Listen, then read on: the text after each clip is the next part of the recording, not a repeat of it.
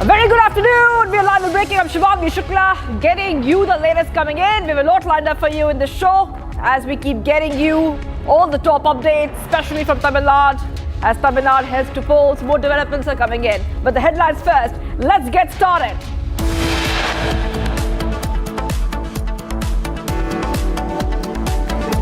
Top headlines we are tracking right now. Major corruption scandal hits Stalin government head of polls. 1,000 crore kickbacks trail under scanner.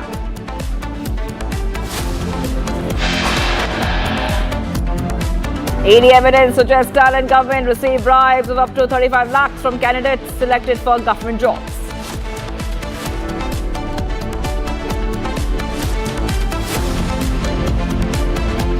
Top officers, engineers close to Stalin's minister named by ED in corruption scandal. No word by CM on money laundering.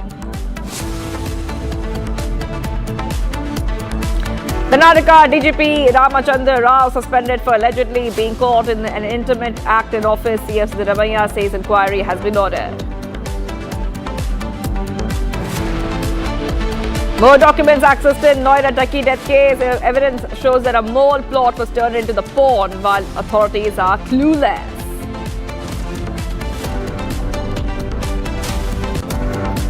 And youngest ever BJP president Nitin Nabeen officially takes charge at the BJP headquarters in presence of Prime Minister Modi.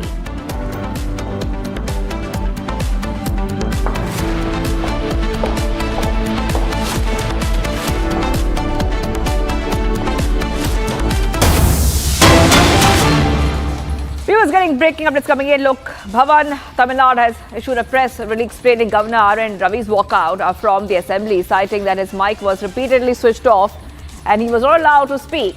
The release highlighted concerns over increasing atrocities against Dalits and sexual violence against Dalit women being bypassed in their speech. And it is also alleged disrespect to the national anthem and disregard for fundamental constitutional duties. Tamil Nadu governor walked out of assembly, and we see that the Lok Bhavan has issued a press release explaining why that happened. Saying that his mic was switched off, he was not allowed to speak. The release has highlighted concerns over increasing atrocities against Dalits and sexual violence against Dalit women being bypassed in the speech. He also alleged that the disrespect to the national anthem and disregard for fundamental constitutional duties. Getting some breaking news coming in.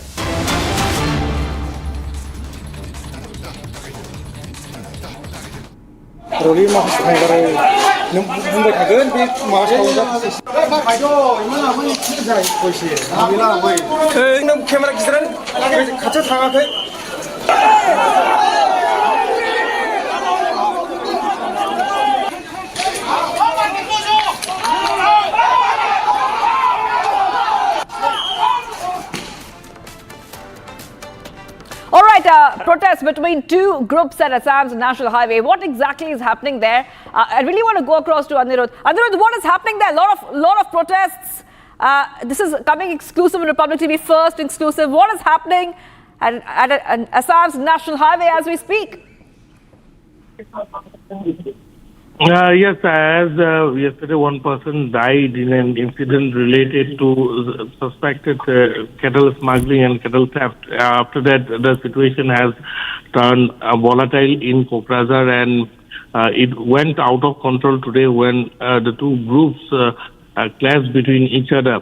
And as the police tried to maintain the law and order situation in the district, the protesters had also hurled stones on the police, forcing the police to also use force in order to bring down the protesters. The situation still remains tense, and internet has been suspended in the district with immediate effect, so that the situation can be brought under control. The police and the district administration, as well as the BTC administration, along with the state government, had been taking all measures possible to diffuse the tension between the two groups as of now, Shivangi. There's some more updates coming in.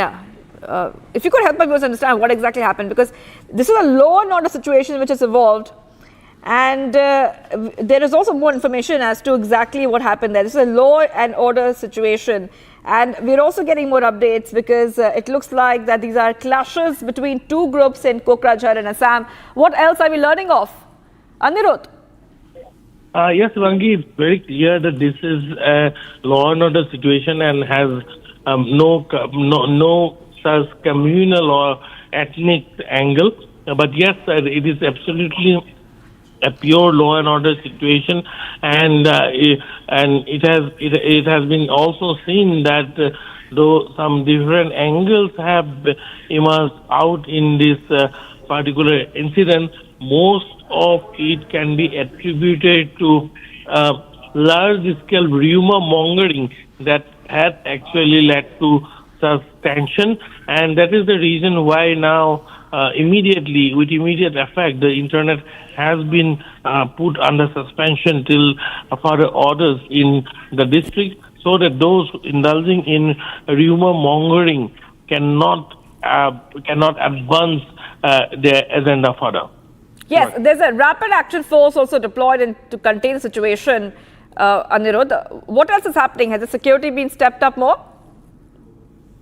Yes, additional forces have been deployed. Requisition of more additional forces have also been requested. This is what we are picking up as of now. And also that in some areas where tension were at its peak, the situation has been diffused with deployment of additional forces. Yes, we're sticking with these pictures which are coming in. One person has died following some clashes, protests between two groups at Assam's National Highway. Anirudh, stay on with us because this is a developing story and coming in from Kokrajhar in Assam. We also have some more updates coming in terms of the situation. This situation is leading to, because the government is saying of Assam, leading to some serious apprehension of a breach of public peace and tranquility in the district of Kokrajhar. So right now the focus would be, of course, to get the situation back in order. Anirudh. Yes, absolutely. The efforts have been on to bring the situation under control, and as we speak, even top police officials have been rushed to the spot. And apart from that, the internet, as I was telling you, the internet has been put under suspension till further orders. And additional security forces have also been deployed. The Rapid Action Force have been deployed, and the other agencies have also been brought in to diffuse the tension.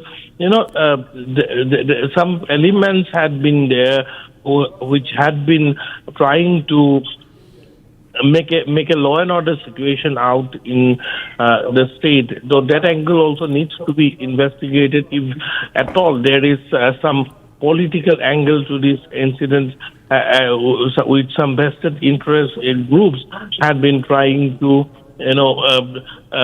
create out tension in the state in order to gain political mileage ahead of the Lok Sabha election, ahead of the Assam Legislative Assembly elections, which are scheduled around the corner.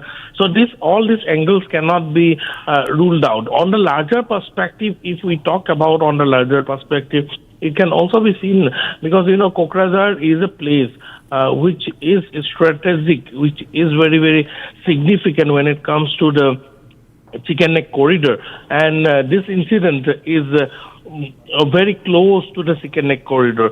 So the agenda, if at all there is any agenda, that needs to be thoroughly investigated, and it cannot be, you cannot jump into a conclusion just by looking at the initial incidences. As far as this case is concerned, it needs to be thoroughly investigated, and you also need to be cautious while as we disseminate the information in public as far as this situation in Kokrajhar is concerned. Shivangi. All right. Well, Well, thank you for getting us all those details, Anirudh. I'll be coming back to you for more on this developing story. All right, US President Trump has triggered a fresh geopolitical debate with a provocative social media post on Truth Social. The image, which depicts Greenland as a future US territory, has now reignited questions about America's strategic ambition in the Arctic and President's long-standing interest in the region. Here's more on the story. A single image, but one that has stirred the hornet's nest.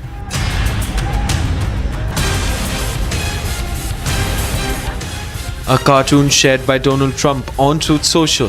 The post shows the US president planting the American flag on Greenland alongside a sign declaring it a future US territory. This is not unfamiliar territory for President Trump. During his earlier term, he openly floated the idea of the US purchasing Greenland, which was rejected by Denmark. Greenland's importance goes far beyond symbolism. The Arctic island sits at a strategic crossroads, rich in rare earth minerals and increasingly vital as melting ice opens new shipping routes. Greenland is very important for the national security, including of Denmark. And the problem is not a thing that Denmark can do about it if Russia or China wants to occupy Greenland. But there's everything we can do. You found that out last week with Venezuela. There's everything we can do about things such as that. Not going to happen. Critics say the post has stirred the hornet's nest, blurring the line between political messaging and foreign policy signaling. Danish leaders have repeatedly stated that Greenland is not for sale. As the United States, China and Russia eye the Arctic's future, even symbolic gestures carry weight. Another reason why he wants to set foot on Greenland is because he stated that he doesn't want Russia or China to be his neighbors. For now, the post remains a provocative signal rather than policy. But coming from the President of the US, it is unlikely to be dismissed as mere political theatre. And viewers, visuals have come up showcasing how our national heroes are being treated by government officials. I'll put out those visuals for you in a short while from now. And what you will see in these visuals, and put it out for you. It's been seen how a national hero is pleading in front of an official, requesting him to onboard his train on time. In another visual, it's been shown how the Indian athletes Dev Meena and Kuldeep Yadav, national champions, international medalists, faced humiliation at the Panvel railway station. They were harassed by officials over a sports pole with an 8,800 rupee fine demanded despite explaining their identity. After negotiations, 5,000 rupees was paid, allowing them to continue. Putting out these pictures, a shameful incident highlighting how India's sports heroes are treated.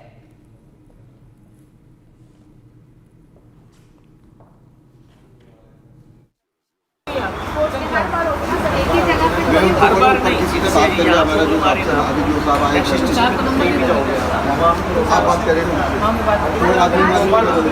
इसके लिए process क्या है वो बात करूँगा जैसे भी बात कर पाऊंगा टूटी हिंदी इंग्लिश जो भी बात करूँगा मैं जरा ना इनका कितना होता है देख क्या तुम लाइक हमारी ट्रेन में छूटे महोदय बस नहीं छूटेंगे सर आप जा सकते हैं गाड़ी में लेकिन ये आपका जाएगा नहीं क्योंकि आप हमें उसको बता दीजिए क्या करना है ये सेफ कस्टडी में रहेगा यहाँ पे आप बाद में आगे ये सर 20 लाख का सामान है सर जो भी है इधर अरे तेरी गाड़ी में टाइम है ओए दादा भाई तेरी गाड़ी में बहुत टाइम है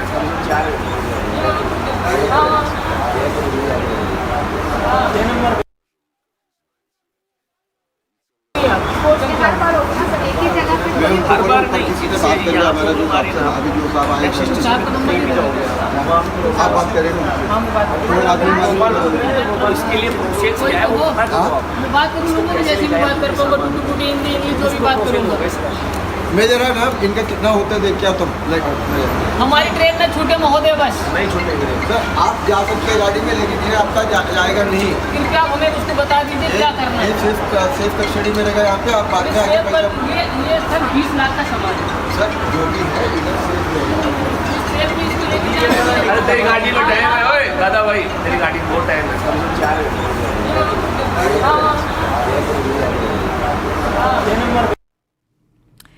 Viewers, in a hard-hitting analysis, GD Bakshi breaks down the growing controversy around US intervention in Iran, warning of impulsive decision-making in Washington and risks of repeating past mistakes. Drawing parallels with Venezuela, Bakshi explains how rushed regime change, strategies, covert operation sanctions and intelligence playbooks have failed to deliver the results. Take a look. What the hell is happening in Iran? The simple fact is that the decision making in Washington is increasingly becoming impulse driven, dangerously impulse driven. Very strategic moves are being undertaken, apparently without much thought, without much analysis, without thinking the problem through. Take the example of what has happened in Venezuela. You know, there is that classic phrase, fools Russian where angels fear to tread. We found that the entire plan of, capturing Maduro had not been thought through beyond the first stage. What next? Was apparently a big gap when things developed so fast. They rushed in, Maduro was captured, huge amount of bribes were paid to buy people off so that they could do it in a bloodless manner. But then the regime, Maduro's regime, is still intact in Venezuela. The vice president has taken over and she has said that they are not prepared to be a colony of the United States. You could still have guerrilla action, and the oil companies have refused to go in. Had the whole thing been thought through before this whole process was started? Now let's take a look at what the hell is happening in Iran. There is been a complete collapse, a total failure of a colored revolution in Iran. This colored revolution had been in the offing for many months. The CIA, the Mossad, the MI6 had all been working jointly to instigate a major street revolution in Iran, and it has completely fizzled out. The fact of the matter is that the Mossad had cultivated the Afghan refugees, had fed a lot of money, supplied a lot of money and weapons to the Afghan refugees. They were planning to use the Kurds in a major way. 300 armed Kurds were to infiltrate into Iran and create mayhem. But surprisingly, Turkey tipped off Iran, and Iran was able to slaughter these 300 Kurds as they were trying to make their way into Iran. Pakistan has been told by the United States to provide weapons and small arms in a very major way to the Baluch insurgents in Sistan, Baluchistan, and the southern portion of Iran. There were reports that there was a huge shipment of small arms which had reached Karachi, and unconfirmed reports state that Iran attacked it with drones and set that ship on fire. Thousands of the Iranian authorities are supposedly have recovered thousands upon thousands of these weapons in Sistan, Baluchistan and Bushehr.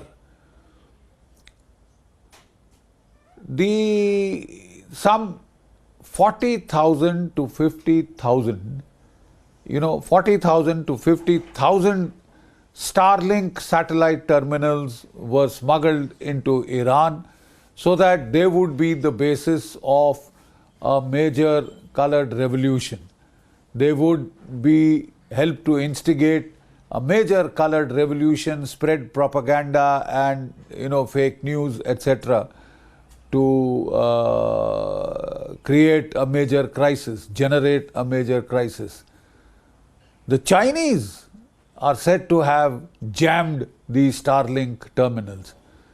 It looks like the Russians and the Chinese have learnt a great deal from these repeated colored revolutions in Bangladesh, in Nepal, in Sri Lanka, etc.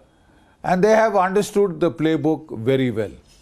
What is the playbook? Impose heavy sanctions. Painful sanctions on the people that, hurt the people, that destroy the economy, that create anger and angst, which the American CIA seeks to harvest by the means of these colored revolutions. A lot of these Starlink terminals were captured by the Iranians, and it appears that a lot of the Mossad intelligence agents and networks got uncovered in the June attack that they had launched on Iran. A lot of these were exposed, and the Iranians have acted swiftly, I think perhaps with the help of the Russians and the Chinese, to mop up these Mossad networks, and they don't seem to have worked. Most of them seem to have been uncovered, compromised, and the Russians are experts at having red orchestras. I mean, they create local networks, which try and invite intelligence intervention, and then, the whole network gets destroyed. Trump was riding high on hubris after he was able to capture Maduro, and his wife, and bring them to the United States in chains and handcuffs, etc. But he hadn't thought the entire Maduro episode through. Nothing seems to have been concretely planned on what next in Venezuela. But Trump was high on hubris, and he wanted to go ahead with the Iran imbroglio. Why? Why is Trump seeking external diversions in such a brazen, in such a... All right, getting you some pictures coming in from Kolkata. These are Congress holding protests outside Election Commission office over the SIR, live visuals coming in of Congress protests outside the ECI office in Kolkata. We can see that the things are looking a little intense there because a lot of barricades have been broken. They're lying on the ground. We can see that it's a huge protest, which has broken out. And these are the pictures that we're getting for our viewers. And as we keep getting our viewers top updates, we see that the situation is looking quite intense. We also see some security is also on the ground as a lot of sloganeering is happening. Pictures coming in from Kolkata, West Bengal, Congress holding a protest there. Live visuals of the Congress protest outside the ECI office in Kolkata. They are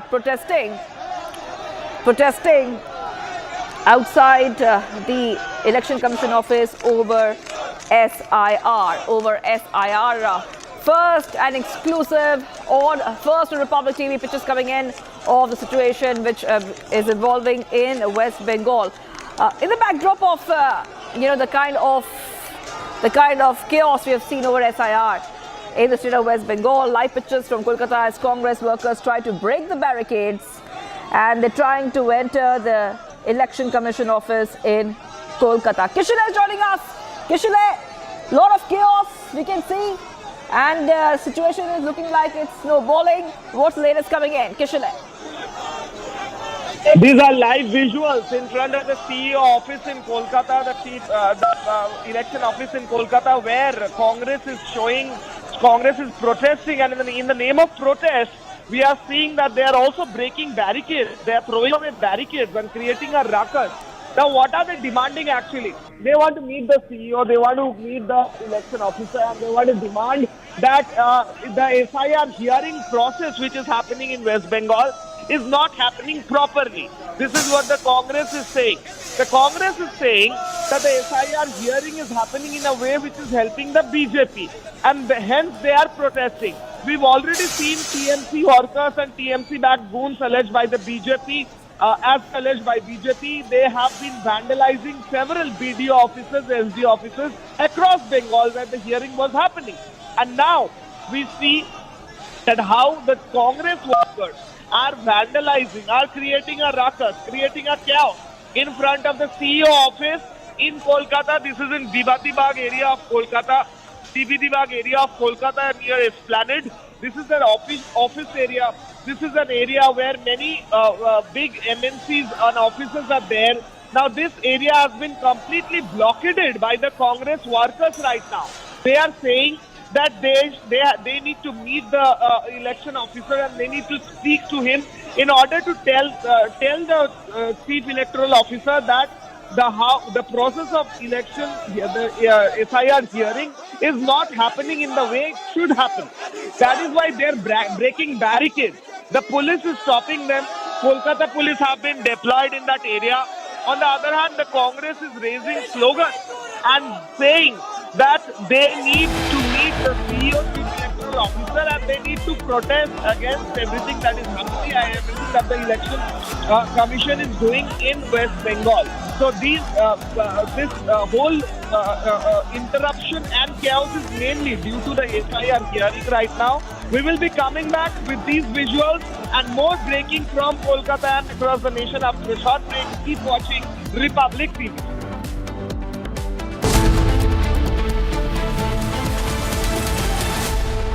pure सूजी pasta उबालो मिलाओ और खाओ 8 minute में तैयार। क्या taste है सबका राजा hardcore masala.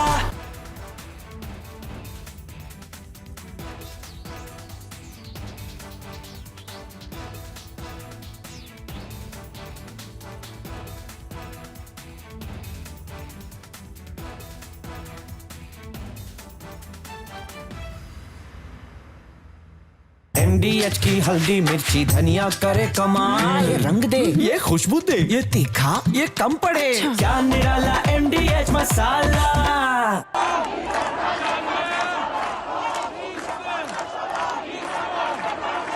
Iran is boiling. Iranians are protesting against the Khamenei regime.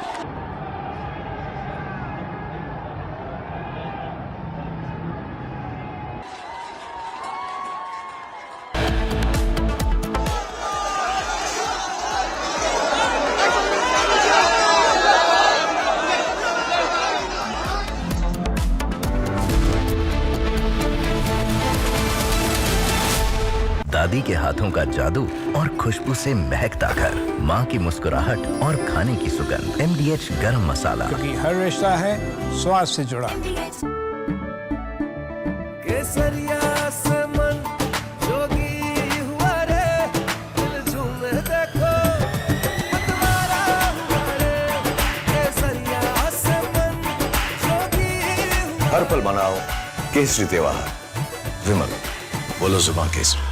थोड़े में ज्यादा स्वाद, यही तो है इसकी खास बात। वाओ मामा, क्या स्वाद है। अरे मेरे राजा, सबका राजा hardcore masala.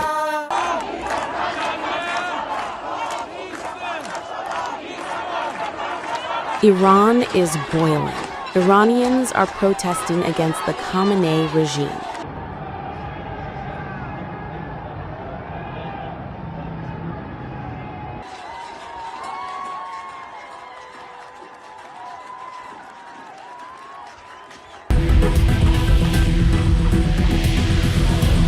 U.S. President Donald Trump has urged Iranians to keep protesting and take... From Asia's largest news headquarters, setting the agenda for Bharat.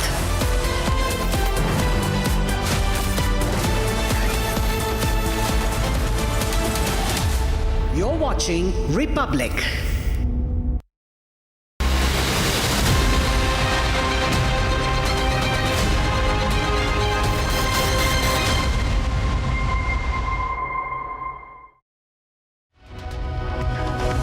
Hello and welcome. You're watching Live and Breaking with me on Republic. And now let's get you the headlines at this hour. Major corruption scandal hits Stalin government ahead of polls. 1,000 crore kickbacks trail under scanner.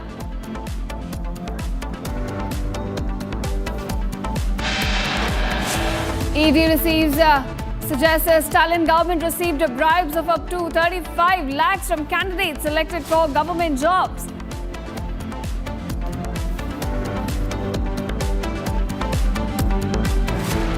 Top officers, engineers close to Stalin's minister named by ED in a corruption scandal. No words by CM on money laundering. Karnataka DGP Ramachandra Rao suspended for allegedly being caught in an intimate act in office. CM Siddaramaiah says inquiry ordered. Youngest ever BJP President Nitin Abeen officially takes charge at BJP headquarters in presence of Prime Minister Modi.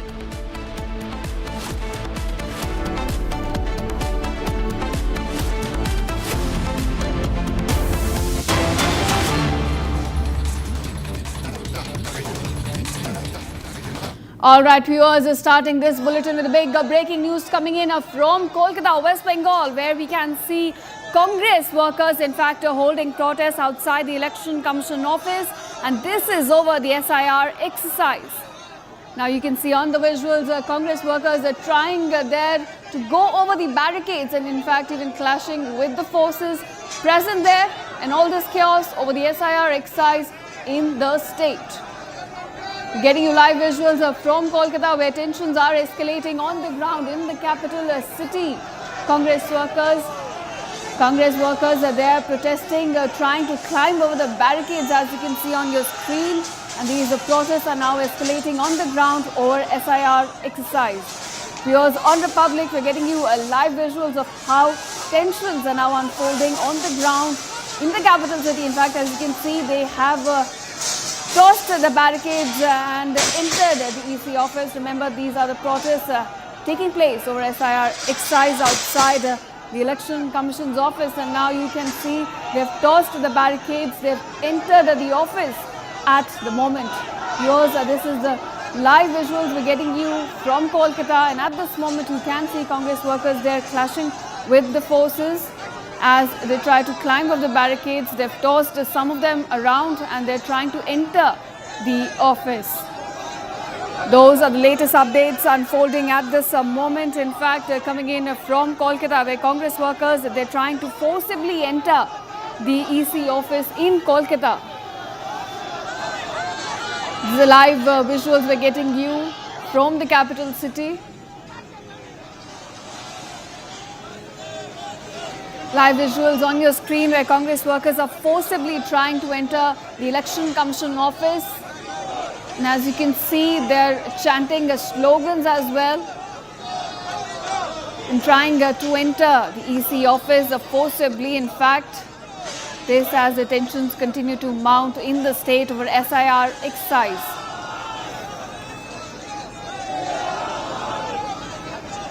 All right, there viewers, the tensions escalating in the capital of West Bengal, where SIR has become an issue of political storm, in fact, and there Congress workers on your screen trying to forcibly enter the Election Commission's office.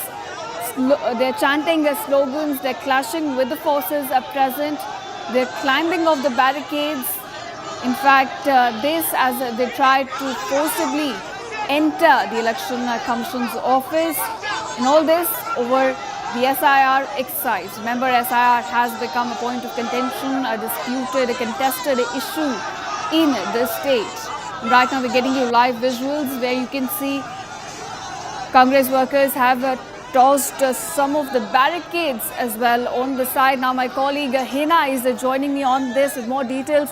Hina, we are given to understand that the Congress workers are forcibly trying to enter the Election Commission's office in Kolkata. Give us more details of what is exactly panning out right now.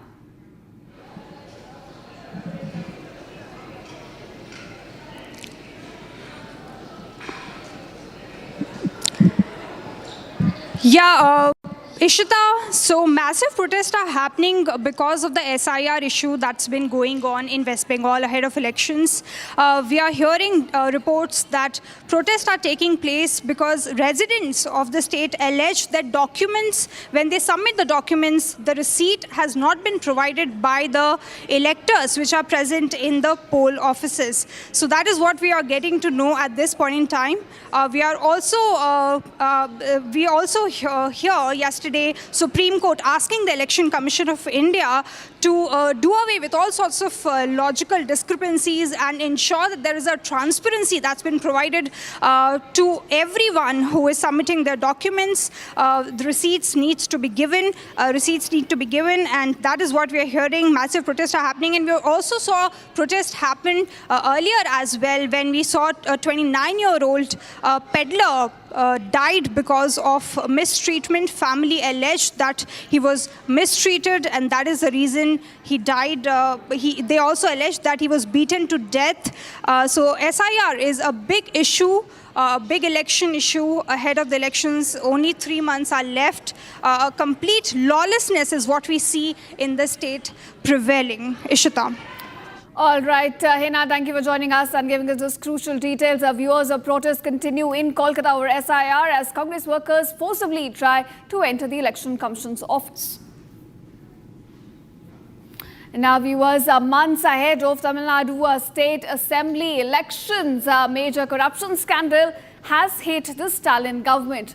Now, viewers, according to Enforcement Directorate note, allegations have surfaced of a massive ₹1,000 crore kickbacks, which were in fact involve bribery and corruption in the examination and officer selection process, with the bribes allegedly ranging from ₹25 lakh to ₹35 lakh are being collected from each candidate. Now, viewers, the ED has claimed here that details of around 150 candidates were recovered from the phone of associates linked to K.N. Nehru, along with information also pointing to the involvement of his close aides.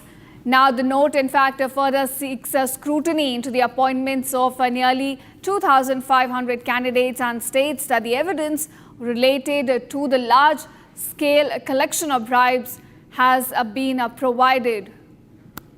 Now, my colleague Sharda is joining me with more details on this. Sharda, it seems it's a big scandal that has hit the Tamil Nadu government right ahead of elections. Give us more details. Well, the ED back in July 2025 had given a letter to the DGP of the Tamil Nadu stating that there is a complaint against the Ministry of Water and Municipal Administration, and pointed out that it was after the raids that were conducted at Minister K.N. Nehru's house in Trichy alongside his son K.N. Arun, who is also an MP, and his brother K.N. Ravichandran, who owns the TVH real estate. And following these raids that was done by the ED last year, literally 8 months back, is when the ED claimed that literally 1,050 crores has been taken by the DMK government as form of corruption in the cash for jobs scams for the government opportunities of at least 150 requirement seats that was given at 25 to 35 lakhs per seat is what the ED had claimed, and also told the DGP to file an FIR against the minister as they have submitted at least 250 pages of proof saying that it was the Ministry of Waterworks and Administration that was involved in corruption. Now, today, this is the third time that the ED is passing on the letter to the DGP. Last 2 times, there was no FIR filed. And last week, the latest development that came through the High Court was that the government has ordered for the police to go into through all the papers that the ED has given them and file a case in relation to it. And now today, ED has come up again telling that this proves that directly involved Minister K.N. Nehru into this cash for jobs scam. And the corruption charges against the DMK, while it's not new in the last 5 years, this time DMK is claiming that this is last 5 years. This time DMK is claiming that this is drama picked up by the opposition BJP and AIADMK just before the election, and saying that the centre is trying to drag down the DMK's name to ground with this particular corruption scam. All right, Sharda, thank you for joining us and giving us those crucial details about the scandal that has hit the Tamil Nadu government. Thank you. And now, viewers, moving on, Tamil Nadu Governor R.N. Ravi walked out of the State Assembly before delivering his inaugural address, citing multiple issues, stating that the governor's microphone was reportedly switched off repeatedly, preventing him from speaking. Now, Lok Bhavan, the office of the governor of Tamil Nadu, also released a detailed press release explaining why Governor R.N. Ravi actually walked out of the State Assembly before delivering his inaugural address. Now, in the press release issued by the Lok Bhavan, the governor's office elaborated on the reasons for his decision. It stated that the speech contained numerous unsubstantiated claims and misleading statements while ignoring crucial issues affecting the people. In fact, claims of over rupees 12 lakh crore in investments were described as inaccurate, with many MOUs still on paper, and Tamil Nadu's foreign investment ranking having dropped from about 4th to 6th among Indian states. So those are the latest reasons which in fact have been cited by the governor's office for why he walked out of the State Assembly before the inaugural address. He gave 13 other points, saying that the statements given by for his speech were also wrong, telling that the Tamil Nadu state government is giving misinformations in his speech. So what is your reaction to this? No, this is nothing new to the state assembly or the state of Tamil Nadu. He has been doing this for the third time. And as per the constitution or the provision in the constitutions is that the governor can give his address in the assembly. But today the way he acted or the way he presented himself was really disgusting, and it is really an attack on the constitution rather, because he cannot give a discourse in the assembly just like he is addressing a public gathering. The way he acted is really alarming, and we feel that it is an insult to the state of Tamil Nadu and the state assembly. He may have differences with the state government, he may have differences with the chief minister, that is a different issue. But that doesn't mean he can air his or vent his differences in the floor of the assembly. Sir, today Governor R.N. Ravi walked out without giving his customary speech, and he also given 13 points the Lok Bhavan has given, telling that and pointing out, telling that the DMK had given infactual errors in the statement. What do you have to say? The governor has certain issues with our governor's address. You should have responded to individual departments, and you should have sought clarification from the individual departments. Individual departments would have replied to them. Your governor's address, as you very well know, within the constitutional framework, it's a customary arrangement of the state government, so the government has to read it. Governor went against those principles, and he cited very flimsy reasons that national anthem should be sung in the beginning of the proceedings, but it's not so. It's a very well known fact that both at the union government offices and state government offices, that national anthem will be sung only at the end of the proceedings. So governor went against, not only the government, went against the principles of constitution, went against the assembly proceedings. By that he has insulted the 8 crore Tamil Nadu people, because we are the representations for them. Today in Tamil Nadu Assembly, Tamil Nadu Honorable Governor has walked out without reading the speech prepared by the state government. It is not the first time that is happening. Frequently,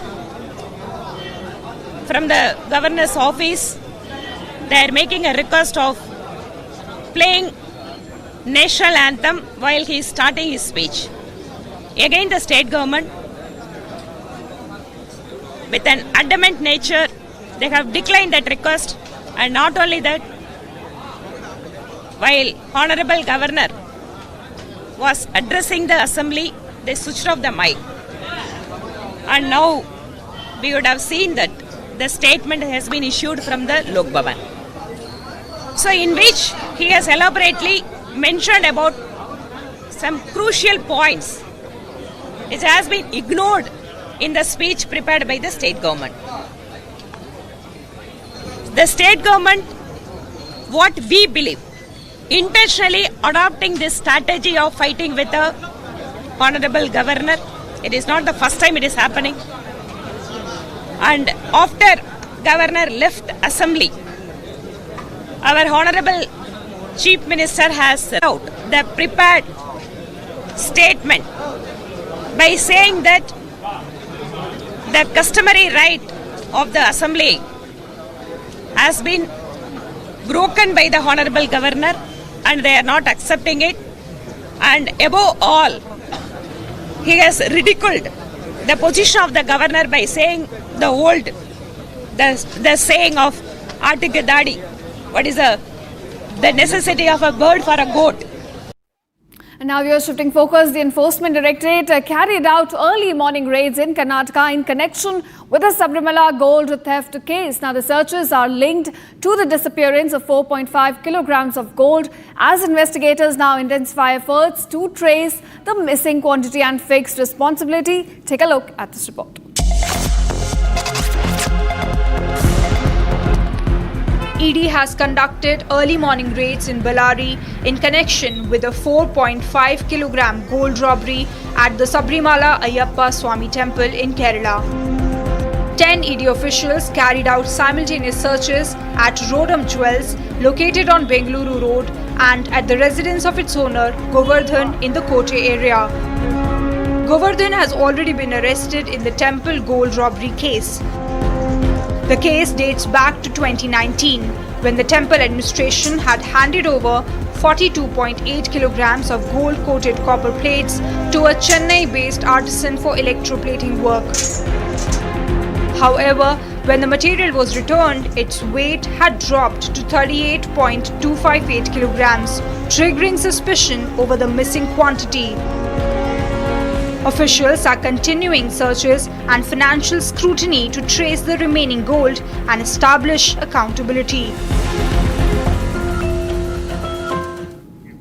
And now viewers, a disturbing incident has come to light. India's national record holder in men's pole vault, Dev Meena, along with fellow athlete Kuldeep Yadav, they both faced an unfortunate incident while returning from the All India Inter-University Athletes Championship.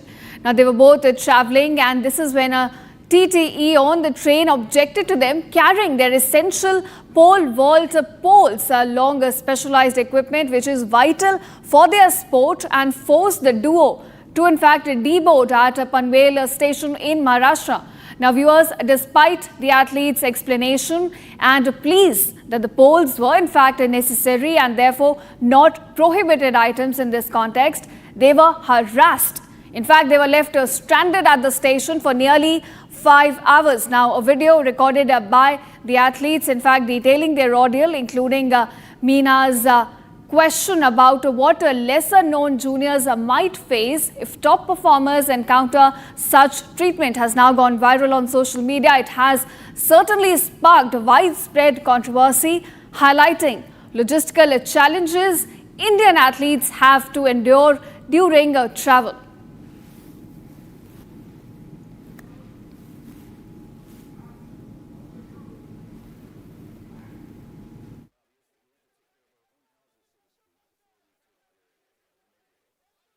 In showing you the two athletes and how they had to face in fact harassment. They were deboarded and they were left stranded for hours at the Panvel station in Maharashtra, and this is when the officer objected. Let's also listen in to the reaction.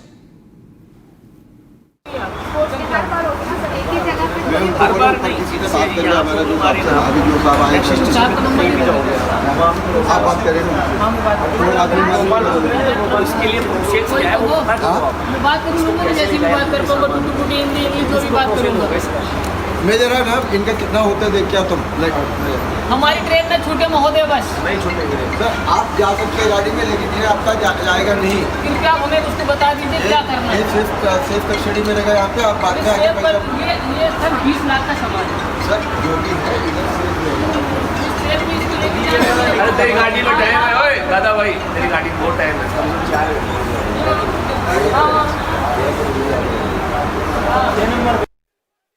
मेरा नाम देव मीना है, मैं India का national record holder player हूँ और हाल ही में मैंने अभी नया नेशनल रिकॉर्ड बनाया है। ये मेरे साथ में कुलदीप है, इसने भी अभी हम यूनिवर्सिटी खेलने आए हैं और अभी हम महाराष्ट्र में महाराष्ट्र के पनवेल रेलवे स्टेशन पे। यहाँ पे हमारा ना मतलब यहाँ पे हमको जो टीटी है सीनियर टीटी, उन्होंने मतलब हमारे पोल देख लिया और यहाँ पे हमको मना कर दिया कि आप लोग नहीं जा सकते। उन्होंने मतलब बहुत ज़्यादा परेशान किया यहाँ पे, और हमारी एक ट्रेन छूट चुकी है ऑलरेडी। हमने मतलब हमको 4 से 5 घंटा यहाँ पे बिठा के रखा, पूरे बहुत परेशान हो चुके हैं यहाँ पे। मतलब हर एक एथलीट, अगर हमारे साथ ये चीज़ हो रही है तो मतलब मैं अपने जूनियरों से क्या एक्सपेक्ट करूँ कि मतलब उनके साथ क्या होता होगा।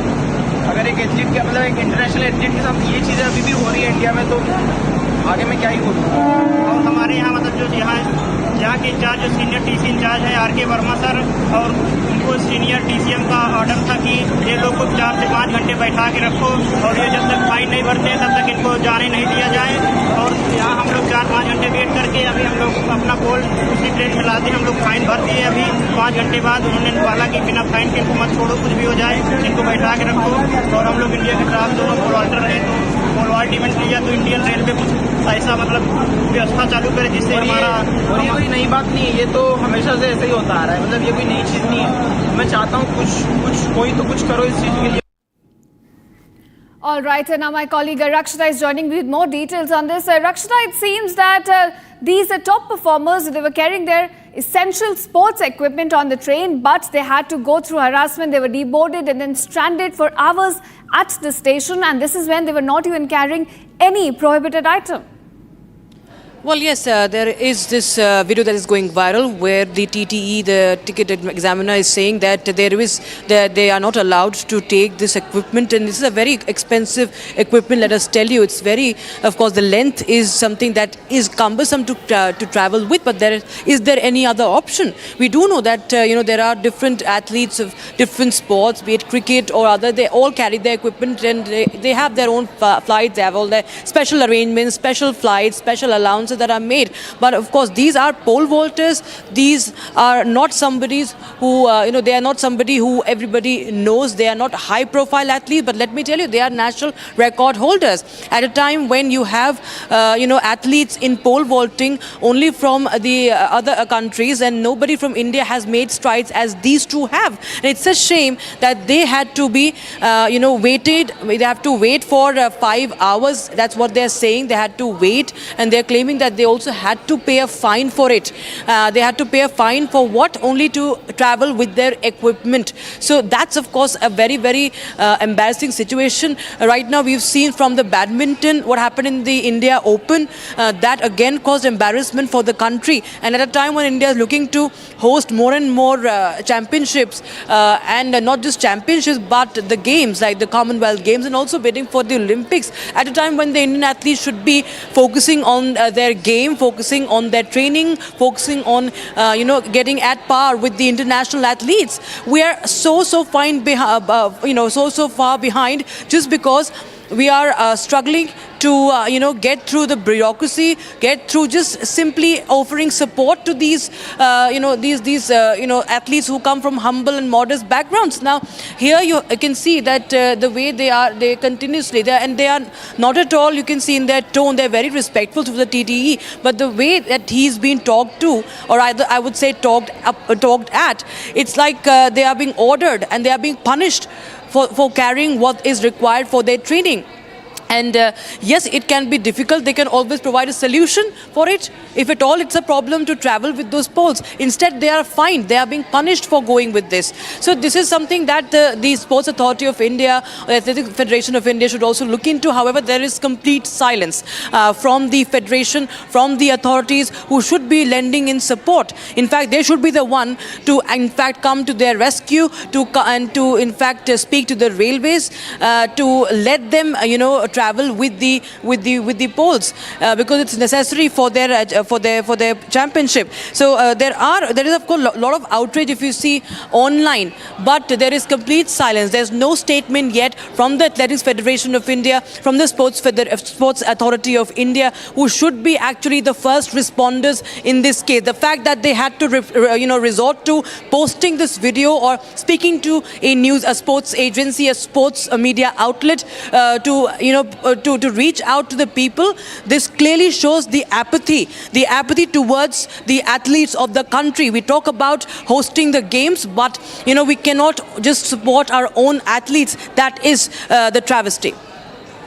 Right, Rakshita, this is clearly apathy and a shameful incident that we're looking at, and the fact that there has been no word from any sports authority at this point. My question is, what kind of messaging are we sending out to athletes across India, who put their heart and soul into these practice to represent their nation, and this is the kind of treatment they're meted out? Absolutely. Well, this is, I could not really get your question, I'm sorry, Ishta, but this is, of course, completely an embarrassing situation. Right. Rakshit, I was just asking about that, what kind of messaging we are sending through these incidents to athletes who are putting their heart and soul into practicing and to represent their nation.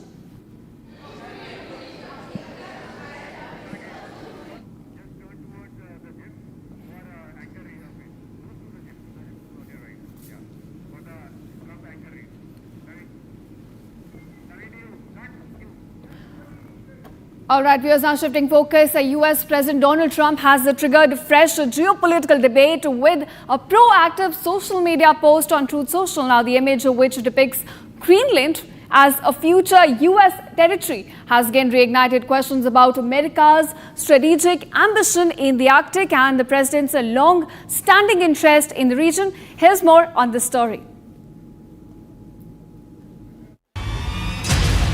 A single image, but one that has stirred the hornet's nest.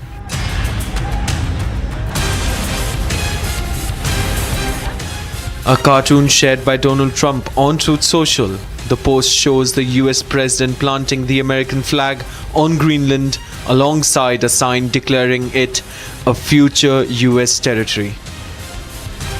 This is not unfamiliar territory for President Trump. During his earlier term, he openly floated the idea of the US purchasing Greenland, which was rejected by Denmark. Greenland's importance goes far beyond symbolism. The Arctic island sits at a strategic crossroads, rich in rare earth minerals and increasingly vital as melting ice opens new shipping routes. Greenland is very important for the national security, including of Denmark. And the problem is not a thing that Denmark can do about it if Russia or China wants to occupy Greenland. But there's everything we can do. You found that out last week with Venezuela. There's everything we can do about things such as that. Not going to happen. Critics say the post has stirred the hornet's nest, blurring the line between political messaging and foreign policy signaling. Danish leaders have repeatedly stated that Greenland is not for sale. As the United States, China and Russia eye the Arctic's future, even symbolic gestures carry weight. Another reason why he wants to set foot on Greenland is because he stated that he doesn't want Russia or China to be his neighbors.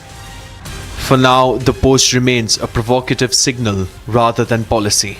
But coming from the President of the US, it is unlikely to be dismissed as mere political theatre. And now we are shifting focus. The anti-terror operation in Jammu and Kashmir's Kishtwar district has now entered its third day, with the security forces now widening the search area after busting a Jaish-e-Mohammed terror hideout meant for a long stay. Take a look at this report. The anti-terror operation in Jammu and Kashmir's Kishtwar district has entered its third day, with security forces intensifying the hunt for Pakistani terrorists believed to be hiding in the region. On the second day of the operation, forces busted a terror hideout designed for a long haul, reportedly used by Jaish-e-Mohammed terrorists. The Indian Army's White Knight Corps confirmed that the area of operations has been widened to ensure the terrorists are tracked down and neutralized. Top Army leadership reviewed the situation on ground, with Northern Army Commander Lieutenant General Prateek Sharma and White Knight Corps Commander Lieutenant General P.K. Mishra visiting the encounter site. Meanwhile, in a key development, 2 suspects have been detained from the Chatru area on suspicion of aiding the terrorists. The Jammu and Kashmir Police and the Indian Army are jointly questioning the suspects. All right, viewers, on the other side, ED evidence suggests the Stalin government received bribes of up to 35 lakhs from candidates selected for government jobs. Karnataka DGP Ramachandra Rao suspended for allegedly being caught in an intimate act in office. CM Siddaramaiah says inquiry ordered.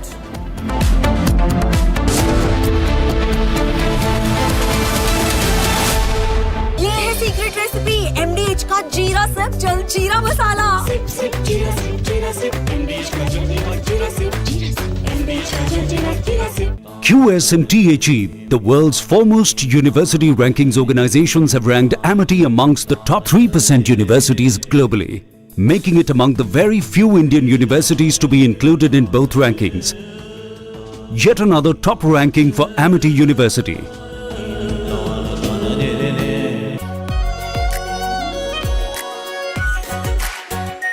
R Pure Shahi Paneer Masala. Delicious, healthy, every day.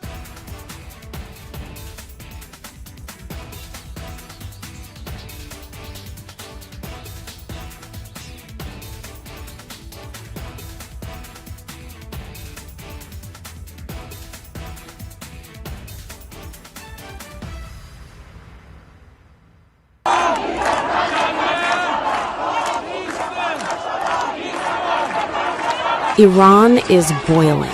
Iranians are protesting against the Khamenei regime.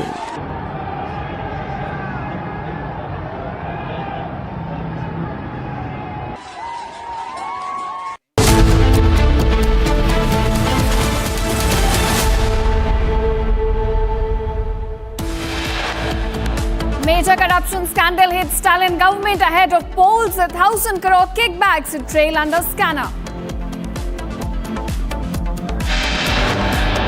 ED evidence suggests the Stalin government received bribes of up to 35 lakhs rupees from candidates selected for government jobs. Top officers, engineers are close to Stalin's minister named by ED in corruption scandal. No word by CM on money laundering.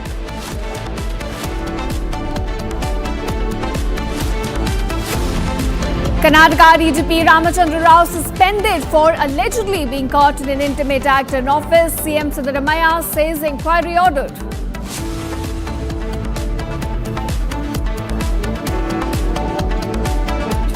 Youngest ever BJP President Nitin Abeen officially takes charge at BJP headquarters in presence of Prime Minister Modi.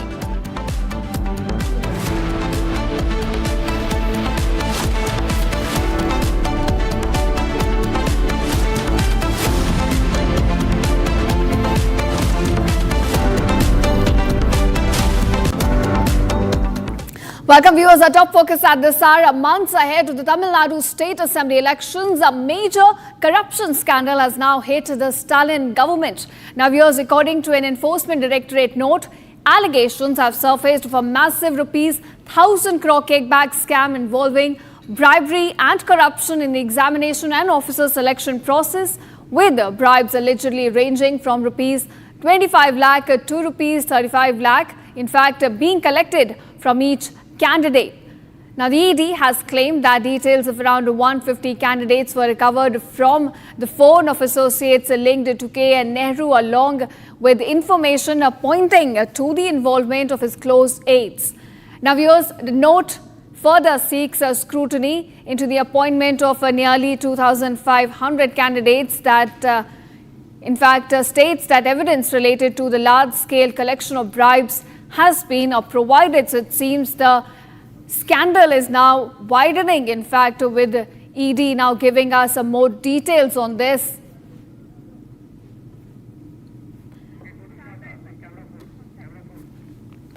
My colleague Sharda is now joining me on this. Sharda, do give us more details of how this scandal has now hit the Tamil Nadu government regarding bribes being taken by top officers with regards to the examination. Well, today the ED has come up for the third time telling the Tamil Nadu DGP that an FIR and a case should be filed against Minister K.N. Nehru of the DMK, who is in charge of the waterworks municipal administration as well. And this comes like exactly a year after, if we remember exactly last year in January, it was when the ED raids were conducted in K.N. Nehru's house in Trichy, and following which his son K.N. Ravichandran, who is an MP, and his brother's house, who is also a real estate owner, his houses were searched continuously from last year January to July. And following July, ED had given a full submission stating that they had seen a corruption of rupees 1,050 crores. And then the ED also pointed out that it was for reason for the cash for job scams, and that the proofs came up in a 250 page which is submitted to the Tamil Nadu Police DGP last year in September, and in October as well they submitted another proof telling that the proof consolidation of the ED raids that happened from January to July in all relation to Minister K.N. Nehru and his family members, pointing out that amount of rupees 1,050 crores were taken, and it was all for the cash for job scams, and each the 150 positions that were given were all government jobs in the Department of Water Works, and each person had given 25 to 35 lakhs is what the ED claims. And this major allegation was kept against the DMK minister last year. However, the DMK never gave a heed, and the police did not file any case against them until last week that the Madras High Court had ordered them to look into this particular case. And today ED had come again for the third time, stressing that the police should file a case and file an FIR and do a proper investigation on this, and this is what the ED had requested. And now DMK claims that this is something mud thrown at them just before the elections coming. If you remember, in April the elections for the state is happening, and the 17th state legislative assembly elections, and DMK is pointing out, telling that they have a stronger part in the state of Tamil Nadu, and the opposition, being the AIADMK and BJP, is using the ED as a tool to sling mud at the DMK right before the elections, and DMK saying these corruption charges cannot bring them down. Right, Shraddha, these are massive allegations that have come to light. 1,000 crore kickbacks being taken by government officials. What are the kind of political reactions we are getting on this, and also what is the DMK government is saying at this point? Well, as we spoke, the DMK leaders continue to deny the allegation of corruption charges against Minister K.N. Nehru. They challenge the ED and the centre, telling that if they can prove, they would get out of power. However, DMK is saying that it is only used as a tool for before the elections, and saying that these corruption charges would not do anything to the DMK, whereas the BJP and AIDMK has pointed out that in the last 4 years, multiple corruption charges have been placed against the DMK, including, as we see, Minister Sendil Balaji, who was taking care of the Tasmak and electricity boards, was removed. And it was after the Supreme Court order, because it was again for a cash for job scam that Sendil Balaji was accused, and later on, and there was no proof submitted, and then Sendil Balaji is now going on to the ED every now and then for investigations. And it is the same way that the AIADMK is pointing out to Minister K.N. Nehru, telling that the minister had taken money, multiple corruptions has happened in the cash for job scam in the Ministry of Water Works, and that the DMK will have to take charge of this particular issue, is what the AIADMK has been pointing out.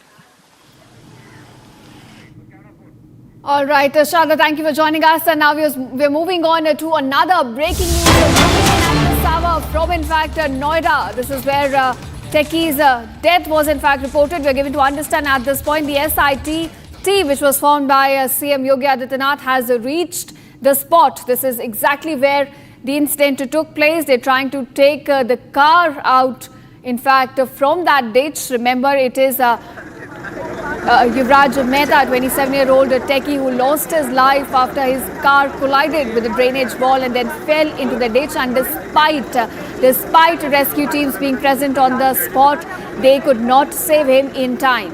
It is, in fact, a glaring example of systemic apathy, the collapse of a system, and the negligence being reported at multiple levels. Remember, this is where residents had also raised concerns about poor lighting. Those concerns were not taken into account, and then this incident took place. Remember, he was driving from his work towards his home, and he was just minutes away, in fact, from his home. This is when the incident took place. My colleague Harsh is also joining me with more details on this. Harsh, present on the spot, walk us through what exactly is happening right now, where this incident took place.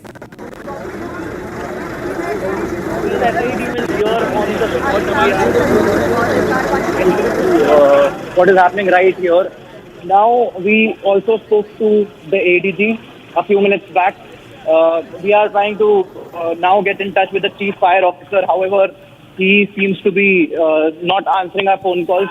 There are multiple attempts that have been made at our end to reach.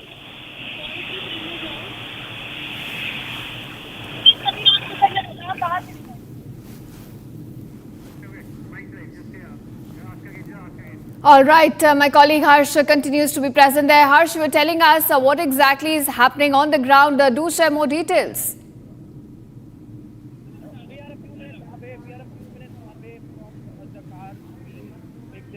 About the car now, efforts are being made to pull it out. We are here at the scene. The team of SITs here, they are trying to get details about what happened that night that took the 47.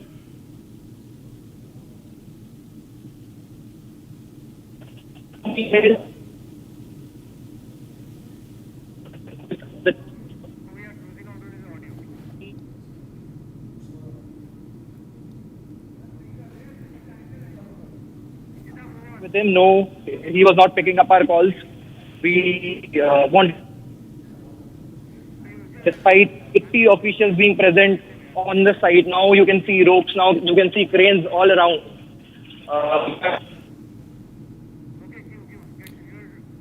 All right, viewers, this is what is happening right now at the spot of the car. In fact, of Yuvraj Mehta, the techie who lost his life to sheer negligence, is now being taken out with the SIT members being present on the spot. But viewers, this is unfortunate that the fact that we only wake up to such negligence after such unfortunate incidents have taken place. And now, viewers, shifting focus, a disturbing case has come to light from Kerala. This is where a 42-year-old man committed suicide after social media influencer accused him of sexual harassment on board a bus. Now, the video, in fact, of the alleged harassment had gone viral, and Deepak, a resident of Kozhikode district, died by suicide after Shimjata Mustafa shared the video accusing him of sexually harassing her during a bus ride. Now, the video sparked strong reactions with many trolling Deepak. In fact, Deepak's family has now come out. They filed a police complaint against the woman, and a case of abetment to suicide has also been registered. Investigators say that the accused woman is on the run at this point. Meanwhile, the Kerala Human Rights Commission has also ordered a probe into this matter. Viewers, this incident has certainly sparked a debate over social media trials.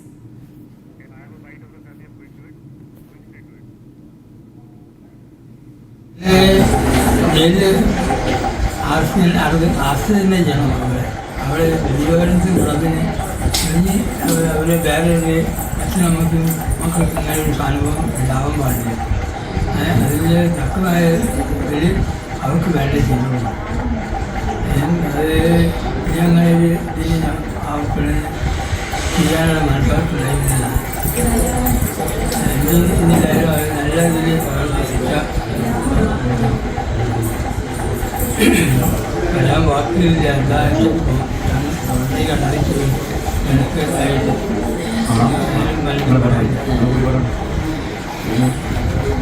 പെണ്ണിന് വേണ്ട ശിക്ഷ കൊടുക്കണം. ഇനി ഒരു അമ്മക്കച്ഛൻ ഇങ്ങനത്തെ ഒരു ഗതി വരരുത്. ഒരു മക്കൾക്ക് വേണ്ടി എൻ്റെ കുട്ടി പാവം കുട്ടിയാണ്. ആ കുട്ടീനെ കൊണ്ടാണ് ഈ വേണ്ടാത്തൊരു മുഴുവൻ ഈ പെണ്ണ് ഒരു കാലനായി വന്നില്ല എൻ്റെ മോൻ്റെ. ഇനി ആർക്ക് ഇത്ര വേദന ഇനി ഒരു വേദനയില്ല എനിക്ക് സഹിക്കുക. അത്ര വേദന സഹിച്ചിട്ടാണ് ഞാൻ നിൽക്കുന്നത്. ആർക്കും ഇനി ലോകത്തിൽ ഒരാൾക്കും ഒരമ്മക്ക് അച്ഛനും ആർക്കും ഇങ്ങനത്തെ ഒരു വിധി ഭഗവാൻ കൊടുക്കരുത്. ഇങ്ങനത്തെ പെണ്ണുങ്ങളെ ഇനി ഉണ്ടാക്കരുത്. ഈ പെണ്ണിന് വേണ്ടത് കൊടുക്കണം. വേണം എന്താ വേണ്ടത് മരണം വരെ ഈ പെണ്ണിന് അത്രത്തോളം എൻ്റെ മോന് ഞങ്ങൾ ഈ പെണ്ണ്. Now, my colleague Shankar is joining me on this from Thiruvananthapuram. Shankar, do tell us what is the family, Deepak's family, is saying right now. We understand that the woman who shared that video alleging sexual harassment is now on the run, and the family says that it is she who, in fact, led to the suicide of Deepak in this case. They've also filed an FIR, we understand.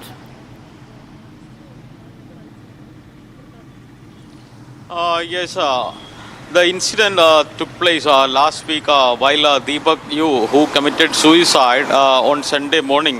was traveling in a public sector bus, Kerala State Road Transport Corporation from Calicut to Kannur. This woman who raised the allegation against him is a member of Indian Union Muslim League, and she was a ward member of IUML in Vadagara Panchayat in Calicut. Actually, she showed a video while traveling with him in the bus. Like there was a huge rush in the bus, and she showed a video and shared online stating that this particular Deepak misbehaved with him and inappropriately touched her private parts. And the video she shared online, soon it went viral. But a large section of the society claimed that the touch in the video, it was seen that the Deepak's elbow was brushing against the chest of this woman, and everyone who saw the video claimed that it was an accidental touch, like due to the rush inside the bus. But in the meantime, it provided Deepak the maximum damage, and he was very much upset over this. And he had even contacted his friend, stating that he is going to legally move against her. But the very next day, Deepak did not come out of his room, and when his family members knocked the door several times, he was not coming outside. Later, the family members broke open the door, and he was found hanging in the room. And soon his body was taken. He was taken to a hospital, and he was confirmed dead. And in the suicide note, he says that he was complaining about this particular video and the damage it has caused to him, and he was very much upset over the incident. Soon it went viral. Even after his death, there was a huge uproar against this woman, stating that she unnecessarily targeted him, and her accusations were baseless, and it claimed the lives of this innocent man. So the police, Vadagara police, registered a case under Calicut Medical College police registered a case under section 194 of Bharatiya Nagarik Suraksha Sanhita for unnatural death. After registering the case, there was a huge pressure on police to register a case against the woman who is absconding right now, and the police have taken measures to freeze her passport to avoid her escaping to a Gulf country. And in the meantime, there were rumors that she had already escaped, but it is yet to be verified by the police. And the family members even approached the Chief Minister and the DGP with a complaint demanding a transparent probe into the case. And as per the direction of the Chief Minister and the DGP, the Calicut police added a section 108 for abatement of suicide against a woman, which is a non-bailable section, and the search has been intensified. The police visited the house of Deepak today morning and even yesterday, and recorded the statement of his family members, and the probe has been intensified. In the meantime, the State Human Rights Commission registered a case voluntarily and directed the Kannur DIG to register a case and to probe the case more efficiently. The Kannur DIG was asked to submit a report in this regard in 1 week, and the probe is going on. Shankar, I understand. So this is where the situation currently stands. The woman who put out the video is absconding, and the legal search for, in fact, is underway. Thank you, Shankar, for joining us and giving us those details. And now, viewers, another setback for senior IPS officer Ramachandra Rao. Following the suspension, the Director General of Police has now ordered a departmental inquiry. And this is into the viral video controversy. Now, the probe pertains to the allegations that Ramachandra Rao recorded private videos while in uniform and indulged in inappropriate conduct inside the office during his tenure as IGP. Now, in fact, authorities say that the seriousness of the allegations is what has prompted the decision for an internal investigation in this case. Remember, he was earlier suspended, and now the next step has been taken, where a departmental inquiry has been ordered into this controversy regarding the videos which went viral of, in fact, Ramachandra Rao being in uniform and indulging in obscene acts with the women inside the office. So that's the big development coming in the Sleaze gate. In fact, at this point, this is where another step has now been taken wherein departmental inquiry has been ordered.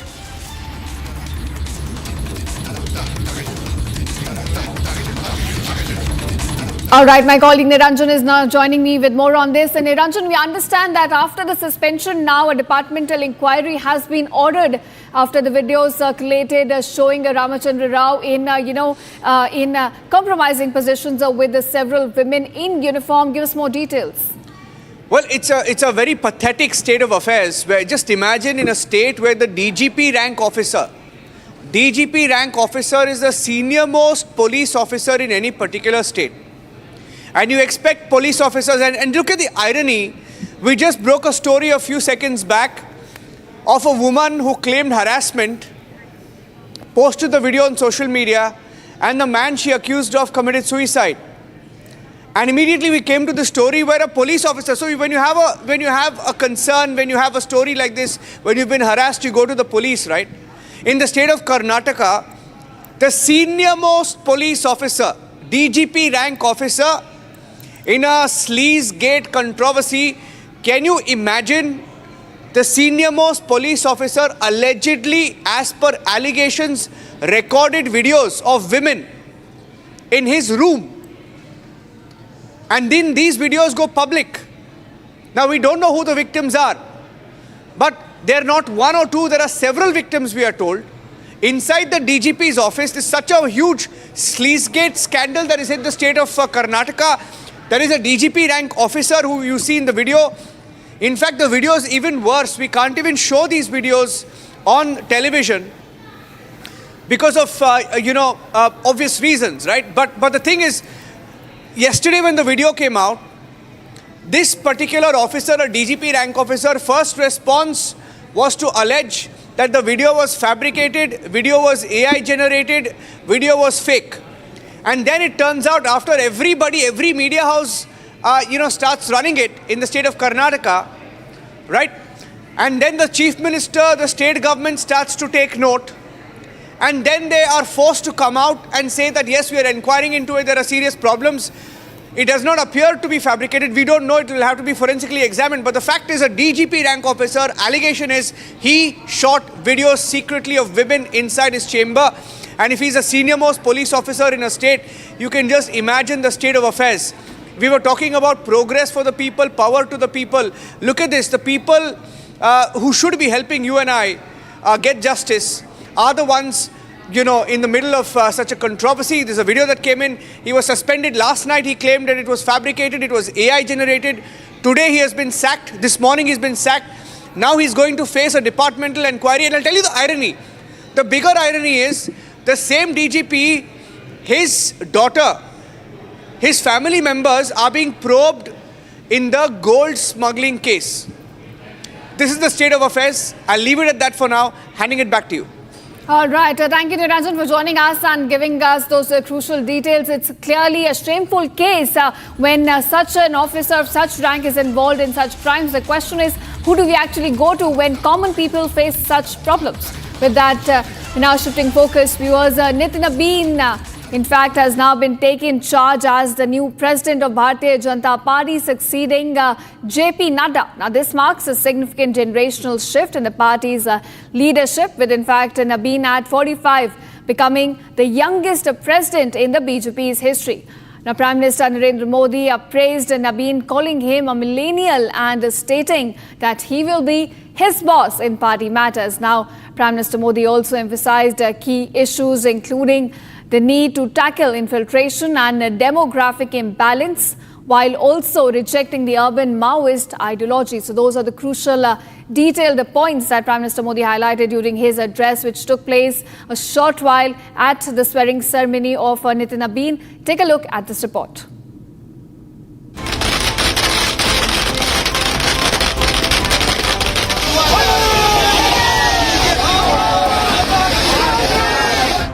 It's a big day for the Saffron Party.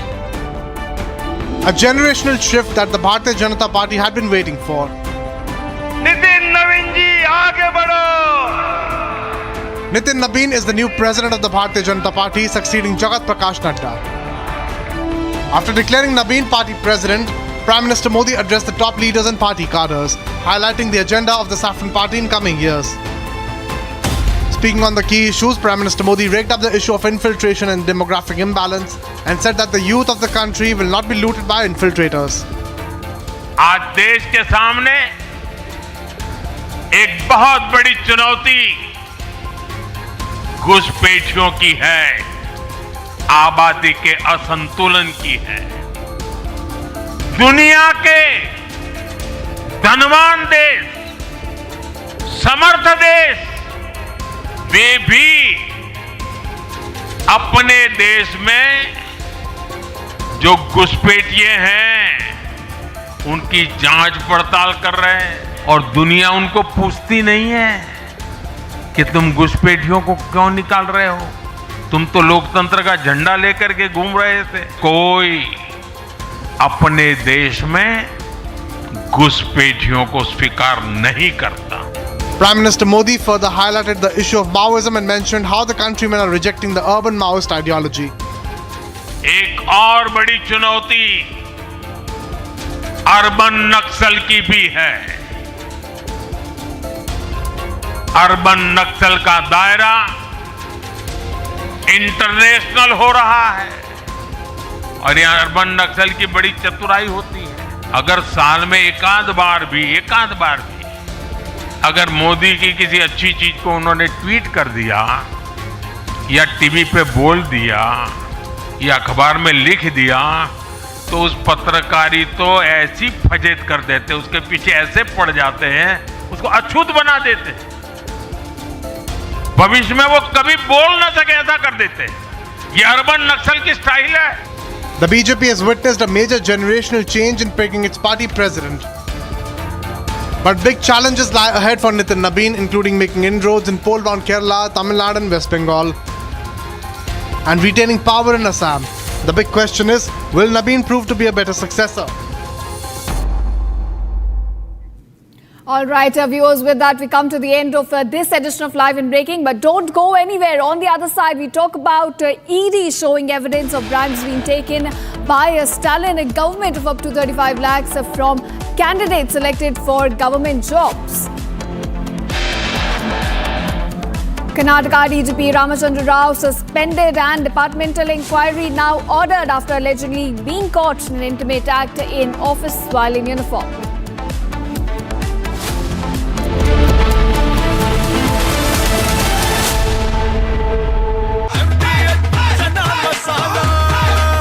अब छोलिया हो या लोबिया, सफेद चने या काले चने, सब कुछ मजेदार बने। केसरिया से मन जोगी हुआ रे, दिल झूमे देखो मतवारा हुआ रे। केसरिया से मन जोगी हुआ। हर पल मनाओ केसरी त्योहार। विमल, बोलो जुबान केसरी। आर प्योर सूजी पास्ता उबालो मिलाओ और खाओ 8 मिनट में तैयार। क्या टेस्ट है सबका राजा R pure masala.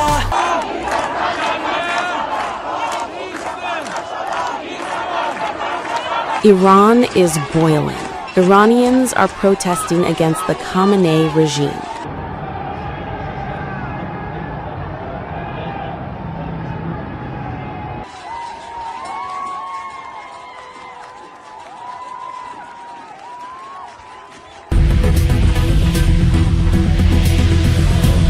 U.S. President Donald Trump has urged Iranians to keep protesting and take over institutions, and has assured them that help is on the way. Well, no, they're starting to, it looks like, and there seem to be some people killed that aren't supposed to be killed. These are violent.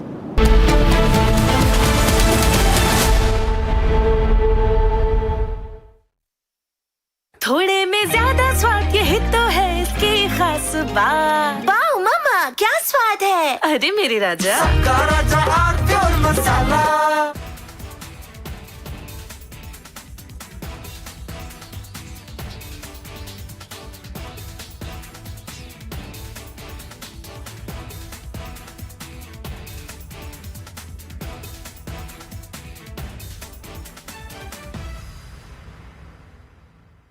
MDH की देगी मिर्च, देगी मिर्च का तड़का, अंग अंग फड़का। MDH की देगी मिर्च।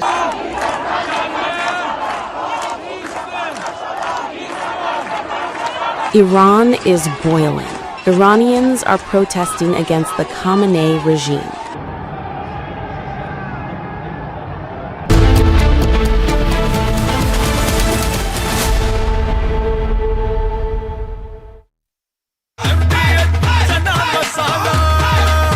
अब छोलिया हो या लोबिया, सफेद चने या काले चने, सब कुछ मजेदार बने। इसको घर पे लगाओगे तो शादी का तो पता नहीं, पर घर पक्का नहीं टूटेगा। रुंगटा नहीं तो घर स्ट्रॉन्ग नहीं। रुंगटा स्टील TMT बार एकदम सॉलिड। पहाड़ों में एक हाइकिंग स्टिक भी बन सकती है।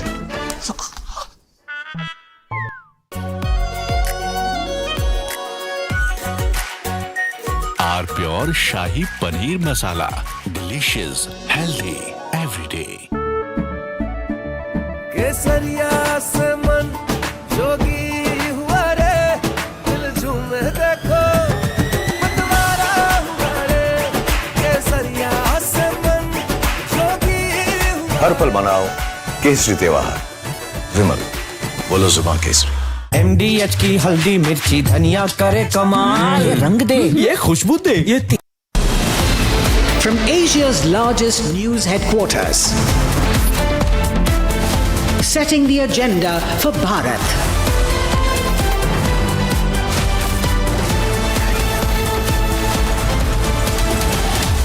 You're watching Republic.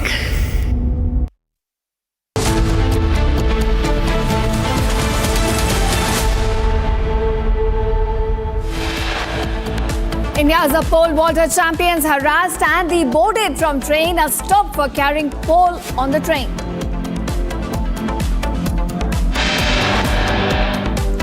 Major corruption scandal hits Stalin government ahead of polls. 1,000 crore kickbacks trail under scanner.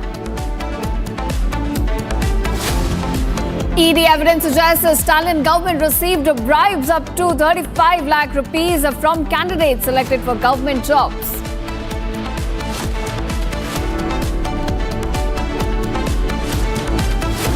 Top officers, engineers are close to Stalin's minister named by ED in corruption scandal. No word by CM on money laundering. Karnataka DGP Ramachandra Rao suspended for allegedly being caught in intimate act in office. CM Siddaramaiah says inquiry ordered.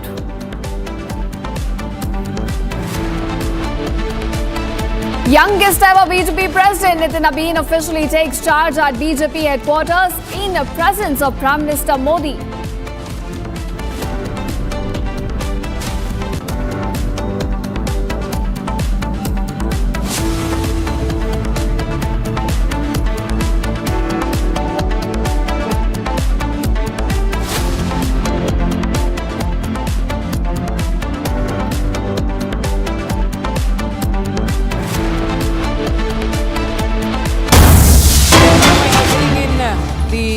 Visuals right now from the site. This is coming in from Noida sector 150, and this is the visual as you can see the visual coming in from the ground in sector 150 as a police team is there at the spot to investigate where the techie had drowned to death, and we have opened our call in WhatsApp, in fact, to send in your voice to the story. WhatsApp your story when you've felt failed by the system. You can see right now, these are visuals coming in from Noida sector 150. This is the visual coming in.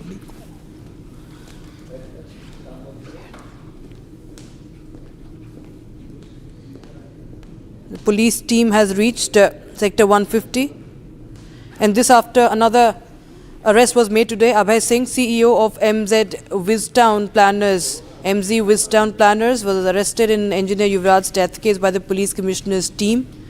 And my colleague Harsh My colleague Harsh is joining us live on the broadcast for more. Harsh, tell us what are you witnessing right now on ground? We see top officials from the police right now visiting the site. Who all are there and what's happening?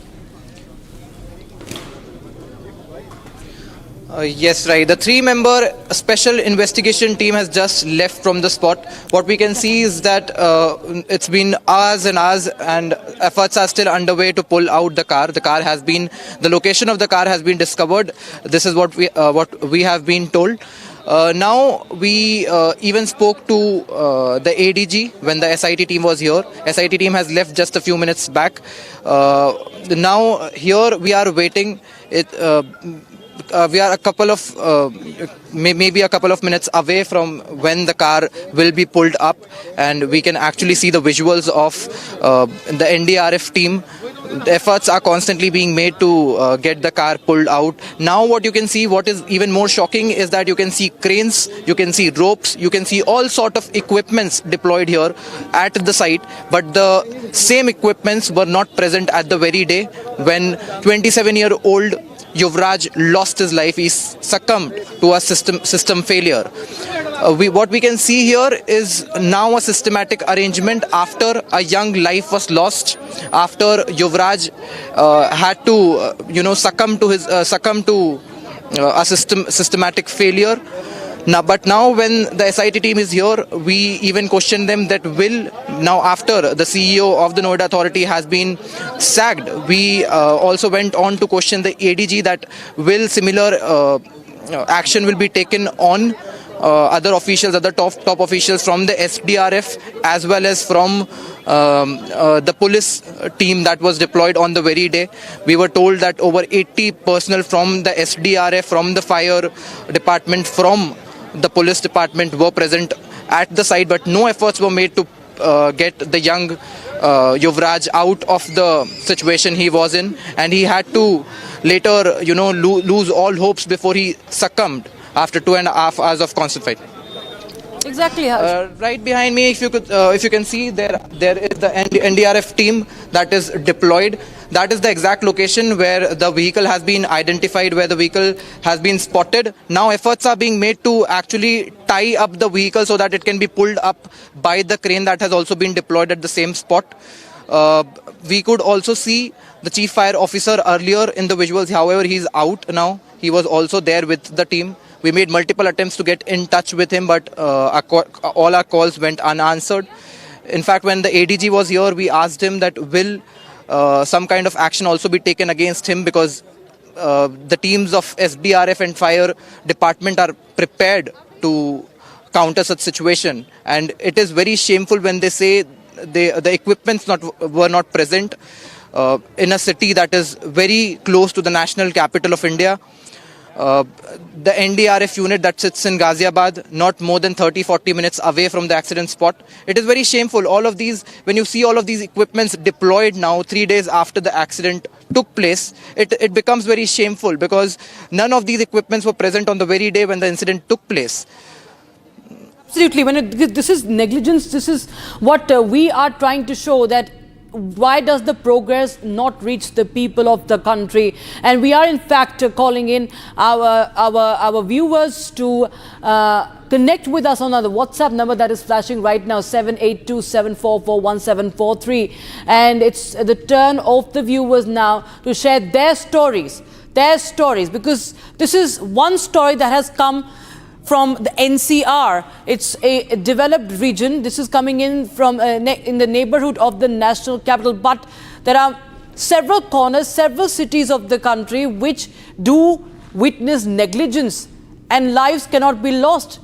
We cannot wait for a life to be lost, for action to be taken, an SIT to be made, an SIT to be formed, and top officers to go. They are going today after 2-3 days. And we can see how the wheels are now moving, but all this after there's outrage, after there is media coverage, extensive coverage. And we urge our viewers to share their experiences.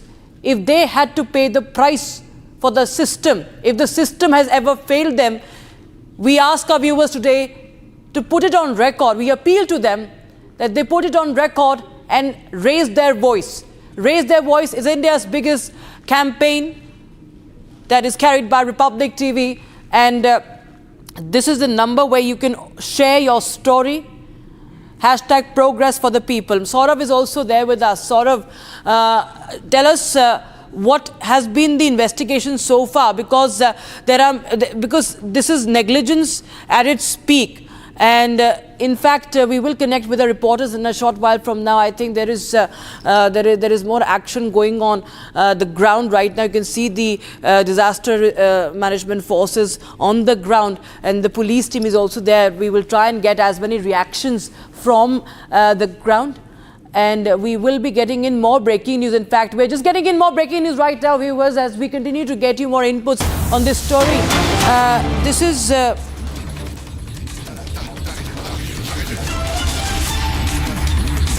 okay, we have first response from the athletes on harassment who were thrown off that train.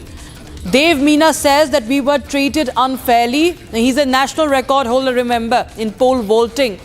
And we're getting in the first response from him as far as the harassment is concerned. That video that went viral, it's a shameful situation, shocking state of affairs, shameful state of affairs, where the officials asked, railway officials, the TTE asked Indian athletes for a fine to carry pole on train. They were first deboarded. They were forced to deboard the train with their equipment, and then after being thrown off the train, they are asked for a fine.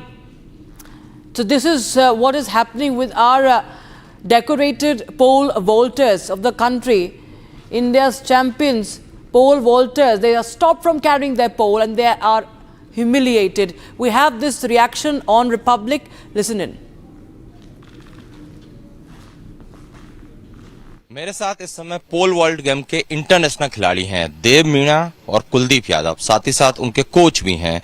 हम इनसे बात करेंगे। उससे पहले बता दें कि ये जो इंटरनेशनल खिलाड़ी हैं जो कि देश के लिए खेलते हैं, इनके साथ एक टीटीई ने बदसलूकी की, इनको ट्रेन से उतारा और साथ ही साथ जो इनका इक्विपमेंट है उसको रखने के लिए काफी देर तक बहस की, जिससे इनकी ट्रेन भी छूटी। पहले तो पूरा घटनाक्रम जानते हैं देव से कि क्या हुआ था। देव, आप कहाँ से आ रहे थे, कहाँ जा रहे थे और आपके साथ क्या घटनाक्रम हुआ था? सर, हम मैंगलोर गए थे खेलने, जहाँ की यूनिवर्सिटी गेम्स हो रहे थे। वहाँ से खेल के हम आ रहे थे। पनवेल से हमारी दूसरी ट्रेन थी, ट्रेन चेंज हुई थी वहाँ से, तो हमने हमारा इक्विपमेंट बाहर निकाल के रखे थे, सारे पोल, ताकि दूसरी ट्रेन में रख सकें। लेकिन वहाँ के जो टीटी उन्होंने देख लिया और फिर वो आ गए थे वहाँ पे। फिर वो बोलने लगे कि ये अंदर नहीं जाएगा, इसको हम जमा करेंगे यहीं पे, या तो आपको इसका फाइन बनना पड़ेगा। और उन्होंने जो फाइन, मतलब बहुत बहस हुई, बहुत हमने बाहर उनसे ट्राई किया कि बोले ऊपर से ऑर्डर है। हमने बोला ऊपर वाले के एक बार आप नंबर दे दो या फिर कुछ कांटेक्ट डिटेल बता दो, हम ताकि उनसे बात कर सकें। ना उन्होंने कुछ कांटेक्ट डिटेल बताया, ना ही कुछ किया। लेकिन बस वो उनको पैसे चाहिए थे, वो फाइन काटने का बोल रहे थे। और यही सब सर, इतना मतलब इतनी सारी परेशानियों के बाद में फिर हमने उनको जैसे तैसे फाइन भरा, जिसमें हमारी एक ट्रेन छूटी और फिर हमने शाम को दूसरी ट्रेन ली।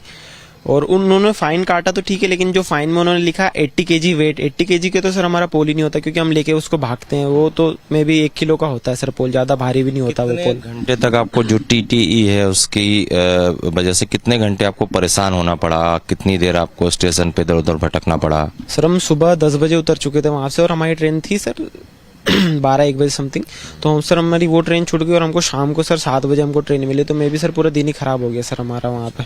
तो हमने जो वीडियो देखा, आप रिक्वेस्ट भी कर रहे थे कि हमारी ट्रेन ना छूटे, इसके बाद भी कोई सुनवाई नहीं हुई? नहीं सर, हमने उनको बहुत रिक्वेस्ट की। हमने बोला कि मैं एक इंटरनेशनल प्लेयर है, हम दोनों नेशनल रिकॉर्ड होल्डर हूँ मैं इंडिया का, लेकिन उनको सर ये चीज़ उनको समझ भी नहीं आ रही थी। आपने कितने मेडल जीते हैं देश के लिए? सर, देश के लिए मैंने सर 6 बार देश के लिए खेला हूँ सर। मैंने 2 बार देश के लिए मेडल लेके आया हूँ सर। खिलाड़ियों का मनोबल तो गिरता होगा अगर इस तरह की घटनाएं होती हैं तो? सर, यही चीज़ें हैं सर, अगर मैं ये चीज़ फेस कर रहा हूँ तो सर मेरे से जो नीचे लेवल के जो एथलीट होंगे सर, वो कैसे हैंडल करेंगे सर ये चीज़ें? बस यही सोच रहा था मैं, यही सोचता हूँ, और आगे मैं भी इसका कुछ हल हो जाए सर। तो आपने समझाया नहीं उनको कि जो आपका गेम है उसमें जो इक्विपमेंट है वही नहीं जाएगा आपके साथ, तो आप खेलेंगे कैसे? वही सर, वो बोल रहे थे इसको सर एक्स्ट्रा उसमें मतलब जो ले जाने का होता है उसमें डाल दीजिए। और उसमें सर आपको पता ही है सामान कैसे जाता है सर, आज गया तो वो पता नहीं कब पहुंचेगा। और हमको जिस दिन खेलना है उस दिन हमको ये इक्विपमेंट मिलेगा ही नहीं। और उसमें सर हमारे पोल में ऐसा होता है, अगर छोटा सा भी अगर कुछ कट लग गया तो बहुत ज़्यादा दिक्कत होती है अगर मतलब पोल टूट जाता है सर, क्योंकि उसमें छोटा सा भी फाइबर ग्लास का होता है, क्योंकि वो थोड़ा सा कट लग गया पोल टूट जाएगा सर। और यही समस्या फ्लाइट में भी होती है? यही समस्या सर फ्लाइट में होती है। जैसे इंटरनेशनल के ही खेलने जा रहा हूँ सर, तो मेरे पोल यहीं पे रह जाएंगे सर। मैं फिर वहाँ पे सर दूसरों की पोल बोरो करके खेलता हूँ सर इंटरनेशनल में। वो जो टीटी था उस पर एक्शन होना चाहिए, रेलवे को संज्ञान लेना चाहिए। इस तरह की बदसलूकी आप लोग देश के लिए खेलते हैं, आपके साथ हुई तो मेरे हिसाब से सर इस पे सर या फिर कुछ रूल लागू होना चाहिए कि एथलीट्स के इक्विपमेंट्स को ले जाने दिया जाए, या फिर कुछ लेटर इशू होना चाहिए ताकि हम उनको बता सकें कि ये स्पोर्ट्स इक्विपमेंट आप इसको ले जाने दीजिए प्लीज़। बस मैं यही चाहता हूँ सर कि ये चीज़ आगे फेस ना करें हम। कुलदीप आप बताओ क्या हुआ था, क्या डिमांड है आपकी, क्या होना चाहिए? यही सर कि या तो रेलवे कोई ऐसा रूल है जिसमें हम लोग, हमारा पोल के 1.5 लाख का पोल है, 2 लाख के समथिंग, तो उसकी 100% सिक्योर दे गारंटी, जिससे हम उसमें पोल डाल सकें और हमें टाइम से दे, या तो मतलब हमें ले जाने की अनुमति दे। हम सेल्फ केयर करते हैं, तो हाँ ऐसा नहीं कि हम उससे यात्रियों की दिक्कत होती है। हम लोग 4-5 लोग पोल को रखते हैं ट्रेन में, तो पहले 2-3 लोग जाके सभी को बताता है कि आप थोड़ा साइड हो जाइए, एक विंडो मतलब हम ओपन करके सभी को समझा के फिर मैं उसको पोल अंदर ले जाके फिर हम लोग उसको रखते हैं। तो हम लोग भी मतलब पैसेंजर का पूरा ऐसा नहीं है कि सिर्फ डालने रखते हैं सीधा पोल, पहले बता के सभी को समझा के फिर अच्छे से पोल रखते हैं। या तो हमें ऐसे कुछ, या तो रेलवे कुछ नियम लाए जिससे हम पोल कुछ पैसे भी दे दें, 1,000-2,000 जो लगे, लेकिन हमारा सेफ्टी से पहुँचे। यही देखिए, हाँ, पोल लेके जा रहे थे, हमारे इंटरनेशनल प्लेयर है, हमारे मध्य प्रदेश खेल विभाग के एकेडमी के प्लेयर्स हैं जो इंटरनेशनल लेवल के प्लेयर हैं, वो पोल लेके जा रहे थे तो उनको रोका गया। ये मामला संज्ञान में आया है और क्योंकि बिना पोल के तो खिलाड़ी ट्रेवल नहीं कर सकता, इनके खुद के व्यक्तिगत पोल रहते हैं जिससे ये कंपटीशन में हिस्सा लेते हैं। क्या स्थिति बनी, क्यों हुआ, इसके बारे में हमने यहाँ के रेलवे के अधिकारियों से बात भी की है और मैं माननीय रेलवे मंत्री जी से भी बात कर रहा हूँ, उनको पत्र लिख रहा हूँ कि इस पूरे को लेकर कोई ना कोई एक व्यवस्था जरूर बनाई जाए, क्योंकि जब खिलाड़ी जाता है तो वो अपने इक्विपमेंट तो रेल में लेके जाएगा ही, उसके लिए वो ज़रूरी है। तो आगे मुझे ऐसा लगता है कि रेलवे निश्चित रूप से संज्ञान लेगा और इसको लेकर एक कोई पॉलिसी, एक कोई ऐसी व्यवस्था बनेगी जिसमें आगे खिलाड़ियों को दिक्कत ना आए। हमने ये भी कहा है कि वो जो टीटी हैं जिन्होंने बिना कारण हमारे खिलाड़ियों को परेशान किया है, उनके बारे में भी संज्ञान लिया जाए।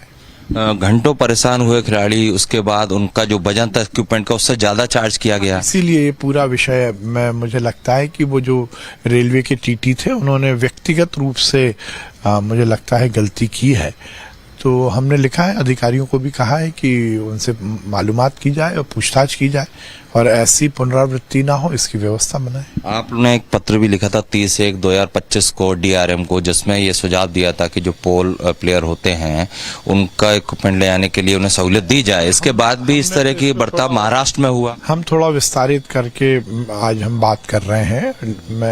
मैंने रेल मंत्री जी को भी लिख रहा हूँ कि केवल इसी खेल के नहीं, बाकी खेलों के भी यदि इक्विपमेंट खिलाड़ी साथ में लेके जाते हैं तो रेलवे की तरफ से ये इंस्ट्रक्शन हो।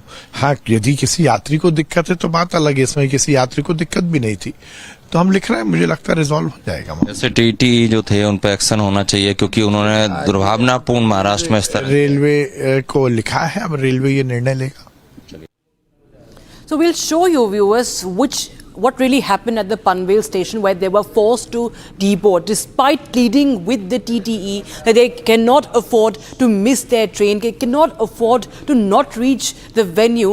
They were not listened to. There's sheer apathy and only insult that they were meted out with. Take a look.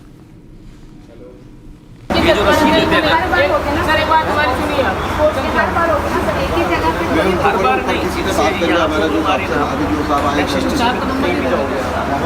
आप बात करें ना, हम बात इसके लिए प्रोसेस क्या है वो बात करूंगा, जैसे भी बात कर पाऊंगा, टूटी हिंदी इंग्लिश जो भी बात करूंगा। मैं जरा ना इनका कितना होता है देख क्या तुम हमारी ट्रेन में छूटे महोदय बस नहीं छूटेंगे सर, आप जा सकते हैं गाड़ी में, लेकिन ये आपका जाएगा नहीं। कृपया हमें उसको बता दीजिए क्या करना है। सेफ कस्टडी में रहेगा यहाँ पे, आप बाद में आगे सर जो भी है इधर अरे तेरी गाड़ी में टाइम है, ओए दादा भाई तेरी गाड़ी में बहुत टाइम है।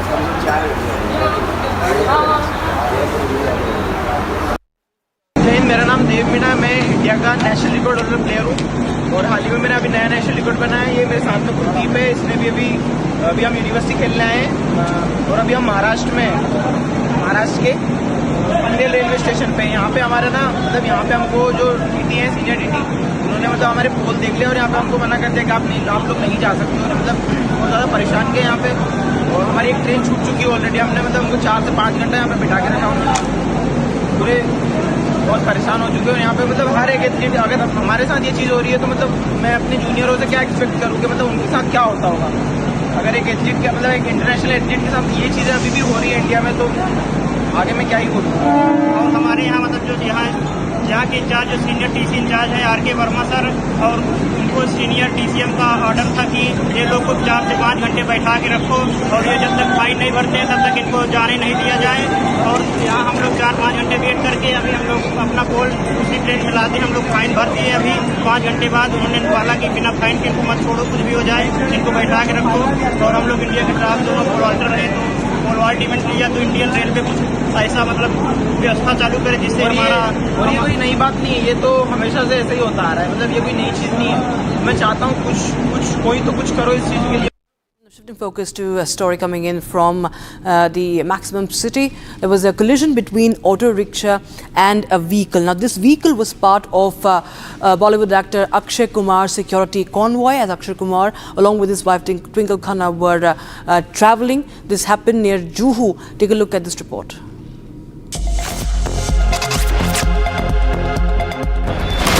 A recent collision in Juhu between an auto rickshaw and a car has left 2 people injured. On further investigation, the car was found out to be a part of actor Akshay Kumar's security convoy. Akshay Kumar and his wife Twinkle Khanna were on their way home when the accident happened. A Mercedes on the road suddenly accelerated and hit an auto rickshaw. The auto rickshaw then crashed into Akshay Kumar's convoy vehicle. Akshay Kumar then stepped out of his vehicle to help out the auto rickshaw driver and the passenger. The actor and his staff lifted the auto rickshaw and rescued the driver and the passenger. The driver was reported to be in serious condition and is currently undergoing treatment in a hospital.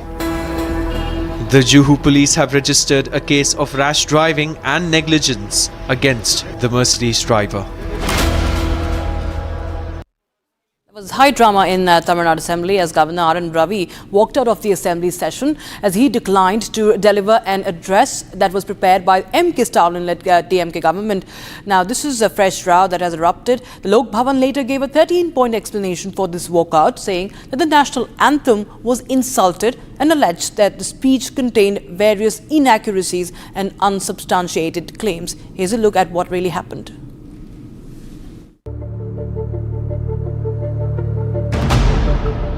Tamil Nadu Governor R.N. Ravi once again declined to read his speech and walked out of the Legislative Assembly without delivering the customary address. And this happened on the opening day of the first session of the year. Speaking exclusively to Republic, several leaders responded to the disrespectful act of the governor. But today the way he acted or the way he presented himself was really disgusting, and it is really an attack on the constitution rather, because he cannot give a discourse in the assembly just like he is addressing a public gathering. The way he acted is really alarming, and we feel that it is an insult to the state of Tamil Nadu and the state assembly. The state government, what we believe, intentionally adopting this strategy of fighting with the honorable governor. It is not the first time it is happening. And after governor left assembly, our honorable chief minister has out the prepared statement by saying that the customary right of the assembly has been broken by the honorable governor and they are not accepting it. And above all, he has ridiculed the position of the governor by saying the saying of Artigadadi. He cited very flimsy reasons that national anthem should be sung in the beginning of the proceedings, but it's not so. It's a very well known fact that both at the union government offices and state government offices, that national anthem will be sung only at the end of the proceedings. So governor went against, not only the government, went against the principles of constitution, went against the assembly proceedings. By that he has insulted the 8 crore Tamil Nadu people, because we are the representations for them. The Tamil Nadu Governor Ravi also responded from the well of the House and expressed displeasure over the conduct of the proceedings. Later, Lok Bhavan also issued a statement alleging that the address contained unsubstantiated claims. Tamil Nadu Chief Minister also responded to the disrespectful act of the governor. CM Stalin stated that governor's actions are against the protocols of the assembly. This is not the first time when such an incident took place. Last year too, the governor walked out of the assembly, signaling a complete breakdown between the state and Raj Bhavan.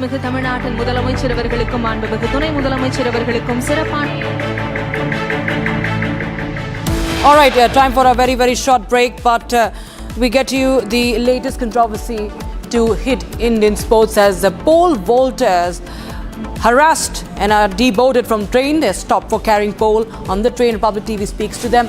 We'll tell you what they told us.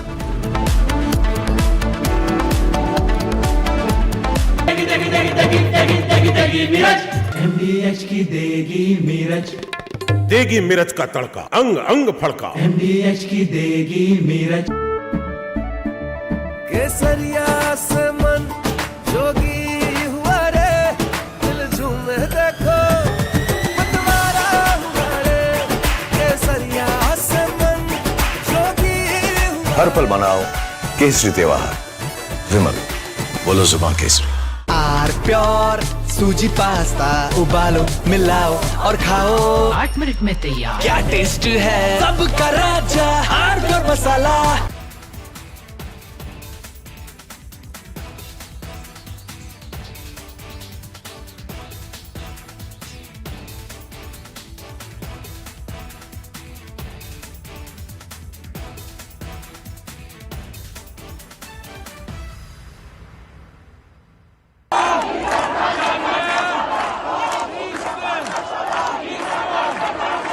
Iran is boiling. Iranians are protesting against the Khamenei regime.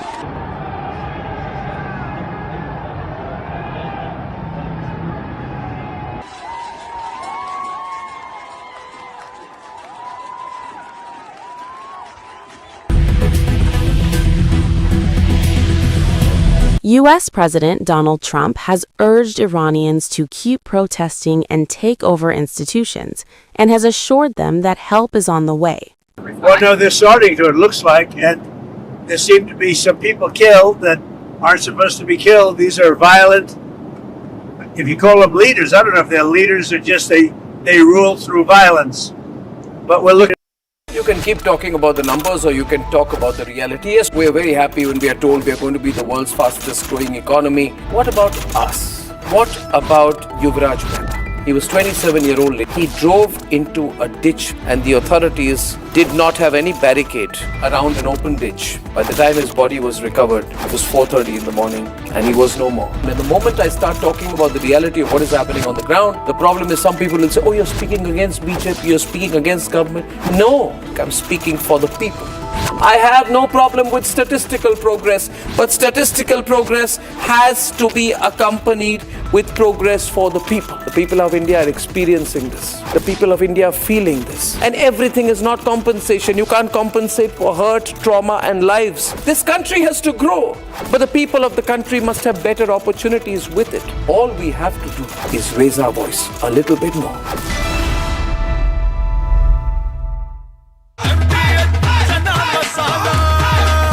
अब छोलिया हो या लोबिया, सफेद चने या काले चने, सब कुछ मजेदार बने।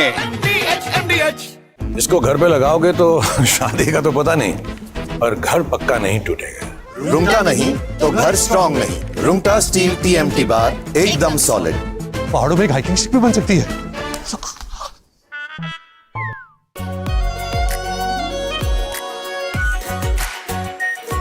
Pure shahi paneer masala, delicious, healthy every day.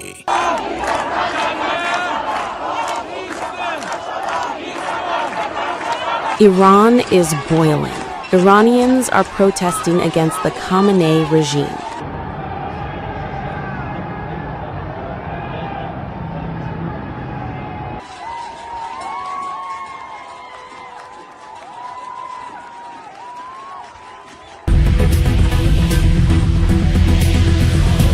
U.S. President Donald Trump has urged Iranians to keep protesting and take over institutions, and has assured them that help is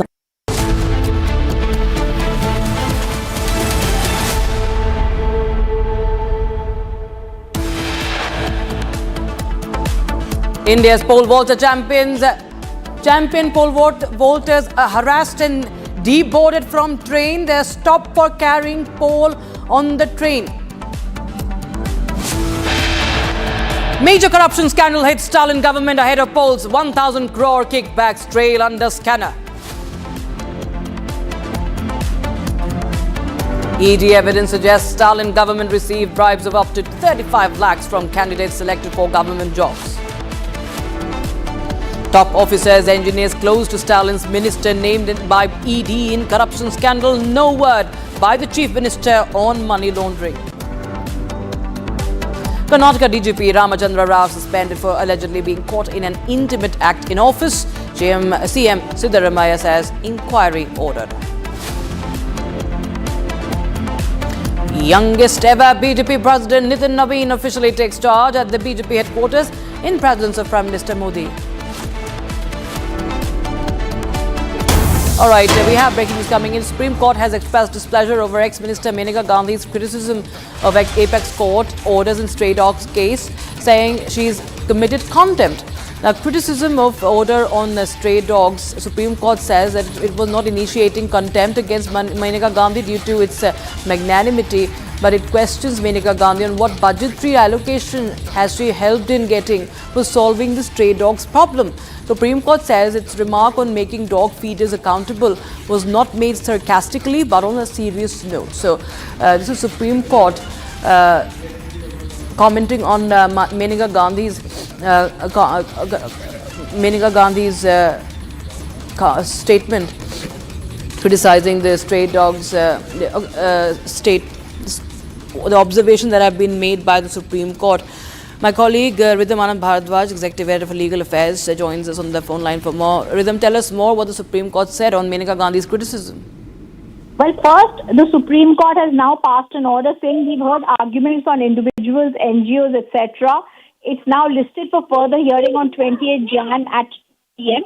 And then they will also hear the arguments from the states and the amicus. This case will now come up at 2 p.m. There were a lot of arguments that were present before them for stray dogs. Siddharth Dave has presented arguments. Maneka Gandhi's lawyers had presented arguments. Largely today what we are seeing in the court is once again questions being raised on how these dogs need to be treated, and a lot of arguments on that have been given in the court. We've also seen a lot of arguments coming forward where they are saying that there is a lot being said about Ajmal Kasab and Justice Nath Singh Kasab has not committed contempt. A lot of words also coming today on the sterilization process and saying that these things are being televised, etc. Right. Many thanks, Rhythm, for joining us with details on that story coming in.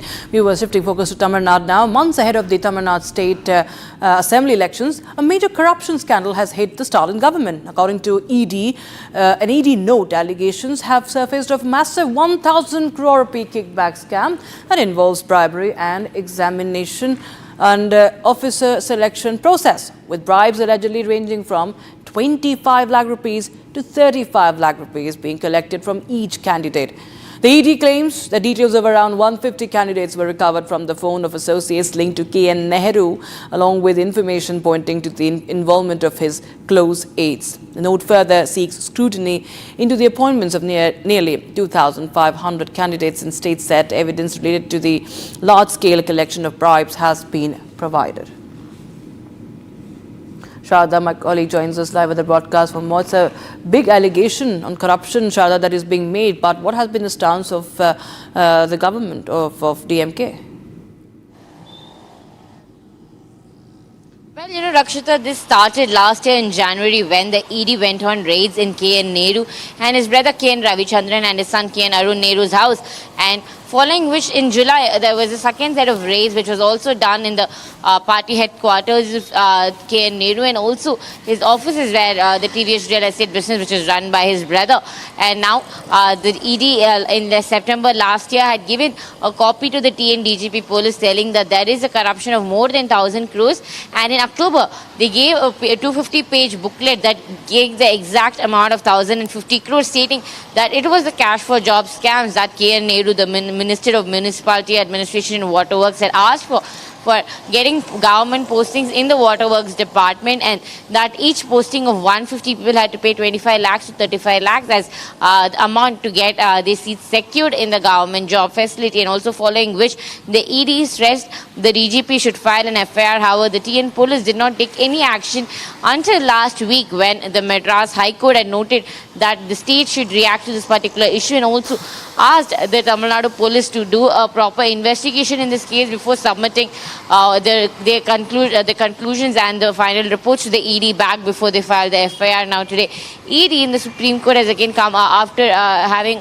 discussions on what Tamil Nadu and ED raids have been going on with, and now today ED has again denoted to the DGP of the Tamil Nadu, stating that the action should be immediately taken, also saying that this corruption charges is very validated from their side, and also it's not just a mere allegation, but they have proofs for all that. But, and it came from the last year's the entire raid that was done in K.N. Nehru and his associates' houses and offices.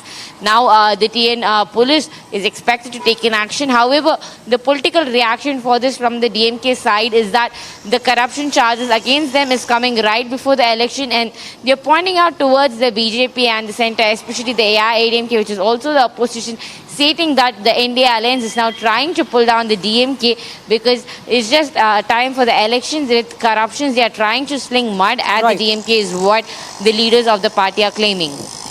Many thanks, Sharda, for joining us with the details coming in on that story from Tamil Nadu. Shifting focus to Manipur now, viewers. Despite Manipur governor's January 12 assertion that no buffer zones exist in the state, villagers in Imphal East district have raised concerns over a large barricade near the Dolaitabe barrage, claiming it effectively functions as a buffer zone on the ground. Now, local residents say that the barricade, located barely 300 meters from Dolaitabe, and within 2 to 3 kilometers of the Meitei villages, contradicts the governor's statement and has disrupted normal life by restricting movement and heightening insecurity.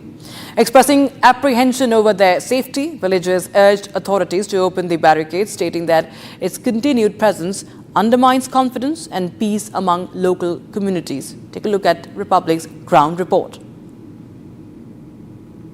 Manipur Governor Ajay Kumar Vala has announced that there is no buffer zone in Manipur. However, in Imphal East, Khundrapam AC, this is Laitan Pokpi, located around 50 to 60 kilometers away from the capital Imphal. However, we see a big barricade over there. This is monitored by mainly by CRPF. So the next area beyond this buffer zone, it is Dolaitabe, and next is Yangkuman, which is located 2 to 3 kilometers from this area, and next is Iko. Manipur Governor Ajay Kumar Vala has announced that there is no buffer zone in Manipur. However, in Imphal East, Khundrapam AC, this is Laitan Pokpi, located around 50 to 60 kilometers away from the capital Imphal. However, we see a big barricade over there. This is monitored by mainly by CRPF. So the next area beyond this buffer zone, it is Dolaitabe, and next is Yangkuman, which is located 2 to 3 kilometers from this area, and next is Iko.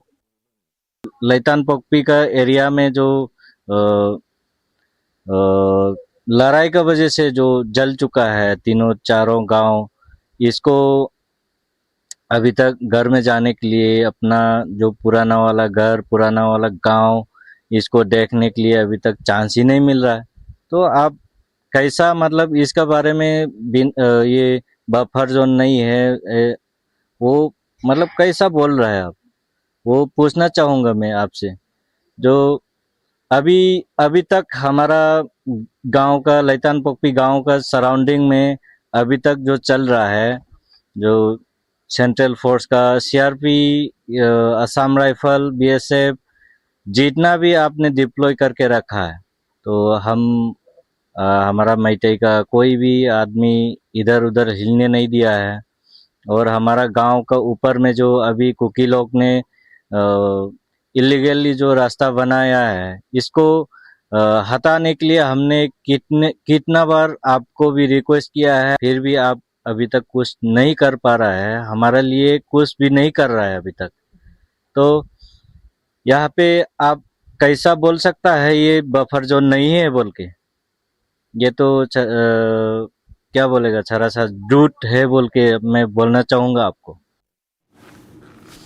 Shifting focus to Karnataka now, DGP Ramachandra Rao was suspended by the state government after videos of him went viral on social media in which he was allegedly seen with women, and he was in an inappropriate state, intimate act being conducted inside government premises in that video that's going viral. Now and after the video sparked this row, Chief Minister of Karnataka Siddaramaiah ordered his suspension and directed a probe into the matter. Here's more. Karnataka DGP is in the eye of a storm. A video shows the DGP shamelessly indulging in obscene acts with women while sitting inside the government premises. A top police official inside the government office in Karnataka. Now the DGP is trying to save his face.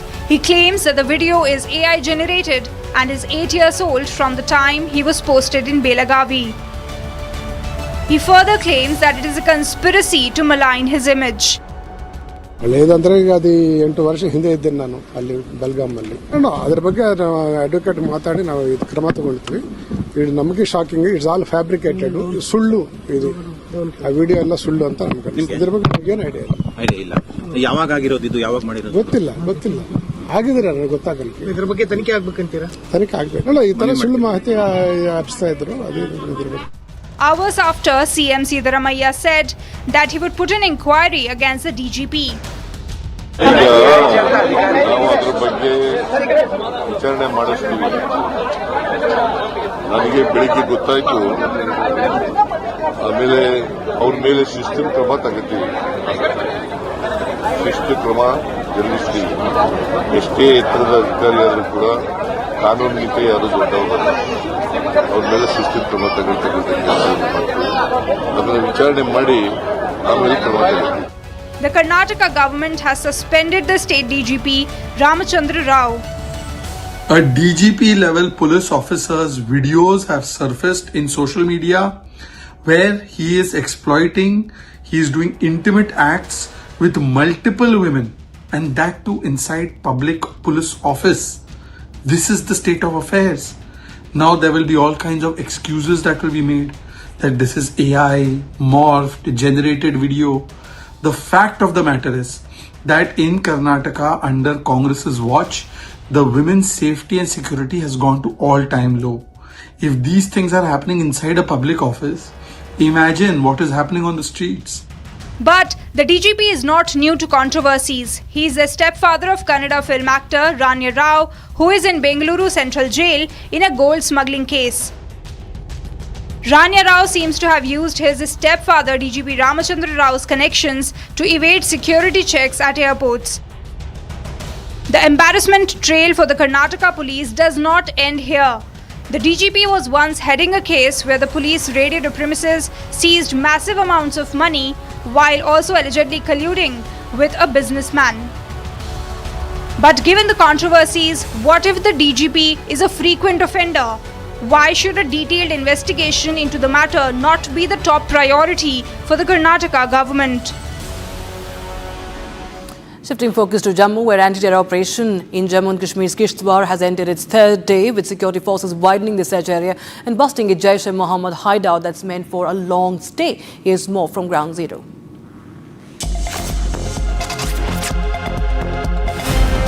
The anti-terror operation in Jammu and Kashmir's Kishtwar district has entered its third day, with security forces intensifying the hunt for Pakistani terrorists believed to be hiding in the region.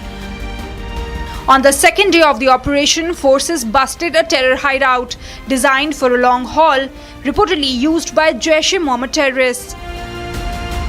The Indian Army's White Knight Corps confirmed that the area of operations has been widened to ensure the terrorists are tracked down and neutralized. Top Army leadership reviewed the situation on ground, with Northern Army Commander Lieutenant General Prateek Sharma and White Knight Corps Commander Lieutenant General P.K. Mishra visiting the encounter site. Meanwhile, in a key development, 2 suspects have been detained from the Chatru area on suspicion of aiding the terrorists. The Jammu and Kashmir Police and the Indian Army are jointly questioning the suspects. The BJP today welcomed its newest and youngest president, Nitin Nabin. Nabin was already serving as the working president of the BJP, National Working President, since 15th of December, and now he's officially become the BJP president. And from now on, he will be leading the world's largest political party. Here's more. The BJP headquarters at Delhi today became witness to a historic day. Chief ministers of various BJP ruling states and top leadership of the party were present to welcome its youngest president. Nitin Nabin officially took charge from predecessor JP Nadda today in the presence of Prime Minister Narendra Modi. Amid the slogans of Bharat Mata Ki Jai, Nitin took charge as the new BJP president. Prime Minister Modi heaped praises on Nitin Nabin and applauded his excellent track record. BJP Yuva Morcha का दायित्व हो, अलग अलग राज्यों में प्रभारी के रूप में जिम्मेदारी हो या फिर बिहार सरकार में काम करने का अनुभव हो, नितिन जी ने हमेशा जब जब जो जहां जो जिम्मेवारी मिली अपने आप को उन्होंने साबित किया है. Nabin started his day by paying a visit to Jhandewalan Mandir, where he sought blessings of Ma Jhandewali. Post visiting the Jhandewalan Mandir, Nitin Nabin went to seek blessings at the Gurudwara Bangla Sahib. माननीय राष्ट्रीय अध्यक्ष बनने से पहले सबसे बड़ी party, जो दुनिया की सबसे बड़ी पार्टी है, उसके राष्ट्रीय अध्यक्ष जब बनने जा रहे हैं, जो उनकी जिंदगी का सबसे अहम पल है, ना भविष्य में इससे बड़ा पल आ सकता है, ना पहले रहा है. ऐसे में आकर उन्होंने गुरु गोविंद सिंह जी की पावन धरती पटना साहिब से जो आते हैं, उसी भावना के साथ वो दिल्ली गुरु हरकृष्ण पातशाह जी के गुरुद्वारा बंगला साहिब पहुंचते हैं. हम सबके लिए बड़े गौरव की बात है. मुझे विश्वास है जिस आदमी के अंदर इतनी आत्मीयता होती है, जिसके अंदर इतने निम्रता होती है और जिस आदमी के अंदर ऐसा गुरु का भाव हो कि मुझे सबसे बड़ा पद संभालने से पहले गुरुद्वारे जाके गुरु चरणों में नतमस्तक होना है, परमात्मा उनकी फिर अंग संग सहाई होकर परमात्मा खुद उन पे अपनी कृपा करते हैं, आशीर्वाद देते हैं. Prime Minister Modi, while addressing the party workers, made one thing clear for everyone. और जब बात पार्टी के विषयों को आती है, तब माननीय नितिन नबीन जी, मैं कार्यकर्ता हूं, वे मेरे बॉस हैं.